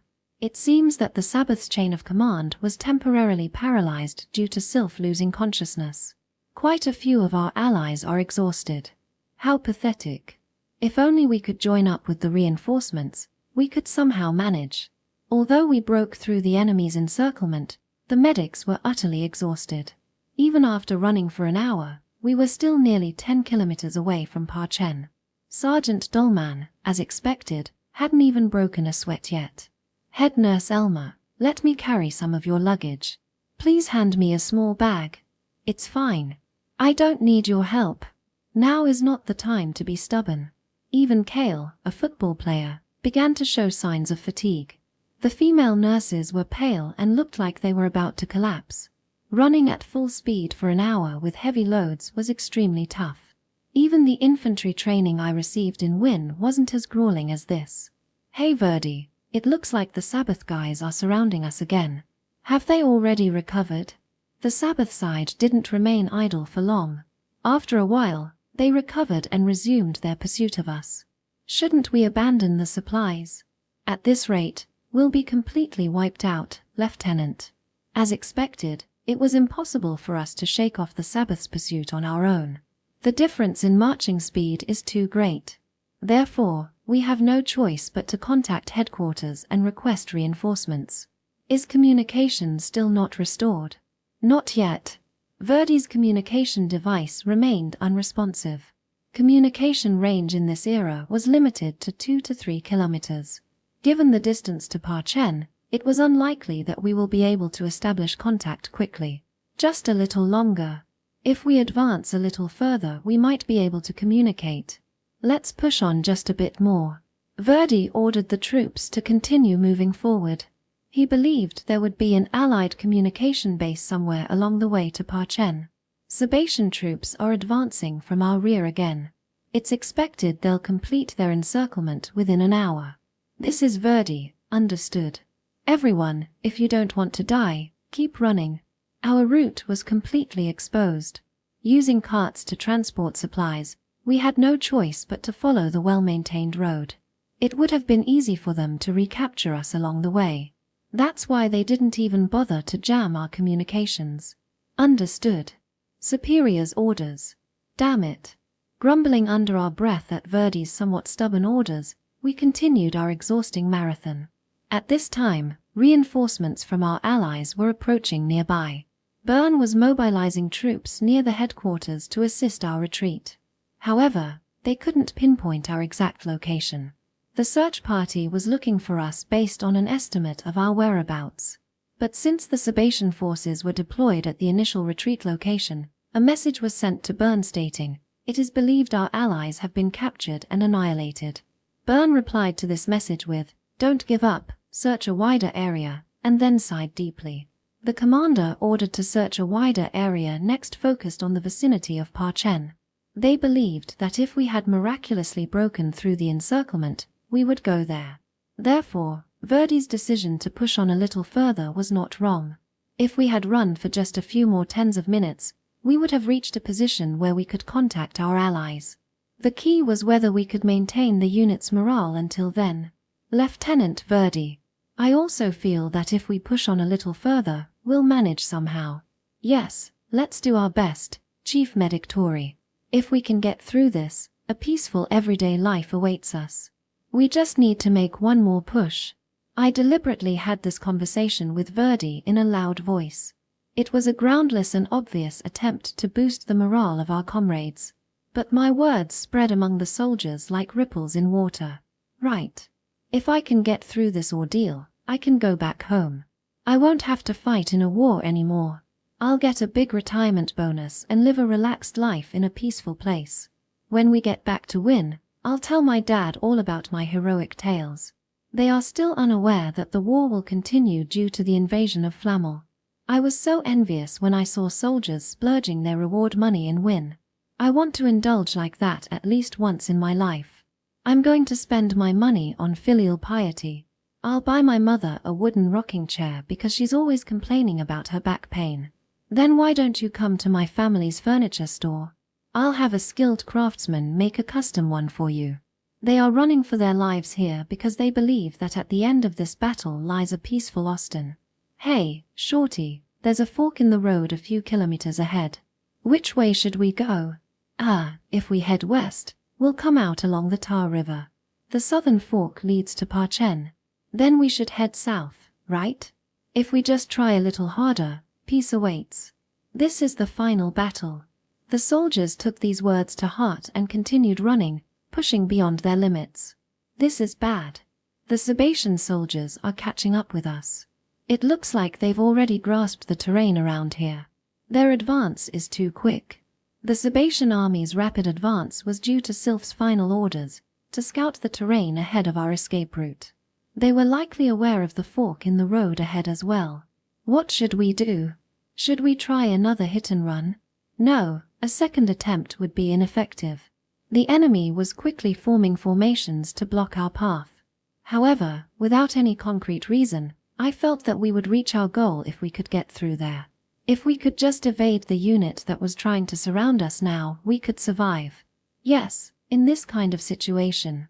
Now, in this situation, I remembered there were often enemies that would try to ambush ahead of you in that game. In FPS games, it's often more effective to use cover and wait for the enemy rather than fighting while moving. So when players spotted an enemy, they would sometimes predict where they would go and lie in wait. However, knowing that the enemy might use such a tactic makes it easy to counter. Are you planning another crazy strategy, Touri? Yes. I have a proposal. In games, countering such tactics is easy. That looks like an ambush, doesn't it? Oh, you noticed that quickly. As expected of the world champion. Yes, it's easy to deal with enemies ambushing you. The enemy is confident that you will come towards them. Then, I'll flank them. I'll go with you. Then. People are most easily deceived when they believe they're the ones deceiving the enemy.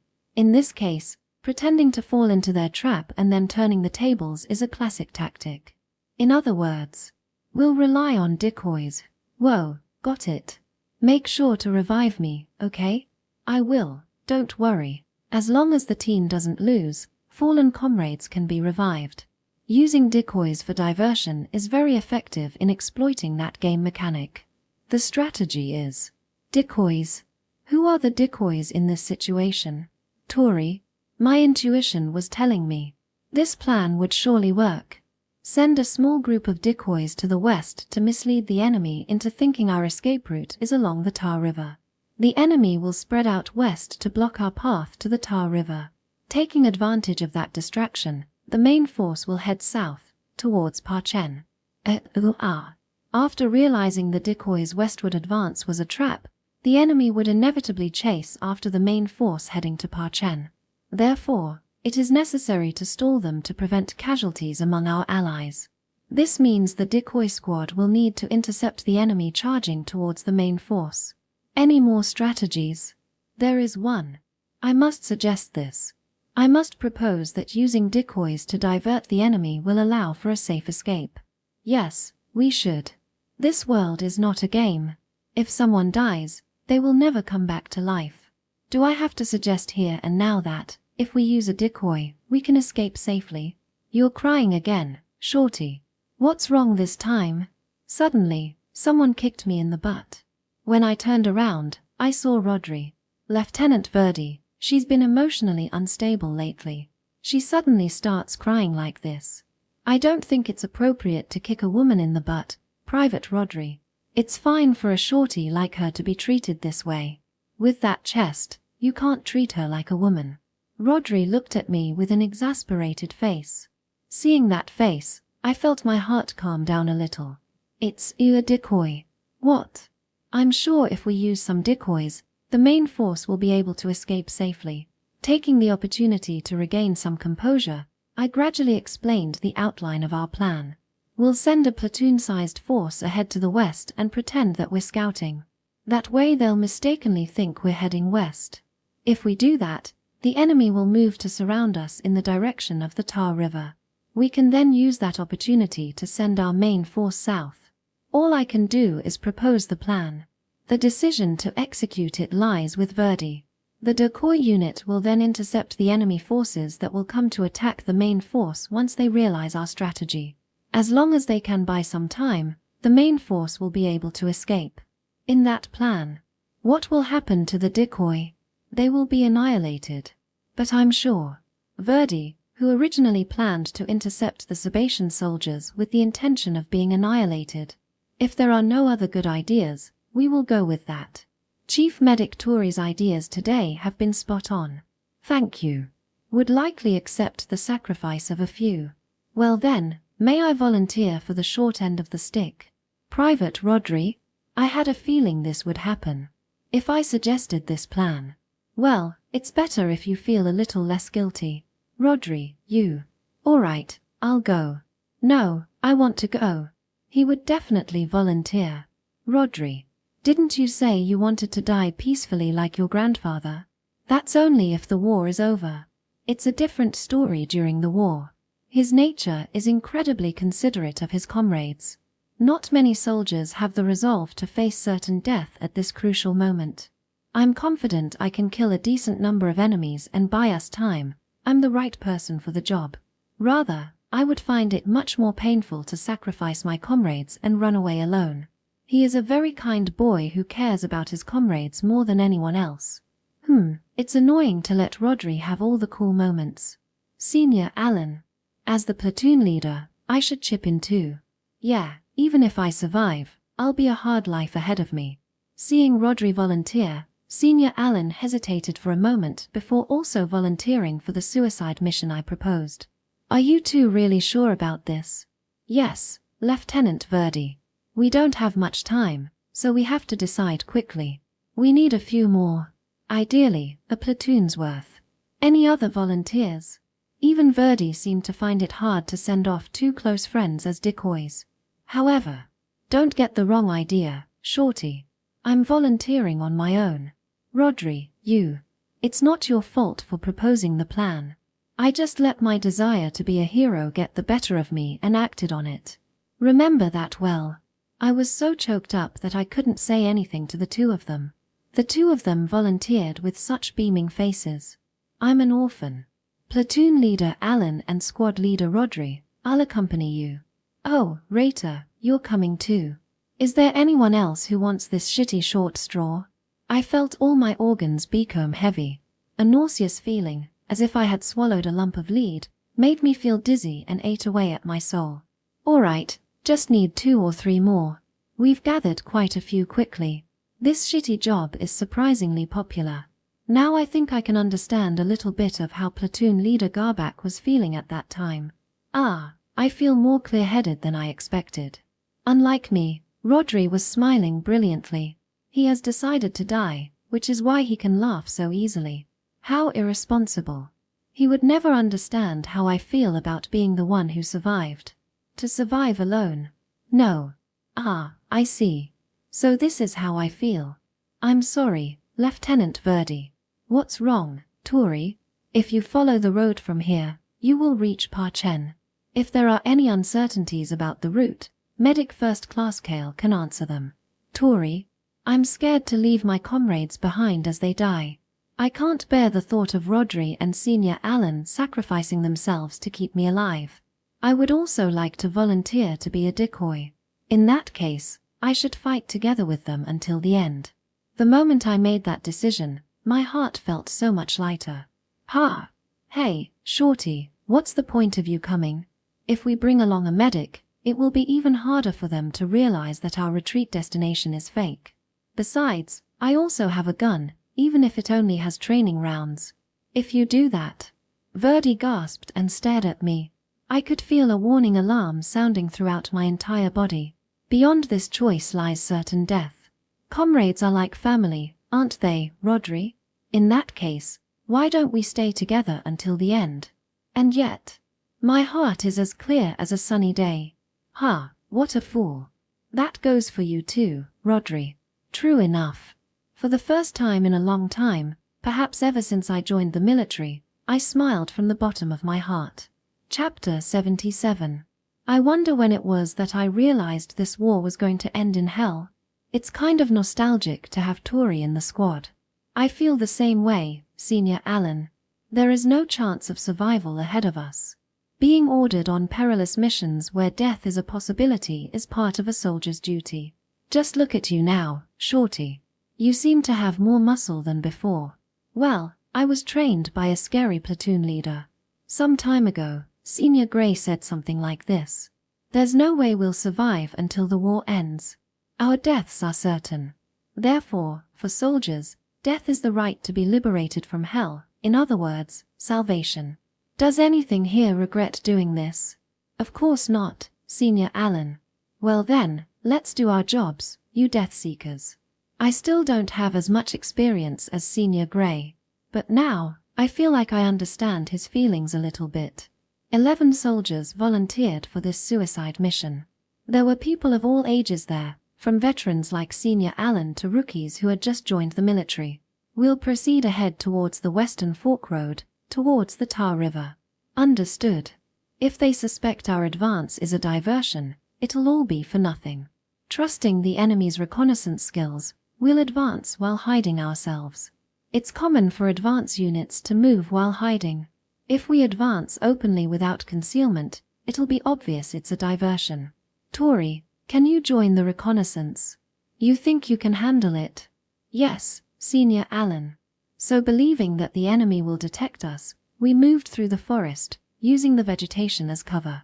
Ah, I've spotted the enemy. Looks like they haven't noticed us. What's their size? Multiple squads, moving towards the western side of the river. They're moving fast. They've already started moving west. Shortly after Alan's platoon took the western route, the enemy extended their hands towards the Tar River. It's possible that we were under the watch of Sebastian scouts from the moment we set out. Be vigilant around the area and search for enemy soldiers. I don't see anyone to the north. Oh, there's one person at 5 o'clock in the southern direction. Should I shoot? Yeah, but don't hit him. We need them to report our position. Understood. Having received permission, I immediately fired a training round. As my bullet shook the tree near the enemy, the reconnaissance soldier hid and disappeared somewhere. Missed. Good, let's change our position now. It feels refreshing to hold a gun and follow Senior Alan's command. Until now, I've only been told to stay trembling in the trenches. If they've caught sight of us, we need to ensure our exact location remains unknown. We'll have to face a huge number of enemies in a major battle after this. Understood. I quietly nodded in response to Alan's words and continued to keep watch over my surroundings. This operation, costing the lives of all 11 members, must succeed without fail. The decoy platoon consisted of 11 members, while the enemy forces facing us numbered approximately 5,000. At this time, Sylph Nova was still unconscious, and the chain of command had not yet been restored. In Sylph's place, the relatively sensible commander Kitahashi took command. Realizing our extreme numerical disadvantage, he greatly reduced the pursuit force and gave orders to form a defensive line against Austin's forces approaching from the rear. If Sylph had been conscious, she would have likely been furious, saying, "It's a race against time, so don't worry about the rear and charge in with the entire army. Commander Kitahashi did not have the courage to make that decision. In a situation where the enemy was approaching from behind, ignoring them and charging forward is not a strategy found in any textbook. Moreover, since this surprise attack itself was so out of the norm, it would have been difficult for anyone else to lead this operation other than its creator, Sylph. They're heading for the Tar River. They intend to join forces with the Austin's main army. Those 5,000 Sabatian soldiers were also lured by our decoy force and began to deploy towards the Tar River. To the west of the Tar River is the Southern Army headquarters, which can be considered the main camp of our Austin Army. Originally, the retreat destination instructed by Verdi was this Southern Army headquarters. Therefore, it wouldn't have seemed like an unnatural course to the enemy. This headquarters. Connected. We're connected. Dozens of minutes after parting ways with the decoy squad. Around the time the main force took the southern route, Verdi finally succeeded in communicating with our allies. This is Verdi Company, retreating towards Parchen, requesting protection. Details understood, repeating. Parchen. However, due to enemy interference, communications were intermittent. Lieutenant Verdi and others, including medical and supply personnel, shed tears of joy. Our position is, requesting immediate backup. Request, accepted. After successfully communicating, 10 minutes later, the Southern Army successfully protected Verdi's platoon. At that time, the Southern Army commander was astonished by the low casualty rate of Verdi Company and the amount of supplies they had brought. After all, Verdi Company had successfully taken out most of the military supplies from the warehouse.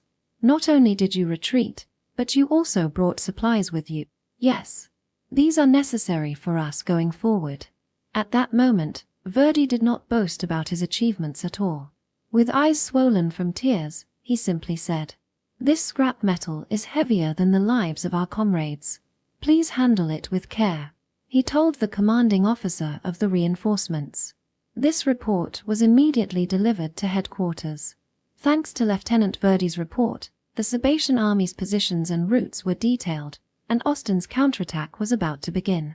Thus, the miraculous time to burn down Austin's resources, which Sylphnova had created with the determination to die for, came to an end. Now, the Sabatian army was left in a desperate situation, surrounded by Austin forces from all sides. Sylphnova, the brain of the Kitahashi faction, only regained consciousness after everything was over. Meanwhile, at Austin Command Headquarters, Verdi has done it again. Having lost his daughter in today's operation and feeling despondent, Major Renville reportedly roared loudly upon hearing the report. "I thought he was just an honor student, but he's the real deal. There are other talented people besides Arya who can take over for me. Please stay calm, Major Renville." "How can I stay calm at a time like this? I'll go myself. Hurry up and prepare to pick him up." It is no wonder that he could not contain his excitement at the achievement of his nephew, one that even saved the fate of his homeland, Austin. Lieutenant Verdi, with the results of these two retreat operations, firmly established himself as the most outstanding young frontline commander within the Austin Army. Young genius Staff Officer Byrne, miraculous retreat commander Verdi, these two were rapidly promoted as talents to shoulder the future of Austin, an unprecedented speed. The two, who were still in their teens at the time, would soon make their names known across the country as the rising stars of Austin. A pleasant miscalculation, or rather, an unsettling one. On the opposite end from Major Renville, the other genius, Byrne Valou, upon hearing of Verdi's achievements, reportedly smiled with joy but grimaced at the same time. He apparently inwardly thought, Verdi Company is definitely wiped out, would be lucky if even a few medics survived. Surprisingly, he was unable to read Sylph's eccentric actions, and was ashamed and quite depressed that his command had caused such great damage.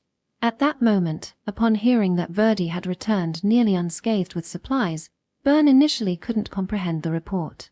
"How about that, Southern hero? My nephew can really do it. Yeah. In response to Major Renville's boastful voice, he could only offer a half-hearted reply. Byrne was perplexed by how many miracles in a row it would take to make this happen. And upon seeing Verdi's squadron return with heavy loads, I'm really glad he's not in the Sebastian army. He reportedly offered his utmost praise to Verdi in his own way. What is that, Senior Alan? It's a fun toy. At almost the same time Verdi succeeded in communication. We had successfully attracted the enemy and found ourselves surrounded on all sides by Sebastian soldiers who had deployed in a fan formation. It's easy to use. Just light the fuse and toss it around. It's a pretty cheap-looking toy. They were being sold in bulk at Win. I never thought the military would stock such ridiculous items. They had positioned themselves toward the Tar River, anticipating our move, and by now they should have realized we were a decoy. The moment Verdi sets course south, they will surely realize they have been tricked and will charge at them. Now, let's spread out widely. Don't let them realize we've got only 11 members. Wear a confident look and fight bravely. Yes, platoon leader Alan. Bring plenty of toys for that. Come on, Touri, you too. I'll enjoy using this. As a means to deal with this anticipated enemy attack, we decided to use a toy that could be considered a secret weapon of the Austin Army. The toy is gunfire fireworks. So they have toys like this in the city. You'd get in trouble if you used these in the city streets. It's a toy called a gunshot firework that makes the sound of a gun being fired. They were originally made for entertainment and party gimmicks, later repurposed for military use by the General Staff. They are one of Austin's 3 famous joke weapons. Modified to attract enemy attention by simulating gunfire, they were set with long fuses to sound off after some time. The sound of these fireworks is higher pitched and sillier than actual gunfire, easily giving away its nature to those familiar with it. The General Staff confidently brought this toy to the front lines, but its usage has been mostly anecdotal. There are records of its use in some parts of the Western Front, though its effectiveness remains debated. Incidentally, according to those records, tragic accidents occurred when these fireworks inadvertently ignited reserve ammunition inside trenches. Being one of the war's foremost joke weapons, the only advantage of gunfire fireworks is their affordability. For the price of 16 shots, you could barely buy a loaf of bread. So, frontline soldiers had demand for it as entertainment for a party trick. In essence, these fireworks were treated more like entertainment than weapons on the Western Front. Hey, now's the perfect time to use these fireworks. However, in this situation, they can be quite useful. The true power of this weapon lies in its ability to create the illusion of a large army with just a few soldiers. It was only useful as a joke weapon in trench warfare, but I've finished spreading them around, Senior Alan. Alright, everyone, disperse. Let's make our final stand with these toys. If a desperate decoy unit is trying to buy time, they could be used more effectively than ever before. With similar gunfire echoing everywhere, can the enemy really recklessly charge in? I am amazed at Verdi's judgment to stock up on such a joke weapon. This will be Alan Platoon's final battle. On this day, Alan Platoon, who had been fighting all the way from the Western Front, is allowed to cross the finish line of the endless war. Senior Alan, thank you for everything. Yeah. Honestly, I didn't want Touri tagging along. Come to think of it, you were an orphan, weren't you? Roles like this are meant for soldiers without families. Before we parted ways, Alan pat my head with his large hand. Since the age difference between us is about the same as that of father and daughter, I don't mind being treated like this. It's a shame. If Touri had grown a bit more, she would have become quite the beauty. Do you really think so, Senior Alan? Yeah, I do. Maybe in about 3 years, I might have started to flirt with you. After saying that much, Senior Alan secretly whispered in my ear. But there's no time left. If there's something you need to say, Touri, say it now. What do you mean? If you're stubborn right before you die, you will only end up with regrets. So, go ahead. After whispering that, Senior Alan pushed me towards Rodri with a grin on his face. Ah. Hey, Shorty. Have you said your goodbyes to Senior Alan? I never thought that even Senior Alan would have this misunderstanding. Do I really seem like I have a crush on Rodri? Yes, I've said my goodbyes. So, is there something you want to say to me? No, nothing at all. Yeah, I figured as much, Rodri chuckled wryly. My feelings toward Rodri are purely platonic. It's not romantic love. Well, that's fine then. What's fine? If it was like that. I was thinking maybe you ended up coming here because I volunteered. He scratched his cheek bashfully. It seems Rodri thought I volunteered to follow him. That's, well, you and I were both fools with heroic aspirations. That's all there is to it. No, you were right. I came along because Rodri and Senior Alan volunteered. Hey, wait a minute. Well, it's the truth. I have no intention of deceiving anyone at this point. For an orphan like myself, my only remaining family are my comrades like Rodri and Senior Alan. My family is heading to their deaths, so of course I'm going to follow them. Hey. While Arya and Verdi are also very important to me, the connection I have with Rodri and Senior Alan is heavier. I've been together with them since I enlisted in the military, so our bonds are on a different level. I can't stand to leave Rodri behind and survive alone. And besides, actually, it's nothing. Hey, what's wrong? And also, even if I survive here, the war with Flamel awaits. Rather than dying in battle somewhere out there, it would be better to die here with Senior Alan and Rodri. You were hesitating to say something. It's nothing. There is no need to tell him something that will only bring despair. Although I almost slipped up, silence is the best option here. You know, hiding things at this stage. It's a secret. Sigh. When I awkwardly looked away to cover it up, Rodri let out a sigh of exasperation. Hey, as sad as I am to say goodbye, it looks like the Sebastian soldiers are about to arrive. Yes, platoon leader Alan. As Rodri and I stared at each other in an indescribable mood, gunshots suddenly rang out from ahead. It seems our final moments are upon us. Geez. Well then, see you in the next life, Shorty. Yes, Rodri. The 11 of us are going to hide alone among the forest vegetation, setting off fireworks and shooting at approaching enemies. In this way, we must buy time and support Verdi's retreat from behind us.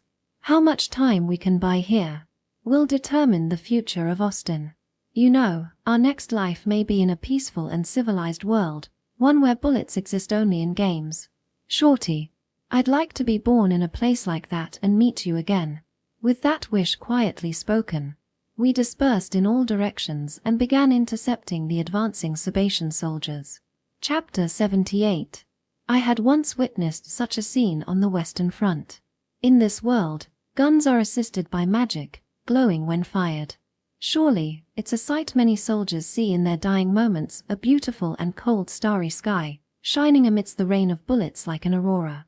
11 of us parted with rifles and fireworks, hiding in the shadows of trees or in mud trenches. Then, camouflaged from toe to hair with leaves and mud, we waited with bated breath for the enemy. At parting, Verdi offered me live ammunition, but I declined. Since the goal was to hold back the Sebastian soldiers, I thought there was no need to actively kill them. We should conserve ammunition and send as many bullets as possible to the Flamer front. They're coming. Not long after taking our positions, I spotted several squads walking towards us. Without hesitation, I fired warning shots and lit the fireworks. To avoid revealing that my bullets were training bullets, I deliberately aimed at near the nearby grass and trees. Shield. The enemy immediately recognized me as a threat and began firing back. Using shield, I constantly changed positions to counterattack the enemy. Actually, there was another reason I declined the live ammunition from Verdi. Training bullets lack lethality. Because of this, I can pull the trigger without hesitation. In this situation where a moment's hesitation can be fatal, I didn't want to use live ammunition, which I have little experience with. 1 hour. We set a goal for how much time we're trying to buy, 1 hour. If we can hold out that long, Verdi might succeed in communicating with our allies, though it's a somewhat baseless goal. In endless battles like this, setting small goals boosts soldiers' morale. 10 minutes had passed since the start of the battle. The sound of gunfire and fireworks from my right side have stopped. The person stationed there was a rookie soldier from Allen platoon. Now, I must also watch out to the right. His name was Rater, wasn't it? Though we hadn't exchanged words, he seemed like a sincere young man. Shield. Within 30 minutes, the gunfire coming from our position had decreased by more than half. but sporadic gunfire and fireworks could still be heard in the distance. I wonder if Rodri and Senior Alan are all right. It really doesn't mean anything if they're all right, but it would be very reassuring to know they're still alive. In a moment of distraction, I failed to deploy the shield and got hit. The injury is on the right thigh. It looks like the shot was fired from the right. I immediately roll over and cut off the line of fire from the right. And while distracting the enemy with gunfire and fireworks, I managed to finish treatment. Phew. I let my guard down. That one hurt quite a bit. What hurts is that my remaining magical power has been reduced to about half. Recovery magic consumes more magical power than a shield. Since I still need to use shield, full recovery will be difficult if I receive a fatal wound next. 40 minutes later. I've finally run out of the fireworks. It seems I misjudged the amount and used them up in less than an hour. But by now, there was hardly any gunfire coming from our allies' positions. It seems we didn't have enough for a full hour from the beginning. The end of fireworks is always a lonely thing. Shouting in foreign language. When the gunfire ceased, the enemy's assault forces finally charged in. Though we had been desperately holding out while gradually retreating, it seems like our time has come. Feeling like I'd be shot dead if I stayed there, I quietly moved to the right. I thought I could buy time using the gunfire and fireworks of fallen allies as much as possible. Wind cannon. As the enemy assault forces approached, the sense of impending death grew stronger. Grenades and gunfire are everywhere. They seem to be serious about killing me. I continued crawling forward to buy even just one more second before being killed. Suddenly there was a loud explosion behind me, probably a thrown grenade. It seems my position has been almost pinpointed by the enemy. My ear was torn and clogged with blood. But it's not a fatal injury. If I wipe away the blood, I can still hear just fine. Let's hold off on using healing magic for now. As I crawled along the ground to get away from the blast, I received a powerful impact on my right shoulder and was thrown into a tree. My humerus seems to be fractured, causing my arm to become numb. I completely lost sensation in my right arm. Upon inspection, it appears a major artery is damaged, as blood gushes out from my right shoulder. Heal. I have no choice but to use it now. I can't crawl forward if I can't move my arms. If I leave this injury untreated, the brachial nerve will necrotize, rendering my arm useless forever. The only thing I could do was to use healing magic to heal it right away. The sound of military boots draws closer. If I stay like this, I'll be found by the enemy and shot dead. I'm such an idiot. The reason I healed my arm was to be able to resist the enemy even a little. At least to fire back at them with training bullets if nothing else. Yet, my rifle is bent. I was hit in the right shoulder, the spot where my rifle, my lifeline, was held. Yes. It seems that the rifle was also damaged when I was hit in the right shoulder, and the barrel of the OST-3 rifle is bent and rendered unusable. What would be the point of healing my arm in such a situation? What can a defenseless girl do on the battlefield? At last. I rolled over, not thinking about anything. I rolled, trying my best to get away from the enemy. This is the end. Judging by the devastated villages, the Sabatian soldiers have a nasty habit of toying with enemy corpses. Will my corpse also be desecrated and used as their toy? The thought of that is rather unpleasant. Thud. As I rolled aimlessly without thinking, I suddenly fell into a hole. I have no idea who or what animal dug it, but what a silly thing to do before I die. But as soon as I fell into that hole, I realized something. The ground still held residual heat, with a smell of smoke rising. This hole wasn't dug by someone. It was likely the blast crater from the grenade that exploded behind me earlier. Without further thought, I lay down in the hole, covered in dust. With my right shoulder, stained heavily with blood, facing upwards. I thought this might make it look like I had been killed instantly by the grenade blast. In the hole, it would be difficult to spot me at first glance. Well, even if they find me and kill me, so be it. I think we've bought enough time already. Nearby, I heard the Sabatian language. They were forming squads and slowly walking towards my vicinity, shouting in foreign language. Sure enough, I wasn't going to be unnoticed. Lying in the blast crater, clutching the bent rifle, I was spotted by the Sabatian soldiers. If you're going to kill me, then do it. If you're going to toy with me, feel free. If I die alongside everyone I love, I'm not afraid. After all, my life was already forfeit. With a thud, they fired bullets into my abdomen. I lay limp, accepting the bullets. Feeling a dull pain in my stomach, I almost threw up. Orders in foreign language. Afterward, without toying with my body, the Sabatian soldiers hurriedly moved on. As expected, it seems that they prioritized pursuing Verdi and the others over messing with my corpse. This is as far as I go. Please escape safely, Verdi. I still have a bit of magic power left. Heal. After feigning death to deceive the Sabatian soldiers, I cautiously resumed moving, clutching my abdomen wound that hadn't fully healed. The pain was intense, but I had to keep going. Every step was a struggle against exhaustion and the overwhelming urge to collapse. I managed to patch up the major wound, but my internal organs must be in a mess. Without proper treatment, I won't survive. Retreating to a place where I can receive treatment is impossible. Surrounded by an enormous number of Sabatian soldiers, I can barely move. I doubt I'll be able to escape. Rodri's position was, I think. So I aimed for my comrade Rodri's location. If I'm going to die anyway, I wanted to die by his side. The most precious person I have left in this harsh world. This was a connection for me, who had no hometown, parents, relatives, or anything else. Being close to someone when you're about to die increases the chances of meeting them in the next life. If possible, I want to meet him again in Japan. As classmates, neighborhood playmates, that kind of relationship. I would love to team up with you in-game, have fun, and laugh with you, Rodri. For that reason, I'll give it one last push. A few dozens of meters seem so far away. Was moving always this time-consuming? After being shot, my body feels dizzy and my head hurts. Rodri. Even so, I didn't want to die alone. I wanted to sleep next to that sharp-tongued, kind-hearted boy, like we did in the trenches on the Western Front. Before I die, just one more time. In the trenches of the Western Front with Senior Grey, Salsa is crying while holding his butt and laughing. Senior Alan and Verdi are both watching as we're performing tricks in front of the flushed cheeks of platoon leader Garbak. I wanted to sleep beside Rodri on the cold ground.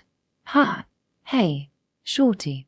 Motivated by such a wish, I desperately moved my body for another 100 meters. I witnessed an unbelievable sight. What, you're still moving? What a tenacious girl. Rodri. This shouldn't be happening. There's no reason for those enemy soldiers to let Rodri live. How are you alive? He. After I got shot, I hid behind that tree root and managed to get through. I reunited with Rodri, who was crawling on the ground just like me. I need to perform surgery right away. Rodri is severely injured.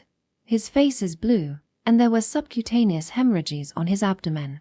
It's clear that there's significant bleeding inside his abdominal cavity.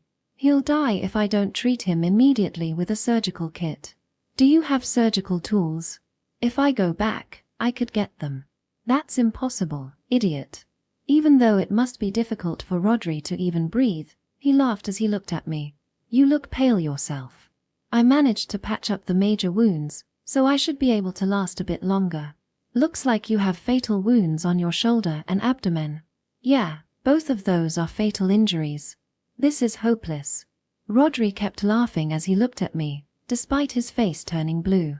I couldn't help but smile alongside him. Man, I never thought the face I'd see on my deathbed would be you, shorty. Are you dissatisfied with me? I'm not dissatisfied. I was planning to bite back at the Sabatian soldiers and die, but my plan didn't go as expected. It's clear that his vitality is gradually diminishing. It's as Rodri said, he's already done for. So, there's no need to rush into doing anything anymore. It's great that I can talk with my comrade at the end. This isn't a dream or anything, right?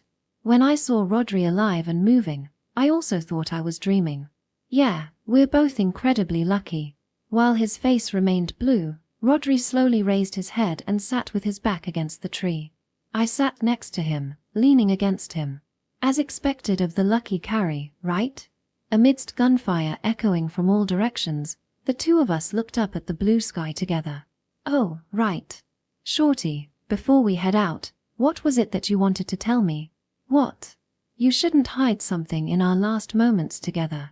Is it some kind of confidential military matter? I've been curious about it. Rodri suddenly asked me. He seems to be eager to hear the sad news that the Flammel has invaded. Since it's the end, maybe it's fine to tell him. Sorry, it's a very important military secret. I can't tell you. Hey, don't be so stingy. But what will Rodri will think when he hears about it?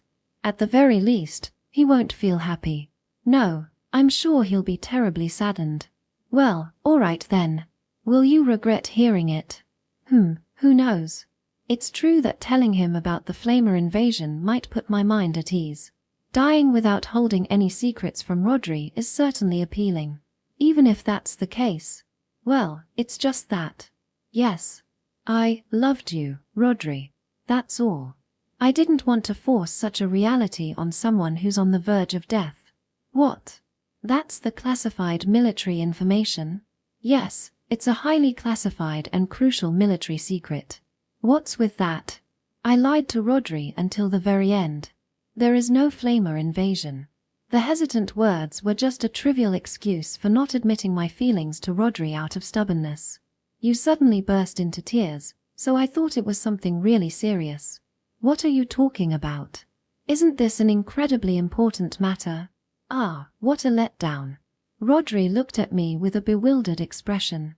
That's fine, just be astonished to your heart's content.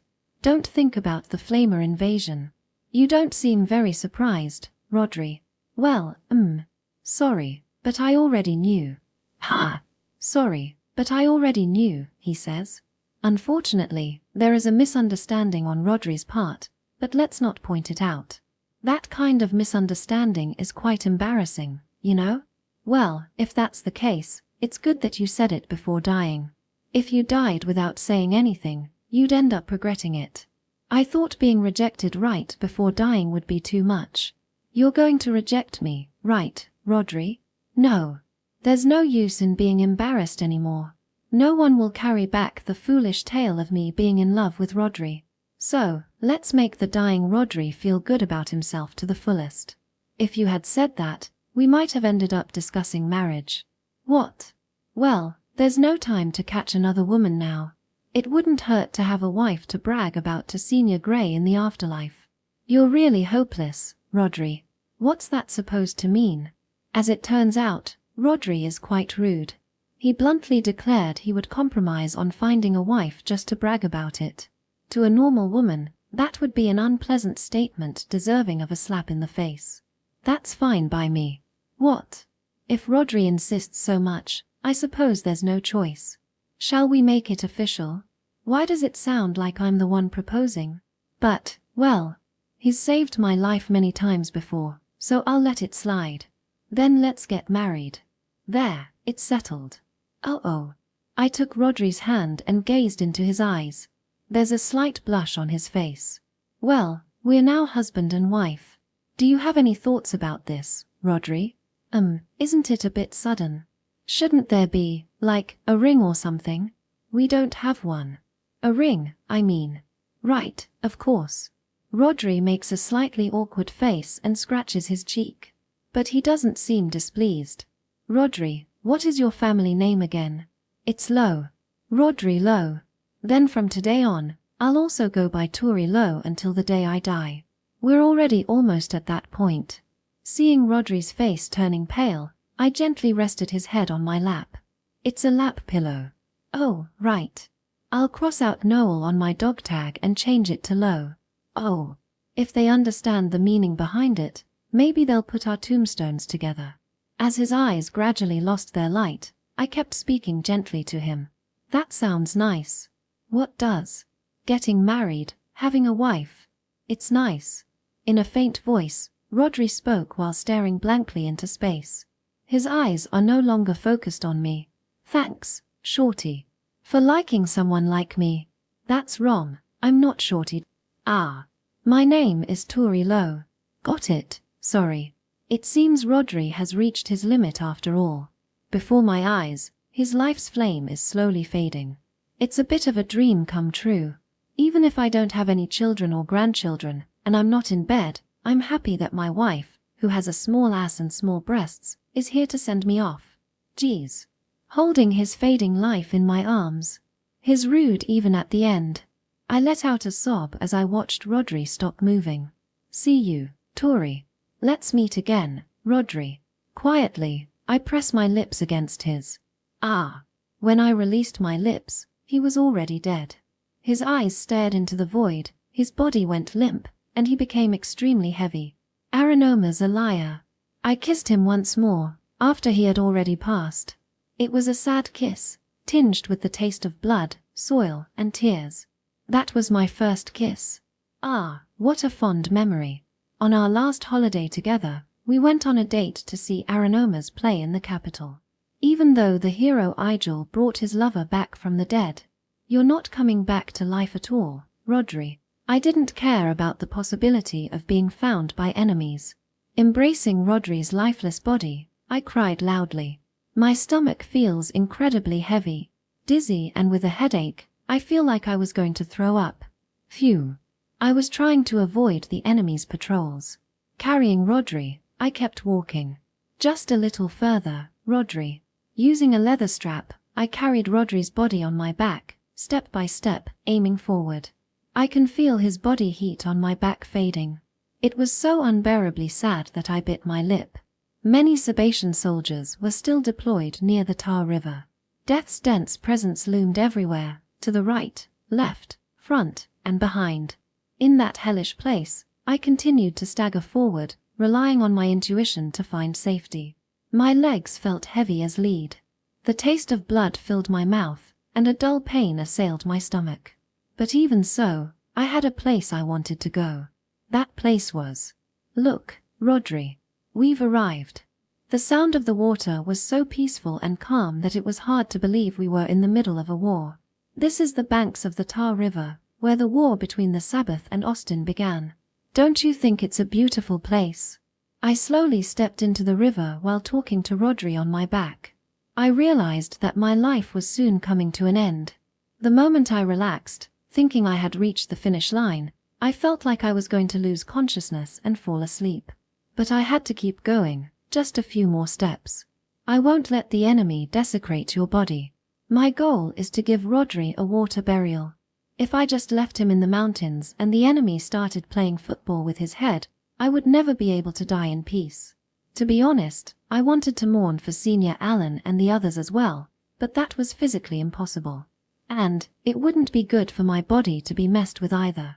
I walked into the river, splashing water everywhere. Once the water reached my knees, each step suddenly became much harder. Still, I've come this far. I need to push myself forward. After all, this body belongs to Rodri. I'm a medic, so I can examine myself. Peritonitis, intra-abdominal hemorrhage, systemic contusions, a fractured shoulder blade. The severity of these injuries means that I won't survive unless I'm immediately transported to a medical facility in the rear. I knew that no matter how hard I tried, there was no way to save myself. Even now, I was so weak that I felt I would faint if I relaxed even a bit. A little while ago, I was wondering what I should do in this situation. I thought it would be nice to give up everything and sleep next to Rodri. But then, I heard the murmuring of the Tar River nearby. If I'm going to lose my life anyway, I'd prefer to do so in a cleaner place than the muddy ground. With that thought, I began to walk, carrying Rodri's body on my back. The river gradually deepened. Desperately holding on with the weight of two people, if my footing slipped, we would be swept away instantly. Just a little further in. Just a little deeper and I'll throw ourselves in. If I did that, I felt like we could be carried farther away. Ho. I felt like Rodri, who was being carried on my back, was becoming a little stiff. It's still too early for rigor mortis to have set in, but his arms are gradually becoming stronger as if embracing me. You're surprisingly lonely, aren't you, Rodri? I hugged him tightly, wrapping my arms around him and gently stroked his hair. "Don't worry too much. I've secured you firmly with the strap." Eventually, I felt my body reaching its limits. Even if death separates us, we'll always be together. Losing strength in my legs, I collapsed into the water's surface. Accompanied by the serene sound of splashing water, I threw myself into the current. Chapter 79.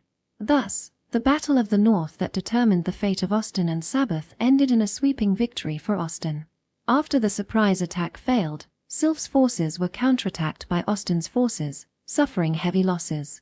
Many of the 30,000 members under Kitahashi who were expected to survive did not return.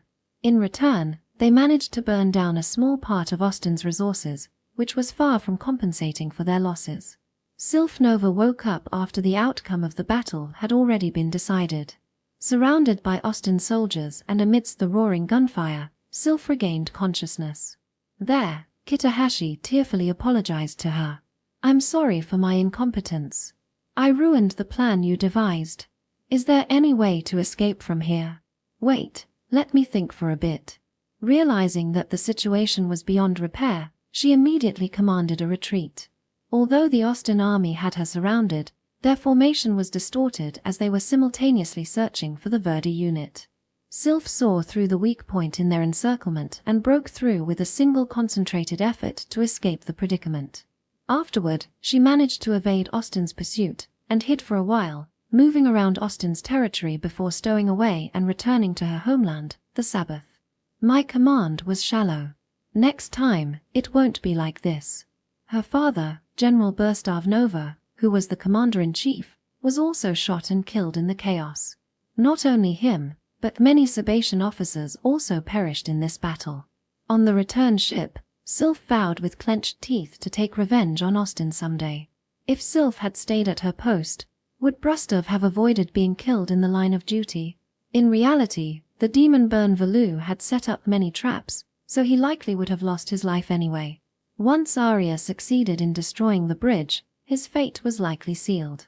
The casualties in the Battle of the North were heavy on both sides, with the supposedly victorious Austin side also suffering nearly 10,000 casualties.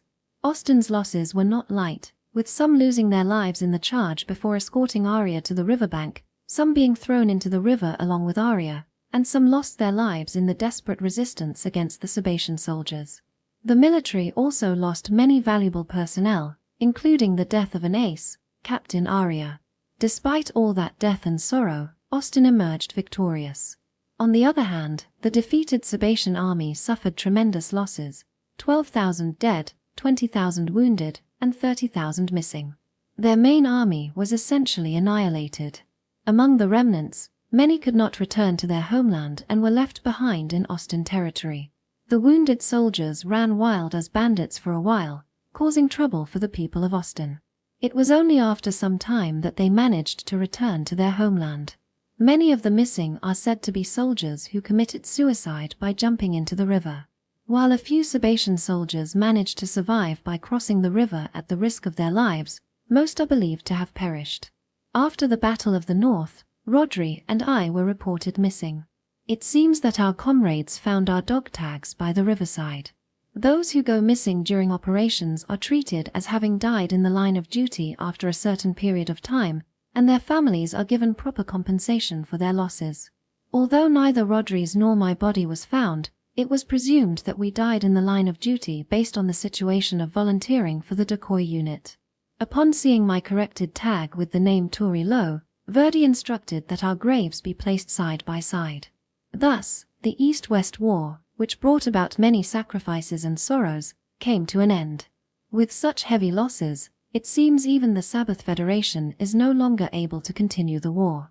Additionally, anti-war sentiment among the Sabbath people was reaching a breaking point.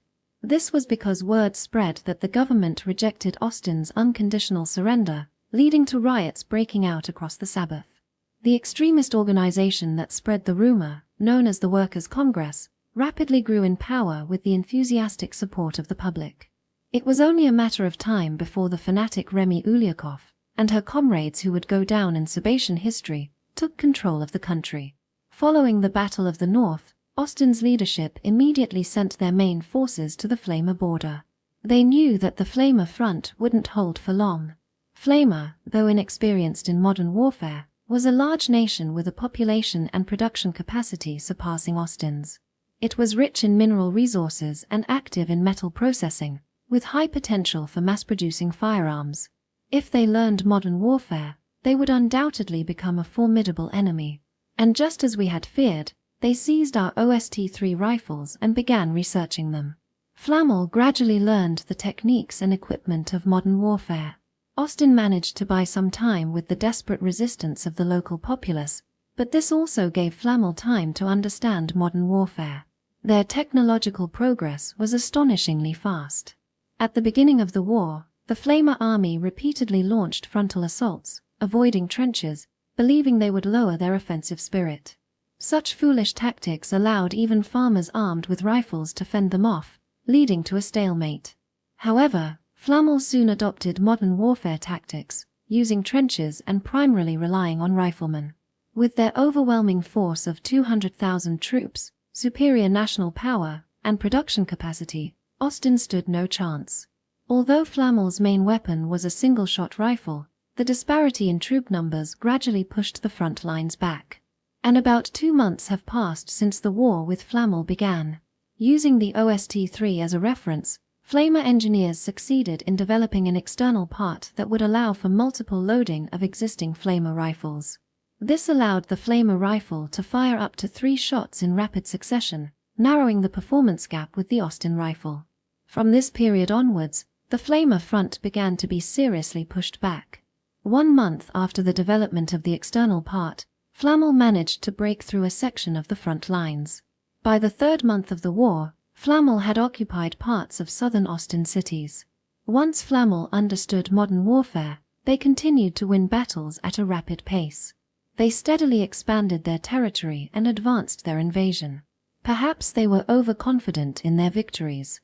Excited with their string of victories, the Flamer army got carried away and began looting villages near the border. Before they reached the capital, Wynne, they allowed the arrival of Austin's vicious murderer, Bernvalou, at the front lines. Even with the arrival of Austin's main army, the overwhelming Flamer forces remained complacent. However, from the moment the demon Bern and the battle-hardened Austin's main force arrived, their complacency would be shattered, but that's a story for another day. Please step out, Medic 2nd Class Aranoma. You're released. Finally, let's go back to just after the Battle of the North. Aranoma, who had been detained on suspicion of espionage, was released after the battle. So, my suspicions have finally been cleared. Yes. However, Austin's military has terrible investigative skills. If it were Flamel, it would take less than an hour to check all my belongings. I apologize for that. In that case, I'll be returning to the medical unit. If you feel any regret, how about you prepare some luxurious tea and snacks for me? No, your reinstatement in the army is not permitted. You are to return all items issued to you. You must be joking.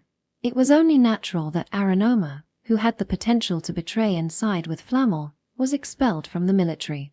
Who decided this? Was it that scary female captain? Yes. It was Captain Aria's order to release you with a dismissal. Am I really being dumped in this remote part of Austin? It is a decided matter. That can't be. Haven't the suspicions been cleared? I want to hear the detailed reason from Captain Aria. She's no longer here. Initially unaware of the circumstances, Aranoma apparently argued with Verdi. She was killed in action during the recent battle. That's unfortunate. Can I hear the reason from you then? Sensing something off about Verdi, he first calmly asked him the reason. By this time, the gag order had been lifted, and most soldiers were aware of Flamel's invasion. Flamel has declared war. It's true. Impossible. That's false information. My homeland would never do such a thing. Aranoma finally learned the real reason for his detainment. Command was considering shooting you. However, both Captain Aria and Chief Medic Touri pleaded for your life, resulting in this decision. That's a lie. We have few supplies left and cannot afford to give you severance pay or travel expenses. You'll be given the salary you've earned so far, so please use it to return to Flamel. That's just preying on the weak. What is my homeland thinking? Aranoma was reportedly very agitated and angry. On the surface, Flamel valued justice, order, and chivalry. Though they had engaged in some unsavory invasions in the past, Flamel's citizens firmly believed in these values. I understand. I'll accept the dismissal. I'll see for myself if my homeland really did such a thing. Very well. You are permitted to collect your belongings under supervision. Lieutenant, may I say goodbye to my comrades, to my little platoon leader one last time? I'm afraid that won't be possible. Aranoma was still skeptical about the Flamer invasion. He even considered the possibility that it was false information spread by the Sabbath. In his final request, he asked Verdi if he could visit the medical department one last time. Chief Medic Touri has also been killed in action. Upon hearing of my death, he reportedly collapsed on the spot. Why? Why did such a child die? She was a young girl soldier. Aren't they the ones you should be protecting the most?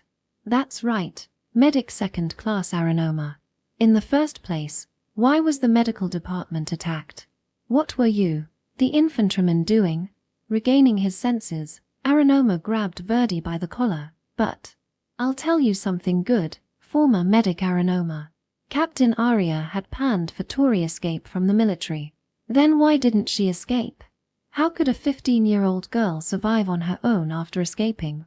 The plan was for her to escape this dangerous situation together with you and seek asylum in Flamel. Upon hearing this, his face turned pale and he fell silent. It seems that you were adamant and did not approve of the escape. So little platoon leader, back then. In reality, I turned down the offer out of my own volition. Verdi had received a consultation from Aria saying Aranoma wouldn't run away, and it seemed he misunderstood that the escape plan failed because of Aranoma. But you were a great help, former Medic Aranoma. What for? I'm glad you kept Touri from escaping. Without her, Austin's future would have been doomed. It is not difficult to imagine how kind-hearted Aranoma must have felt when he heard such things. As if to add insult to injury to such a distressed Aranoma, she was ordered by me to die for the sake of the country, as a decoy to draw the enemy away. Verdi reportedly said this with a laugh. Uncle, I have taken care of the last of Aria and Touri's final regrets. Good. Afterward, Aranoma left the military with an expression of fury. Without even exchanging farewells with his colleagues, with just his meager wages and some food, he embarked on a solo journey towards the Flamer border. Hey, what's with that bruise on your face? Oh, this. It's nothing. Who did this? Someone who was jealous of you. No. Meanwhile, Verdi continued to receive various commendations as a rising star under Major Renville. He continued to rise within the Renville faction as Aria's successor, but just a little self-satisfaction, really. I see. When he received a medal, it seemed he had a large bruise on his face, as if someone had punched him. Thus ended my own Battle of the North. Rodri and Senior Allen sacrificed their lives, protecting the lives of many Austin citizens. Their deaths were not in vain, rather, they were utilized to the utmost effectiveness by the murderer Byrne. They loved their comrades, and it can be said that they achieved their goal of protecting the people. That was my intention as well. I thought that I had achieved my goal in this northern battle and that my role in life had been fulfilled.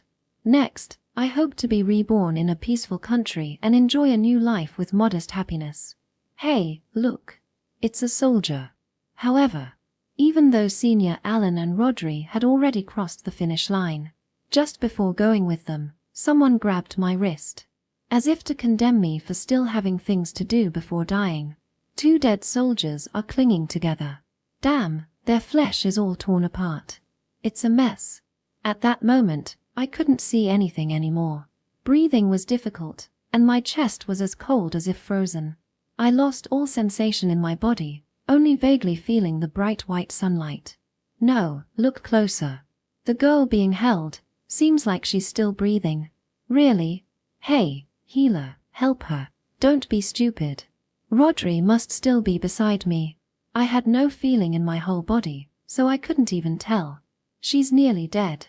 I'd have to use every ounce of medicine and supplies I've got to save this girl. But I'm already low on magic power. In this state, I can't even guarantee she'll survive. But still, there was a faint warmth in the core of my body. My body was struggling to stay alive. I can't use all my supplies to help some kid I don't even know. I'm about to defect to the Sabbath. What a cold-hearted woman. Say whatever you want. I felt the commotion around me growing louder. If possible, I wanted them to be quiet. Please don't get in the way of me and Rodri's departure. What's with that look? Well then, you pay for the treatment. If you hand over all your precious metals you've been hoarding, I'll help her. That's. You can't do it, can you? We need to live after this. Our future matters more than some unknown kids. Thinking this, I narrowly opened my eyes. I'll pay. Ha! When I faintly opened my eyes, someone was staring straight at me. It was a face that I felt like I'd seen somewhere before, but also like I hadn't. Hey, healer, take the necessary amount from what I brought. But in return, you must absolutely save this girl. Okay, I got it. What's going on with you all of a sudden? Don't just sit there. Start treatment right away. If you're too late, I'll kick your ass. Alright, I got it. You're really going to pay. A man keeps his word. Somehow, my body began to feel relieved, even though I didn't know who this person was. It seemed like warm healing magic enveloped my body. First, let her drink the tonic. Okay. I'll leave it to you, Kusha. Got it. Is someone treating me? Could it be that I've been rescued by an ally? If so, what about Rodri? Here, payment for the medicine. I definitely handed it over. Why yeah, thanks. By the way, were you always this kind of character? That's right. I thought you were the type who'd rummage through a soldier's wallet if you found a dead body, but yeah, well, that's what I would normally do. However, at that moment, I was so unbearably sleepy. My consciousness gradually sank, but I still couldn't clearly see the person treating me. People will deceive and take advantage of others. That's the way to live wisely. I guess that's just the kind of guy you are. And I will never forget any grudges. I don't mind deceiving people, but if I am deceived, I will spend my whole life getting revenge. Yeah, that's why I don't want to make an enemy out of you. And just as I was about to lose consciousness, but at the same time, I'll never forget the debts I owe. What? Especially if it's someone who saved my life. I'd spend all my money to save this girl. My eyes caught the image of a legless man with droopy eyes and a mean-spirited appearance. Rest assured, Senior. I'll handle everything from here on out. So for now, just relax and get some rest. Interlude 1. Rumors of the lucky carry. I'm going to get married once this war is over. I see. Congratulations. Luck is certainly something that exists. At least, that's what I believe. My cute childhood friend in the capital is waiting for me to come back. How nice. I am just a lowly private second class. A new recruit who has only received basic physical training, and an amateur when it comes to handling a gun. I am a pitiful man who was drafted into the army without the right to refuse, because my homeland, Austin, is in crisis. You should get yourself a girlfriend too. It gives you strong motivation to survive and come back. Yeah. Well, I'll try my best. It seems that the place I am being sent to is a fierce battlefield with little chance of survival. Most of the soldiers here will likely never return. For someone like me, with no notable skills, the only way I can survive is if the goddess of fortune smiles upon me. Oh, Angie. I want to see you soon.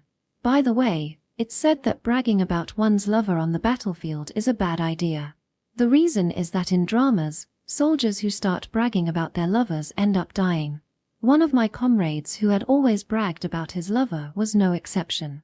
He was killed in an ambush by the Sabatian army. It might be a coincidence, but I vowed not to brag even if I got a girlfriend. Ha! Are you praying again? Oh, Senior. Hello. Soldiers place great importance on superstitions. Even if they are baseless tales, it's better to do them if they increase the chance of survival. Hey, think about how you're placing your gun. It's in the way. No. Apparently, It's better for luck if you sleep with the gun facing north. Don't be stupid. There are various good luck charms spread amongst the soldiers. They range from baseless superstitions to actual religious anecdotes. Whatever you pray to is up to you, but I'll shoot you if you make any unnecessary movements on the battlefield. Understood? I'll be careful. Alright. I tried out all the good luck charms I heard about. If they really worked, it would be fantastic. At the very least, they helped calm my nerves. If you like occult stuff so much, why don't you go and pet that one? I'm probably one of the most superstitious soldiers here. Some ridiculed me for relying on the occult, but I didn't care. Believing is what saves you. That feeling is important. What's this thing you're talking about? You don't know? It's something you might like. One day, I heard a rumor about a girl from a senior. The senior had a teasing smile on his face. She's called the Lucky Carry, the bringer of good fortune. Apparently, your luck improves if you pet her head. What's that rumor about? The senior told me the details of the rumor. There is a young, inexperienced female medic working in the medical department. The girl is as expressionless as a doll, delicate as glass, and cute as a dandelion flower. Why is that girl called a symbol of good fortune? She's achieved miraculous survivals several times. The Lucky Carry has been working as a medic since the Western Front era. It seems she has miraculously survived 3 times so far, as if guided by the goddess of fortune. The first time was during the Sylph offensive. She was left behind at the front line, but her platoon managed to retreat to Marshdale with almost no casualties. That's amazing. The second time was when she was isolated after being left behind in Marshdale. By chance, she was protected by an ace unit and managed to escape. Interesting. And the third time was recently, when Verdi Company was surrounded. Even though it was a desperate situation, she survived thanks to the command of the heroic Lieutenant Verdi. That's real luck. A girl like that is in the medical department. Yeah. It's a story you might like. From what he told me, she seems to possess incredible luck. If it's true, very few people would be as loved by the goddess of fortune. That's not all. It's said that those who stroke her end up winning big with cards or getting a girlfriend. I'd like to meet her at least once. I see. Well, if you get seriously injured and are brought to the medical department, you might meet her. I'd prefer not to go that route. I wanted to meet the girl after hearing that rumor. If possible, I intended to ask her to let me pat her head. I really wanted to benefit from her good fortune. Well, if you wait, you'll eventually meet her. Are you saying I'm going to get seriously injured soon? No, that's not what I meant. There won't be a chance to go to the medical department unless I got seriously injured. It would also be odd to specifically take time off to visit an unfamiliar person. Just as I was about to give up. The winter marching training will start soon, right? Our end goal is the medical department in Parchen. Oh, you might get a chance to meet the Lucky Carry if things go well. My eyes lit up after hearing those words from my senior. This year's winter came unusually early. Due to the abnormal weather, both the Sabbath and Austin are unable to continue combat until the end of winter due to the extreme cold. To prevent the soldiers' skills from deteriorating over the winter, the headquarters has imposed winter marching training on the infantry. I thought training was a hassle, but hearing that makes me look forward to it. I see, that's good. Just be careful not to get too excited and catch a fever that makes you drop out. The senior watched me with a smirk. He had a meaningful look in his eyes. Now, the winter marching training begins today. Is everyone prepared? Yes. A few weeks later, the training finally began. The training will last a total of 3 days and is conducted in a survival format. During the march, there are almost no breaks. The limited food will be shared among the unit in the cold climate as we aim for our destination. In theory, if there were any casualties, signaling flares would call for rescue, but if you fall and die instantly, you won't be saved. Make sure not to get your feet caught in the snow. Yes. I wonder if we really would get rescued. The surrounding visibility is poor, and the howling wind is freezing. Careful, guys. You'll make for a great joke if you die during training. Why yes. After walking for about half a day, I felt as if all the moisture in my body had frozen. My muscles are tired, but no sweat is coming out, and the cold wave that penetrated my bones made my whole body feel like it was burning. It's tough, senior. Hang in there. I heard a young girl in the medical department is making warm soup and waiting for us. That sounds great. I'd love to have a beautiful girl pour me some wine. The head of the Southern Army's medical department is supposed to be a stunning beauty. Look forward to it in March. All right. By the way, the head of the medical department, Lieutenant Raytalu, is indeed beautiful but is also famously unlucky, being feared as the Grim Reaper of the battlefield. If you get involved with her, it wouldn't be surprising if you were hit by stray bullets and died the next day. Whether or not he knew about this rumor, the senior shouted loudly. The head of the medical department is full of compassion. She won't get mad if you touch her butt. With this, he inspired us new soldiers. Finally, the last day of training arrived. Our squad, utterly exhausted, managed to reach the medical department. So tired. I thought I was going to die, seriously. Marching with heavy gear on treacherous slopes took more out of us than we expected. The winter training was far more grueling than anticipated. All right, no dropouts. You all did well. Yes. There were quite a few soldiers from other squads who had fallen and were taken to the medical department during the training. It was fortunate that nearly all members of our squad completed the training without injuries. Sniffle. Hey, you're looking red-faced. I think I caught a cold. Damn it. Well, there were no injuries, but someone did catch a fever. Well, it's good that the medical department is our destination. Get checked out.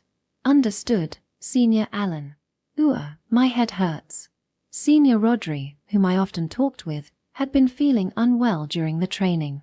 By the morning of the final day, he had finally come down with a fever. Shall I carry you to the examination room, Senior? No need, I can go by myself. Don't push yourself, Rodri. I tried to offer him my shoulder, but he pushed me away. He grumbled, "What if you catch it too?" and walked off to the examination room by himself. Seriously, he's so stubborn. He could at least rely on his comrades when he's sick. Indeed. Senior Rodri seems quite stubborn in nature. After parting ways with him, we headed to the rest area set up in the medical department's hall. Several dozen soldiers are already sitting on the ground, enjoying soup with their comrades. Just wait here. A beautiful girl will bring the soup soon. Platoon leader, it looks like only men are serving the soup. Well, transporting food is heavy work. Unfortunately, most of the food carriers are men. Perhaps this was to prevent any mischief. Though, it seems the one coming to our table is a girl. But she looks very small. Well, I didn't really care who brought the soup. I was just looking around to see if the rumored lucky carry is here. Here's your soup. Oh, is something wrong? Only then did I realize that the girl who brought the soup was the very lucky carry I had heard about. Wow. Her expressionless face, delicate figure, and captivating eyes. Her slightly tilted head had a mysterious aura to it. So she really exists. Just as Rodri described, the girl in a medical uniform is standing there. Hello, nice to meet you, medical soldier. Excuse me, but may I pat your head for a moment? Again? Well, I don't mind. I got her permission and immediately reached out to touch her head. The girl, seeming used to this, tilted her head slightly towards me, looking somewhat indifferent. Thank you. No problem. As I pet her head, I felt a strange sense of power welling up inside me. I felt the soft, smooth hair against my chilled palms. It truly felt like there was some kind of blessing. All right, next is my turn. Oh, platoon leader. Understood. While I was emotionally moved by the genuine lucky carry, platoon leader Alan approached. He also seemed eager to pet her. Touri. I heard you've been called lucky carry recently. Contrary to my expectations, platoon leader Alan grinned and talked to the girl in a very casual manner, like chatting with a comrade. Could it be that this nickname has something to do with soldiers asking to pet me? Yeah. Apparently, you're a good luck charm. The girl seems at ease with platoon leader Alan's casual demeanor. I guess they know each other well. Hey, Rata. Tell her about the rumors of the lucky carry. Me? Well, I heard there's a medic who's miraculously survived many times, and if you pet her, you'll be blessed with good fortune. I heard that the lucky carry is a cute, expressionless girl. Rodri and I burst out laughing when we heard about it. Let me get in on that luck too, hey. Platoon leader Alan playfully ruffled the girl's hair. The girl showed a mixture of irritation and a hint of amusement. You've been doing well. Seeing you, Touri, who used to tremble with a blue face in the trenches, has grown up so much. Even though her hair was tousled, the girl showed no sign of disliking it. This must be the kind of relationship they have. I feel it would be inappropriate to intervene, so I'll just watch.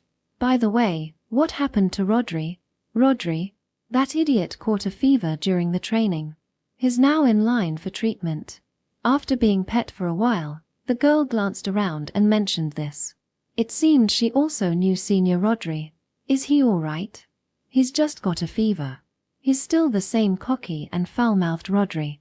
Come to think of it, Senior Rodri had been well informed about the rumor about this girl. He doesn't seem to be the type that's interested in the occult. He must have known the details because they're acquaintances. I see. The girl let out a small sigh, looking a bit lonely. Her slightly pursed lips were quite memorable. Well then, please drink your soup and be careful on your way back. Make sure you don't get injured and end up back here. Alright, see you later, Touri. The girl said nothing more, gave us a bow, and left. I give her a light bow in return and focused on finishing the hot soup. More soldiers who had completed the training were returning to the plaza. It would be rude to stay too long. Wow, she really was here, the lucky carry. Platoon leader Alan, are you acquainted with her? Yes, she was my comrade. She was in the same unit as I was before. I see. You heard the rumors, right? There was a platoon that escaped the front line with the lucky carrier. I was in that platoon. Hearing this, I understood why Senior Rodri had brought up the rumor about the lucky carry with such enthusiasm. He must have found it amusing that his comrade is considered a figure of faith. Such a small girl was on the front line? Yes. Despite her appearance, Touri is very determined. Apparently, platoon leader Alan and Senior Rodri laughed heartily when they heard the rumor. They said, Touri isn't a mystical being, she's just a fun girl who likes party tricks. Well, she may seem unique at first, but she's just an ordinary girl once you get to know her. Ordinary, huh? Yes, look over there. Platoon leader Alan pointed behind me. When I turned around, oh, see. Ordinary, right?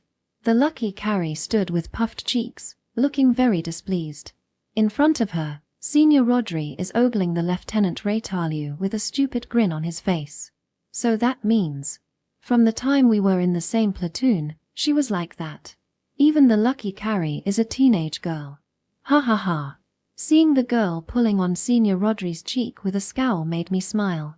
The girl I pet earlier isn't an embodiment of the goddess of fortune. She is just a girl her age. Senior Rodri is quite something too. Ah, but you'd better not tease Rodri too much. He's not good with being mocked. Understood, platoon leader. With the sight of the close-knit pair in the background, I finished my vegetable soup. I stared absent-mindedly at the hand that had pet the girl and slowly headed back to the base camp with my platoon. The night after the training is supposed to be a rest day. I don't like to waste my luck, so I usually avoid gambling.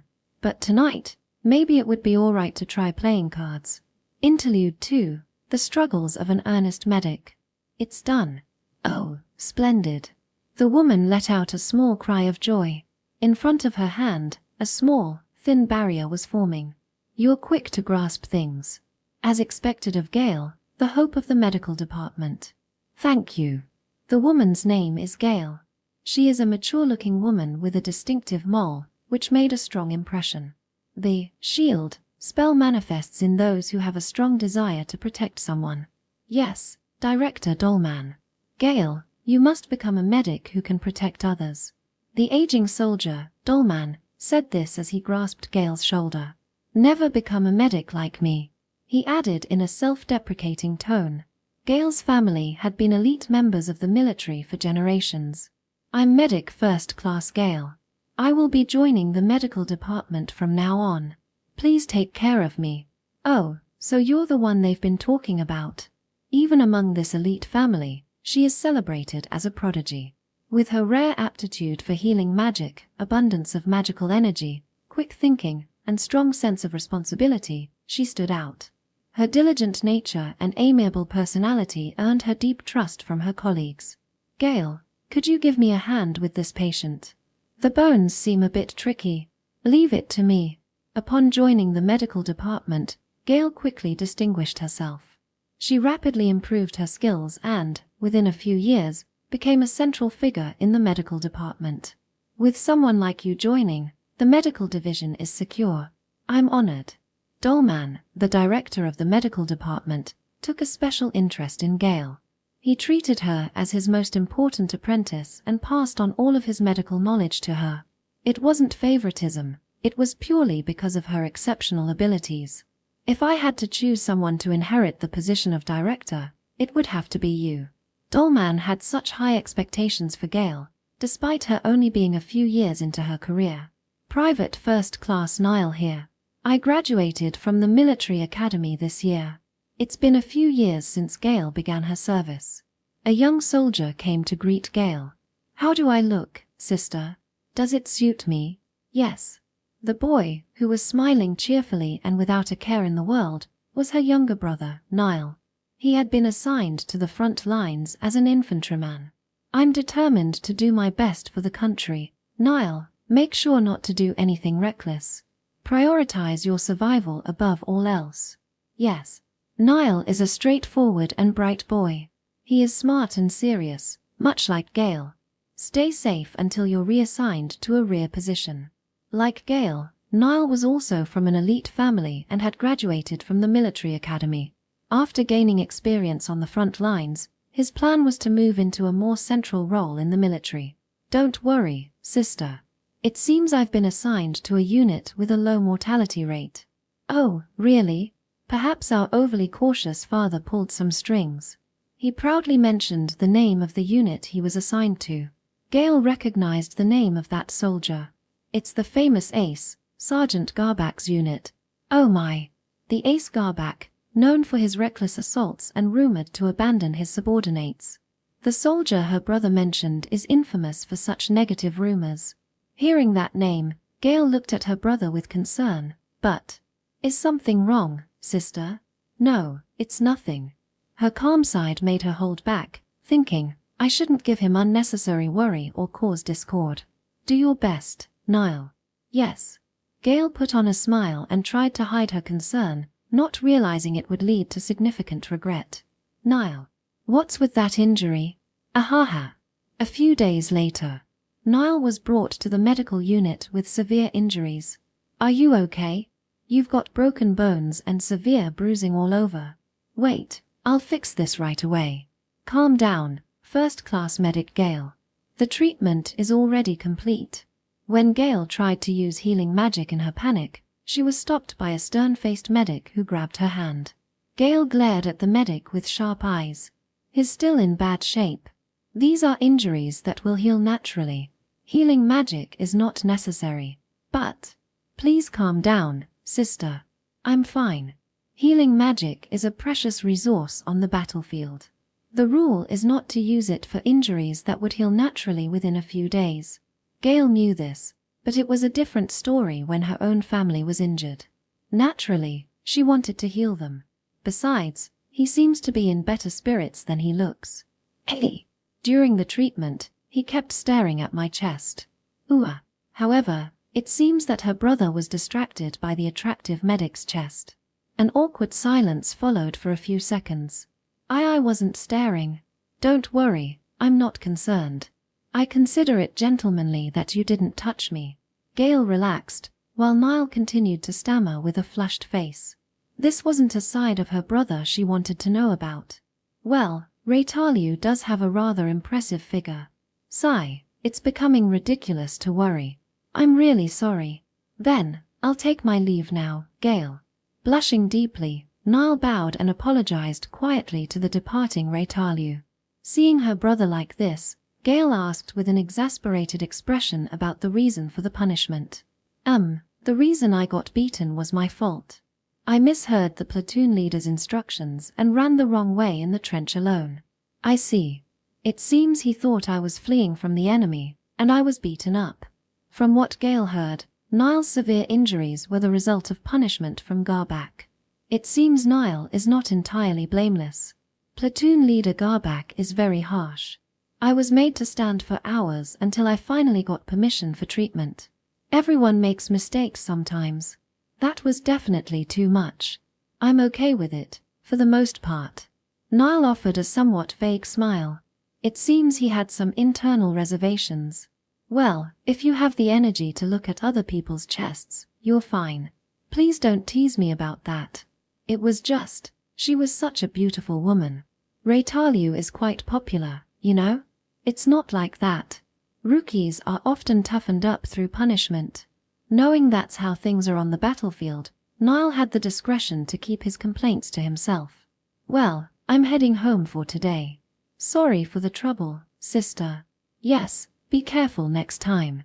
Although Gale had complex feelings about her brother being punished, she had no authority or position to intervene in frontline matters.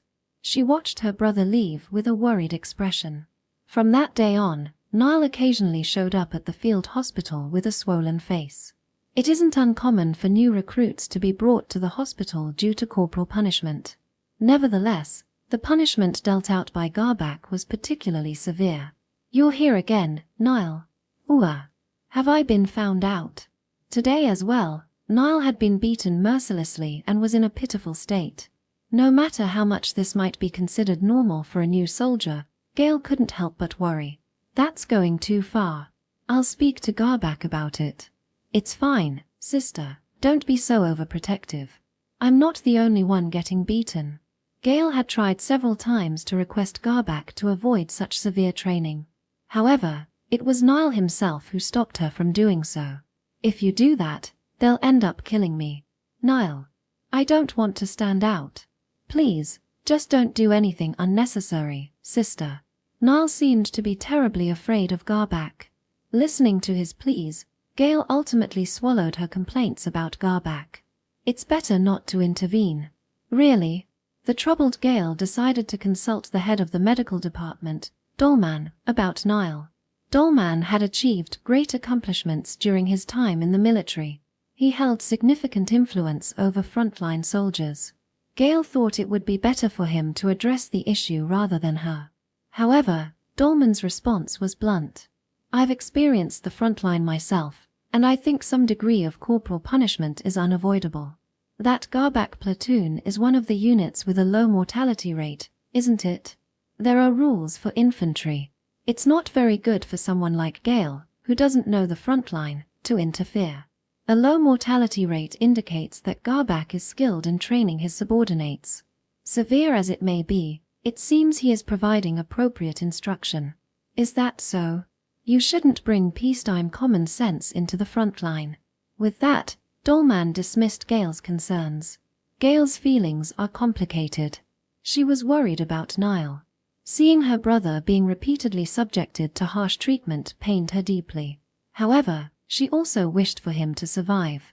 The fact that the mortality rate for new recruits in Garbak platoon was low was also true. It is somewhat better than being reassigned to another unit and possibly being killed in action. Caught between these conflicting emotions, Gale was troubled. Amidst her unresolved feelings and the exhaustion from treating many wounded soldiers, Gale soon found herself facing an even greater dilemma. Sister. I started dating Reincarnates. What? Gale was shocked to hear that her troublesome brother had started dating her junior, Reincarnates.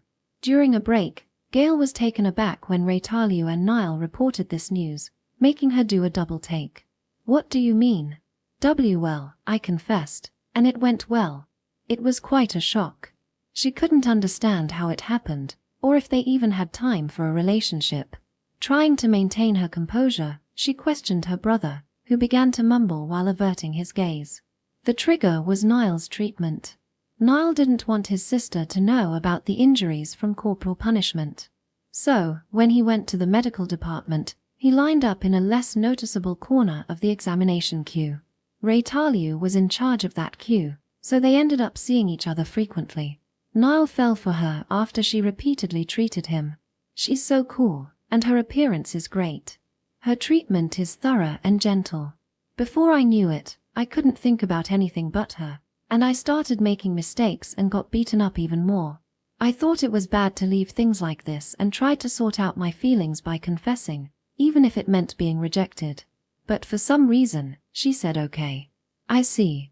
Sitting in front of Gale, her brother, covered in severe wounds, held hands with Reincarnates, wearing a happy smile. Frankly, it was unsettling. Reincarnates, you're really dating Niall? Yes. The other day, I was advised by the head of the medical department to try having a romantic partner, and I saw it as a good opportunity. Reincarnates responded with her usual impassive expression. She is a strict, iron-faced woman, both with herself and others. The fact that Reincarnates has a partner was surprising in itself. Didn't you refuse all romantic advances until now? I wasn't interested in having a partner. However, I was advised by Director Dolman that the purpose of life for a living being is reproduction, and I accepted that. Reincarnates probably didn't seem to understand what romantic relationships are about. Niall is also pitiful for being involved with someone for whom the purpose of dating is purely biological. Just as Gale was thinking about persuading Niall to reconsider. Also, Niall has quite a cute face. To be honest, he's right in my strike zone. What? So, I accepted the relationship. Out of nowhere, Reincarnates' preferences came out. Gale was left speechless, but Niall looked delighted and was blushing. That's why, sister. That's how it is. I'm getting a headache. With that, there was no way to persuade them. Gale decided to allow their relationship. Reincarnates, you'd be cuter if you smiled more. Is that so? I'll make an effort to do that then. Could you not flirt right in front of me? If her brother and Junior were in love with each other, there was no choice but to support them. Thus, Gale's troubles grew. In truth, Gale didn't really approve of the relationship between the two. The reasoning is that Niall is an officer cadet. He will eventually be transferred to the rear and will be in a position to play an active role as a commander. On the other hand, Reincarnates was an excellent medic. She is someone who needed to stay on the front line for the time being. If Niall gets promoted and is moved to a rear position, there is a possibility that Reincarnates might follow him. Losing such a capable medic would be difficult for the hospital. On top of that, Gale doted on her younger brother quite a bit. Due to their significant age difference, they rarely fought. Gale also loved him very much. Feeling like her brother was being taken away by Reincarnates left Gale with some unresolved feelings. What do you think, Director Dolman? HMPH. The battlefield is not a place for love and romance. Gale vented her frustrations to her superior, Dolman, for a while. Dolman, however, seemed to listen to Gale's complaints with a lukewarm, indifferent expression. Gale, would you consider becoming the head of the medical department? What? It was around a month after the two of them had started dating. The head of the medical department, Dolman, had begun to lose his ability to use recovery magic. Yesterday, despite my best efforts, I couldn't cast, heal, even once. I see. His magical power had depleted. Dolman was over 60 years old. It seemed that his body was beginning to break down. I'm thinking of retiring to a rear position. It's come later than I expected, though. Originally, he had decided to retire once he lost his magical power. He says that from now on he plans to work from the rear, focusing on training new recruits. He then decided to hand over the position of head medic to Gale. Take good care of the department in my place and save many lives. Dolman's choice was reasonable. In terms of ability and popularity, no one in the medical department could match Gale. If it's within my capability, I'll leave it to you. Gale shook Dolman's hand. She had already resolved to take on the role of head of the medic department. There will be many hardships ahead. If you have doubts, write me a letter. I'll be able to consult with you. Thank you. Thus, Gale was appointed to the position of head medic at a young age. Little did she know that this would mark the beginning of her nightmare. Just a few days after Dolman's retirement, a large-scale offensive known as the Tar River Occupation Operation was launched by the Sabatian Army. The objective was to bring the Tar River, which had long been the border between Austin and the Sabbath, under Sabatian control. The Sabbath forces mobilized nearly 200,000 troops for this operation. They prepared thousands of ironclad ships and tens of thousands of magic artillery, gathering their elite forces along the Tar River. It was a large-scale operation that used all of Sabbath's resources at the time. If the Tar River were to be taken, Austin would be in a difficult position. Securing the Tar River would mean Austin losing its water resources and facing significant disadvantages in defense. The Sabbath could also launch an invasion into Austin's mainland at any time. Austin could not strike the Sabbath's homeland without crossing the Tar River. Austin had to stop this operation at all costs. The enemy keeps pouring across the river endlessly. The Austin soldiers must have been terrified. No matter how many they killed or how much they stained the Tar River with blood, the Sabatian soldiers kept coming. Even after they sank ships, they used the bodies of their comrades as floats and swim desperately towards them. Austin was pushed back by the relentless onslaught and the overwhelming numbers prepared by the Sabbath. "Hurry up and get me back to the battlefield. My comrades, my squad leader, are being killed." That day, the field hospital was more chaotic than ever. It seemed that the frontline soldiers were sensing the unfavorable situation of the battle. Normally, there wouldn't be many soldiers cutting in line for treatment, but, "Sorry, but I have minor injuries. If they heal my arm, I can return to the front line. Please let me be treated first. Damn it. It's difficult for me to return to the front, so I'll yield." There were even cases where soldiers were giving up their place in line for treatment to those who could return to the battlefield quickly. In exchange, "Make sure you stop those Sabatian bastard." "Yeah, leave it to me. I'll be back soon." If the Tar River is occupied, Austin would lose. All the fighting until now would be in vain. There were many veteran soldiers who knew this firsthand. "Wait, if we delay treatment, you might die." "I don't care. Prioritize treating the lightly wounded. Get them back to the front lines." The longer one's military experience, the more sensitive they were to the idea of a losing battle. Normally, soldiers would be furious if someone cut in line for treatment. The idea of giving up their turn would be unthinkable. Gale sensed that something unusual was happening on the front lines. "Thank you, medic. I'm off to the front lines now. Don't be reckless. You're not fully healed yet." Gale worked tireless to continue treating them. She understood from their desperate appearances that the situation on the front line is truly dire. Gale prioritized the treatment of those who were lightly injured and could return to the battlefield, as requested by the frontline soldiers. Next, the soldier from earlier. "He'll die if his treatment is delayed. That soldier passed away a moment ago." No. As a result, it was too late for many soldiers. The soldiers she went to such lengths to help them return to the front lines were shot and killed by Sabatian soldiers, never to return. Gale was faced with choices that drove her to the brink of madness. A mountain of corpses piled up higher than ever before. Young lives that could have been saved if only they had been treated properly. This is so crazy. It's all wrong. It was hell on earth. At least for Gale, it was a hell she had never experienced before. Yet, even after all this effort, the Austin forces have failed to defend the Tar River. They have withdrawn from the Tar River area. The number of casualties is too numerous to count. We are now forced to make a significant retreat. The battle report received that night revealed the cruel ending. "I'm fine. I've lost my leg and can't be healed. So, prioritize those who can still fight. It seems the fighting is over." "That's a lie. No, we haven't lost. We can still fight, damn it." The field hospital at night had the atmosphere of a wake. Although the Sabatian forces suffered heavy casualties, they managed to secure the Tar River. Those Sabatian bastards, how dare they? How dare they? It hurts, it hurts. I put off treatment, and now my leg is turning black. The Sabatian troops had already begun fortifying strong defensive positions along the Tar River. The heavily damaged Austin forces had no capacity to obstruct the construction of these defenses. "Ah, it's rotting. My precious leg, given to me by my parents, is rotting. I'm sorry, platoon leader.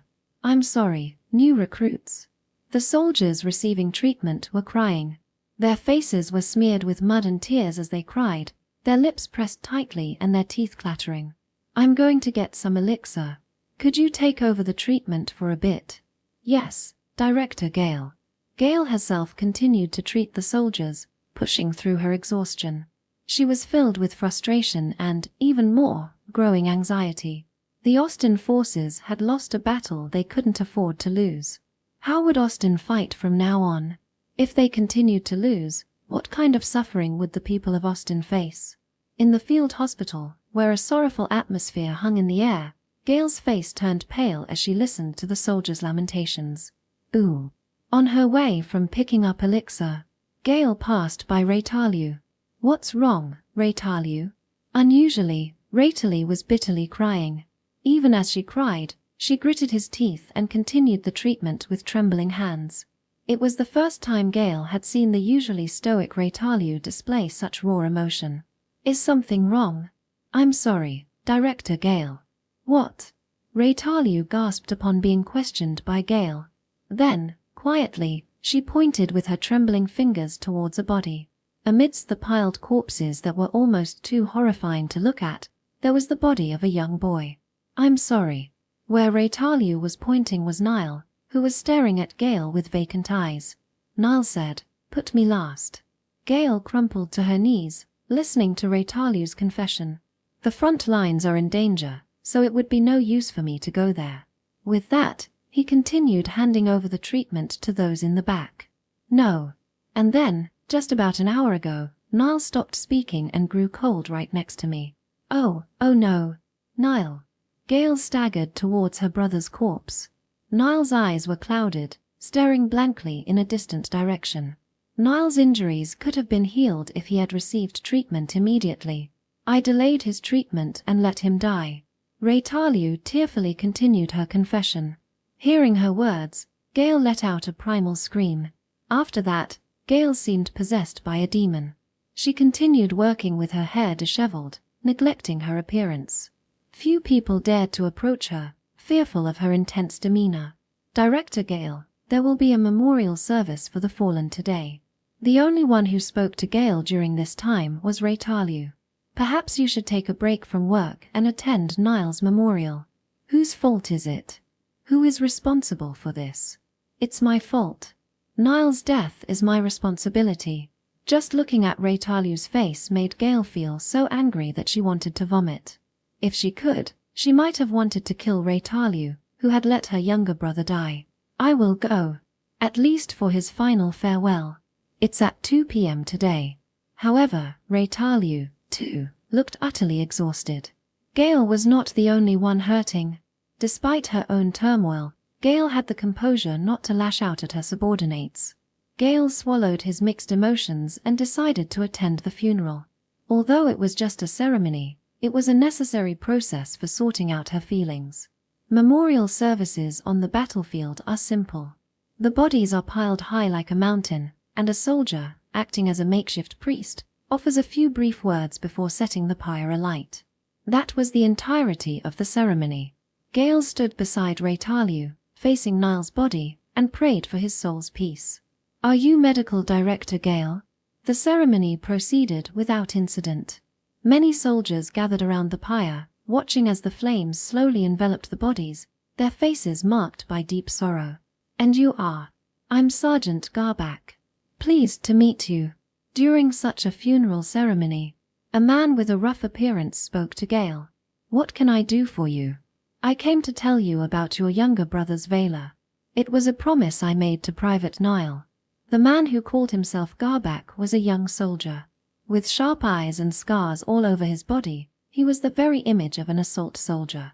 "Your younger brother, Niall, was an exceptional soldier.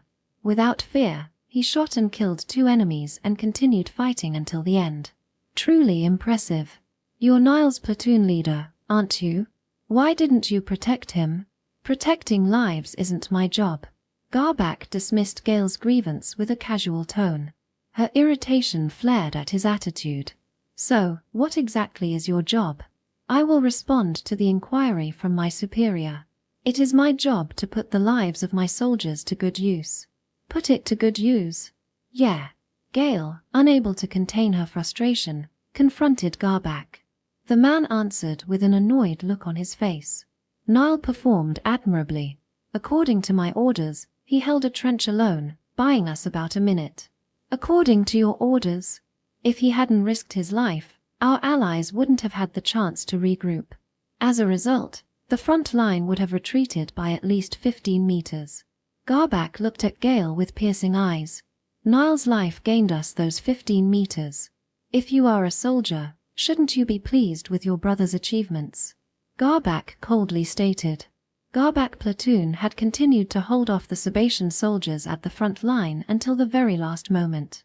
They had believed that their allies would regroup and return to the front line. However, the front line ultimately could not withstand the Sabbath's relentless assault and had to retreat. During the attack, Noel was injured and suffered fatal injuries. If Garbak had decided to retreat sooner, my brother might have survived. Now, Austin's defeat seemed almost certain. In the midst of this, Garbak had isolated himself at the front line, exposing his subordinates to unnecessary danger while continuing to fight. Be pleased, you say? Gale's rage was unrelenting after she heard the truth about her brother's death. In short, Noel lost his life as a result of Garbak misjudging the battle situation. Garbak's visit to Gale to share stories of Valor was likely an attempt to gloss over this fact.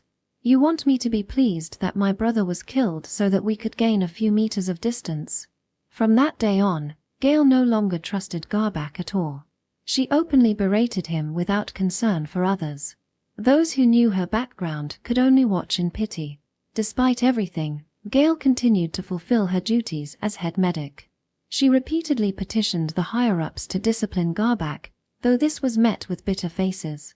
Aside from her strong hatred for Garbak, she remained an excellent head of the medical unit. Gale and Reincarnates managed to reconcile to some extent. Although the feeling that she was her brother's enemy remained, she could see that she was also deeply hurt. Reincarnates, adhering strictly to Niall's last wishes, reportedly forced herself to smile crazily in front of a mirror every morning. Niall had been a significant presence in Reincarnates' life. Understanding this, Gale maintained a mature attitude and continued to interact with Reincarnates as before. But, I miss human warmth. Niall. Hey, you reek of alcohol, Reincarnates. On a day off, Gale was confronted by Reincarnates, who was drowning in alcohol. You. I want to forget everything. So you're the type who gets emotional when drunk. The drunk Reincarnates clung to Gale and wouldn't let go. Annoyed, Gale decided it was too much trouble to deal with her and suggested, in that case, why don't you visit a male brothel? A male brothel? Apparently, lonely girls go there. Gale took Reincarnates to a nearby red light district known for its sex industry, where it was said that women went to find comfort. There were no ulterior motives on Gale's part. Gale herself had never used such establishments and had no interest in them. Gale thought that sending Reincarnates there might help her forget her brother and return to her normal self. Ah, this place is nice. Unfortunately, Reincarnates became deeply addicted to the brothel. She seemed to be filling the void in her heart with this new dependency. Occasionally, Gale even had to go to the red light district to pick Reincarnates up. I miss human touch. I need someone, anyone. It seems that always had the Reincarnates had potential, but her talent blossomed all at once after she started frequenting the brothel. Seeing a once serious woman fall into such depravity was unbearable for Gale. It wasn't just the frequent visits to the brothel that were problematic. How about tonight? Hey, Reincarnates. Eventually, Reincarnates lost control. She began to engage in inappropriate behavior with patients. Sexual dependency, a mental condition where one becomes anxious if not engaged in sexual activities. Reincarnates seemed to have fallen into a state close to this condition. We need to change your environment. What?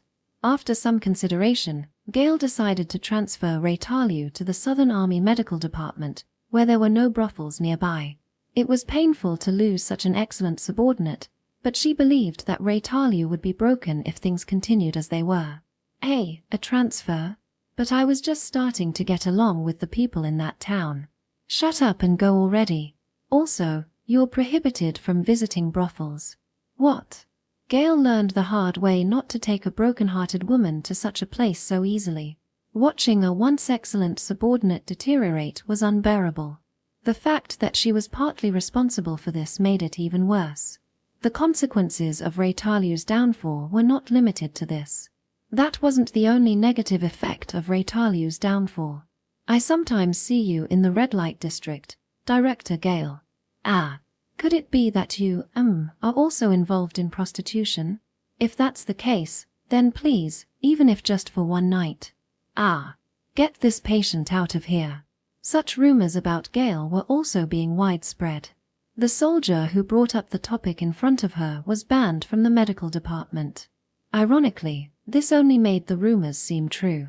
Undeterred by such rumors, Gale continued working as head medic for several years. The Austin Army was desperately trying to retake the Tar River. Without reclaiming the Tar River, even a ceasefire would be impossible. The soldiers fought desperately, but the front lines were gradually pushed back. On the other hand, the Sabbath had secured the Tar River and wanted to declare victory, but Austin continued to resist. Skirmishes broke out almost every day, causing the front lines to shift back and forth by a few meters each time, with many lives lost in the process. For 10 years, the soldiers continued to sacrifice their lives in this senseless territorial game. As the endless battle began to wear down the soldiers' morale, one day, Gale received an order from the military's higher-ups. Garbak platoon is requesting a medic. Please select personnel to be dispatched. Medics are precious resources. They cannot be sent to the front lines casually. Moreover, Garbak's unit was an assault force. Deploying a medic there was unprecedented. I firmly refuse. With just one medic, do you know how many wounded soldiers can be saved? Garbak's achievements are invaluable. Moreover, given the current situation, we cannot afford to lose him. No, absolutely not. It's out of the question. The higher-ups were persistent in persuading Gale. Garbak was known as a demon-like assault soldier who would readily let his subordinates die. Gale had no intention of giving up one of her precious subordinates. I don't care who the medic is. You can just send anyone. Really, anyone will do. However, Gale is also a soldier. She can't refuse a superior's order. No matter how much she protested, she had to comply. Reluctantly, she began selecting a medic to be sent to Garbak. Let's see, among this year's new recruits. She did not want to give up her valuable subordinates to Garbak. Yet, she couldn't defy orders. As a last resort, Gale pulled out the list of incoming recruits. Medic 2nd Class Touri Noel. She grew up in an orphanage and has no relatives. Small and thin. Probably frail. She won't be able to withstand long-term missions. This was Gale's way of resisting. She listed a recruit with a low pre-enlistment evaluation and no family ties. I feel bad for this girl, but, judging from the photo, Touri Noel looked like a young child. She must have been a poor girl who was deceived by sweet words and ended up joining the military. Such a girl would surely be difficult for Garbak to manage. An ignorant recruit who could barely be used as bait. I recommend her as the medic to be assigned to Garbak platoon. Come on. This is a bit much. I have the authority to assign medical personnel. I have no intention of offering anyone other than her. Gale pushed the personnel decision through forcefully, convincing the higher-ups. Since Gale's hatred for Garbak was well known, further persuasion would be difficult. Thus, Touri Noel was assigned to Garbak platoon. I'm sorry, Touri. I'm sure you have no idea what you're getting into. As for Gale's small act of resistance, this decision would later turn out to be a major factor in determining the fate of Austin. End of Volume 4.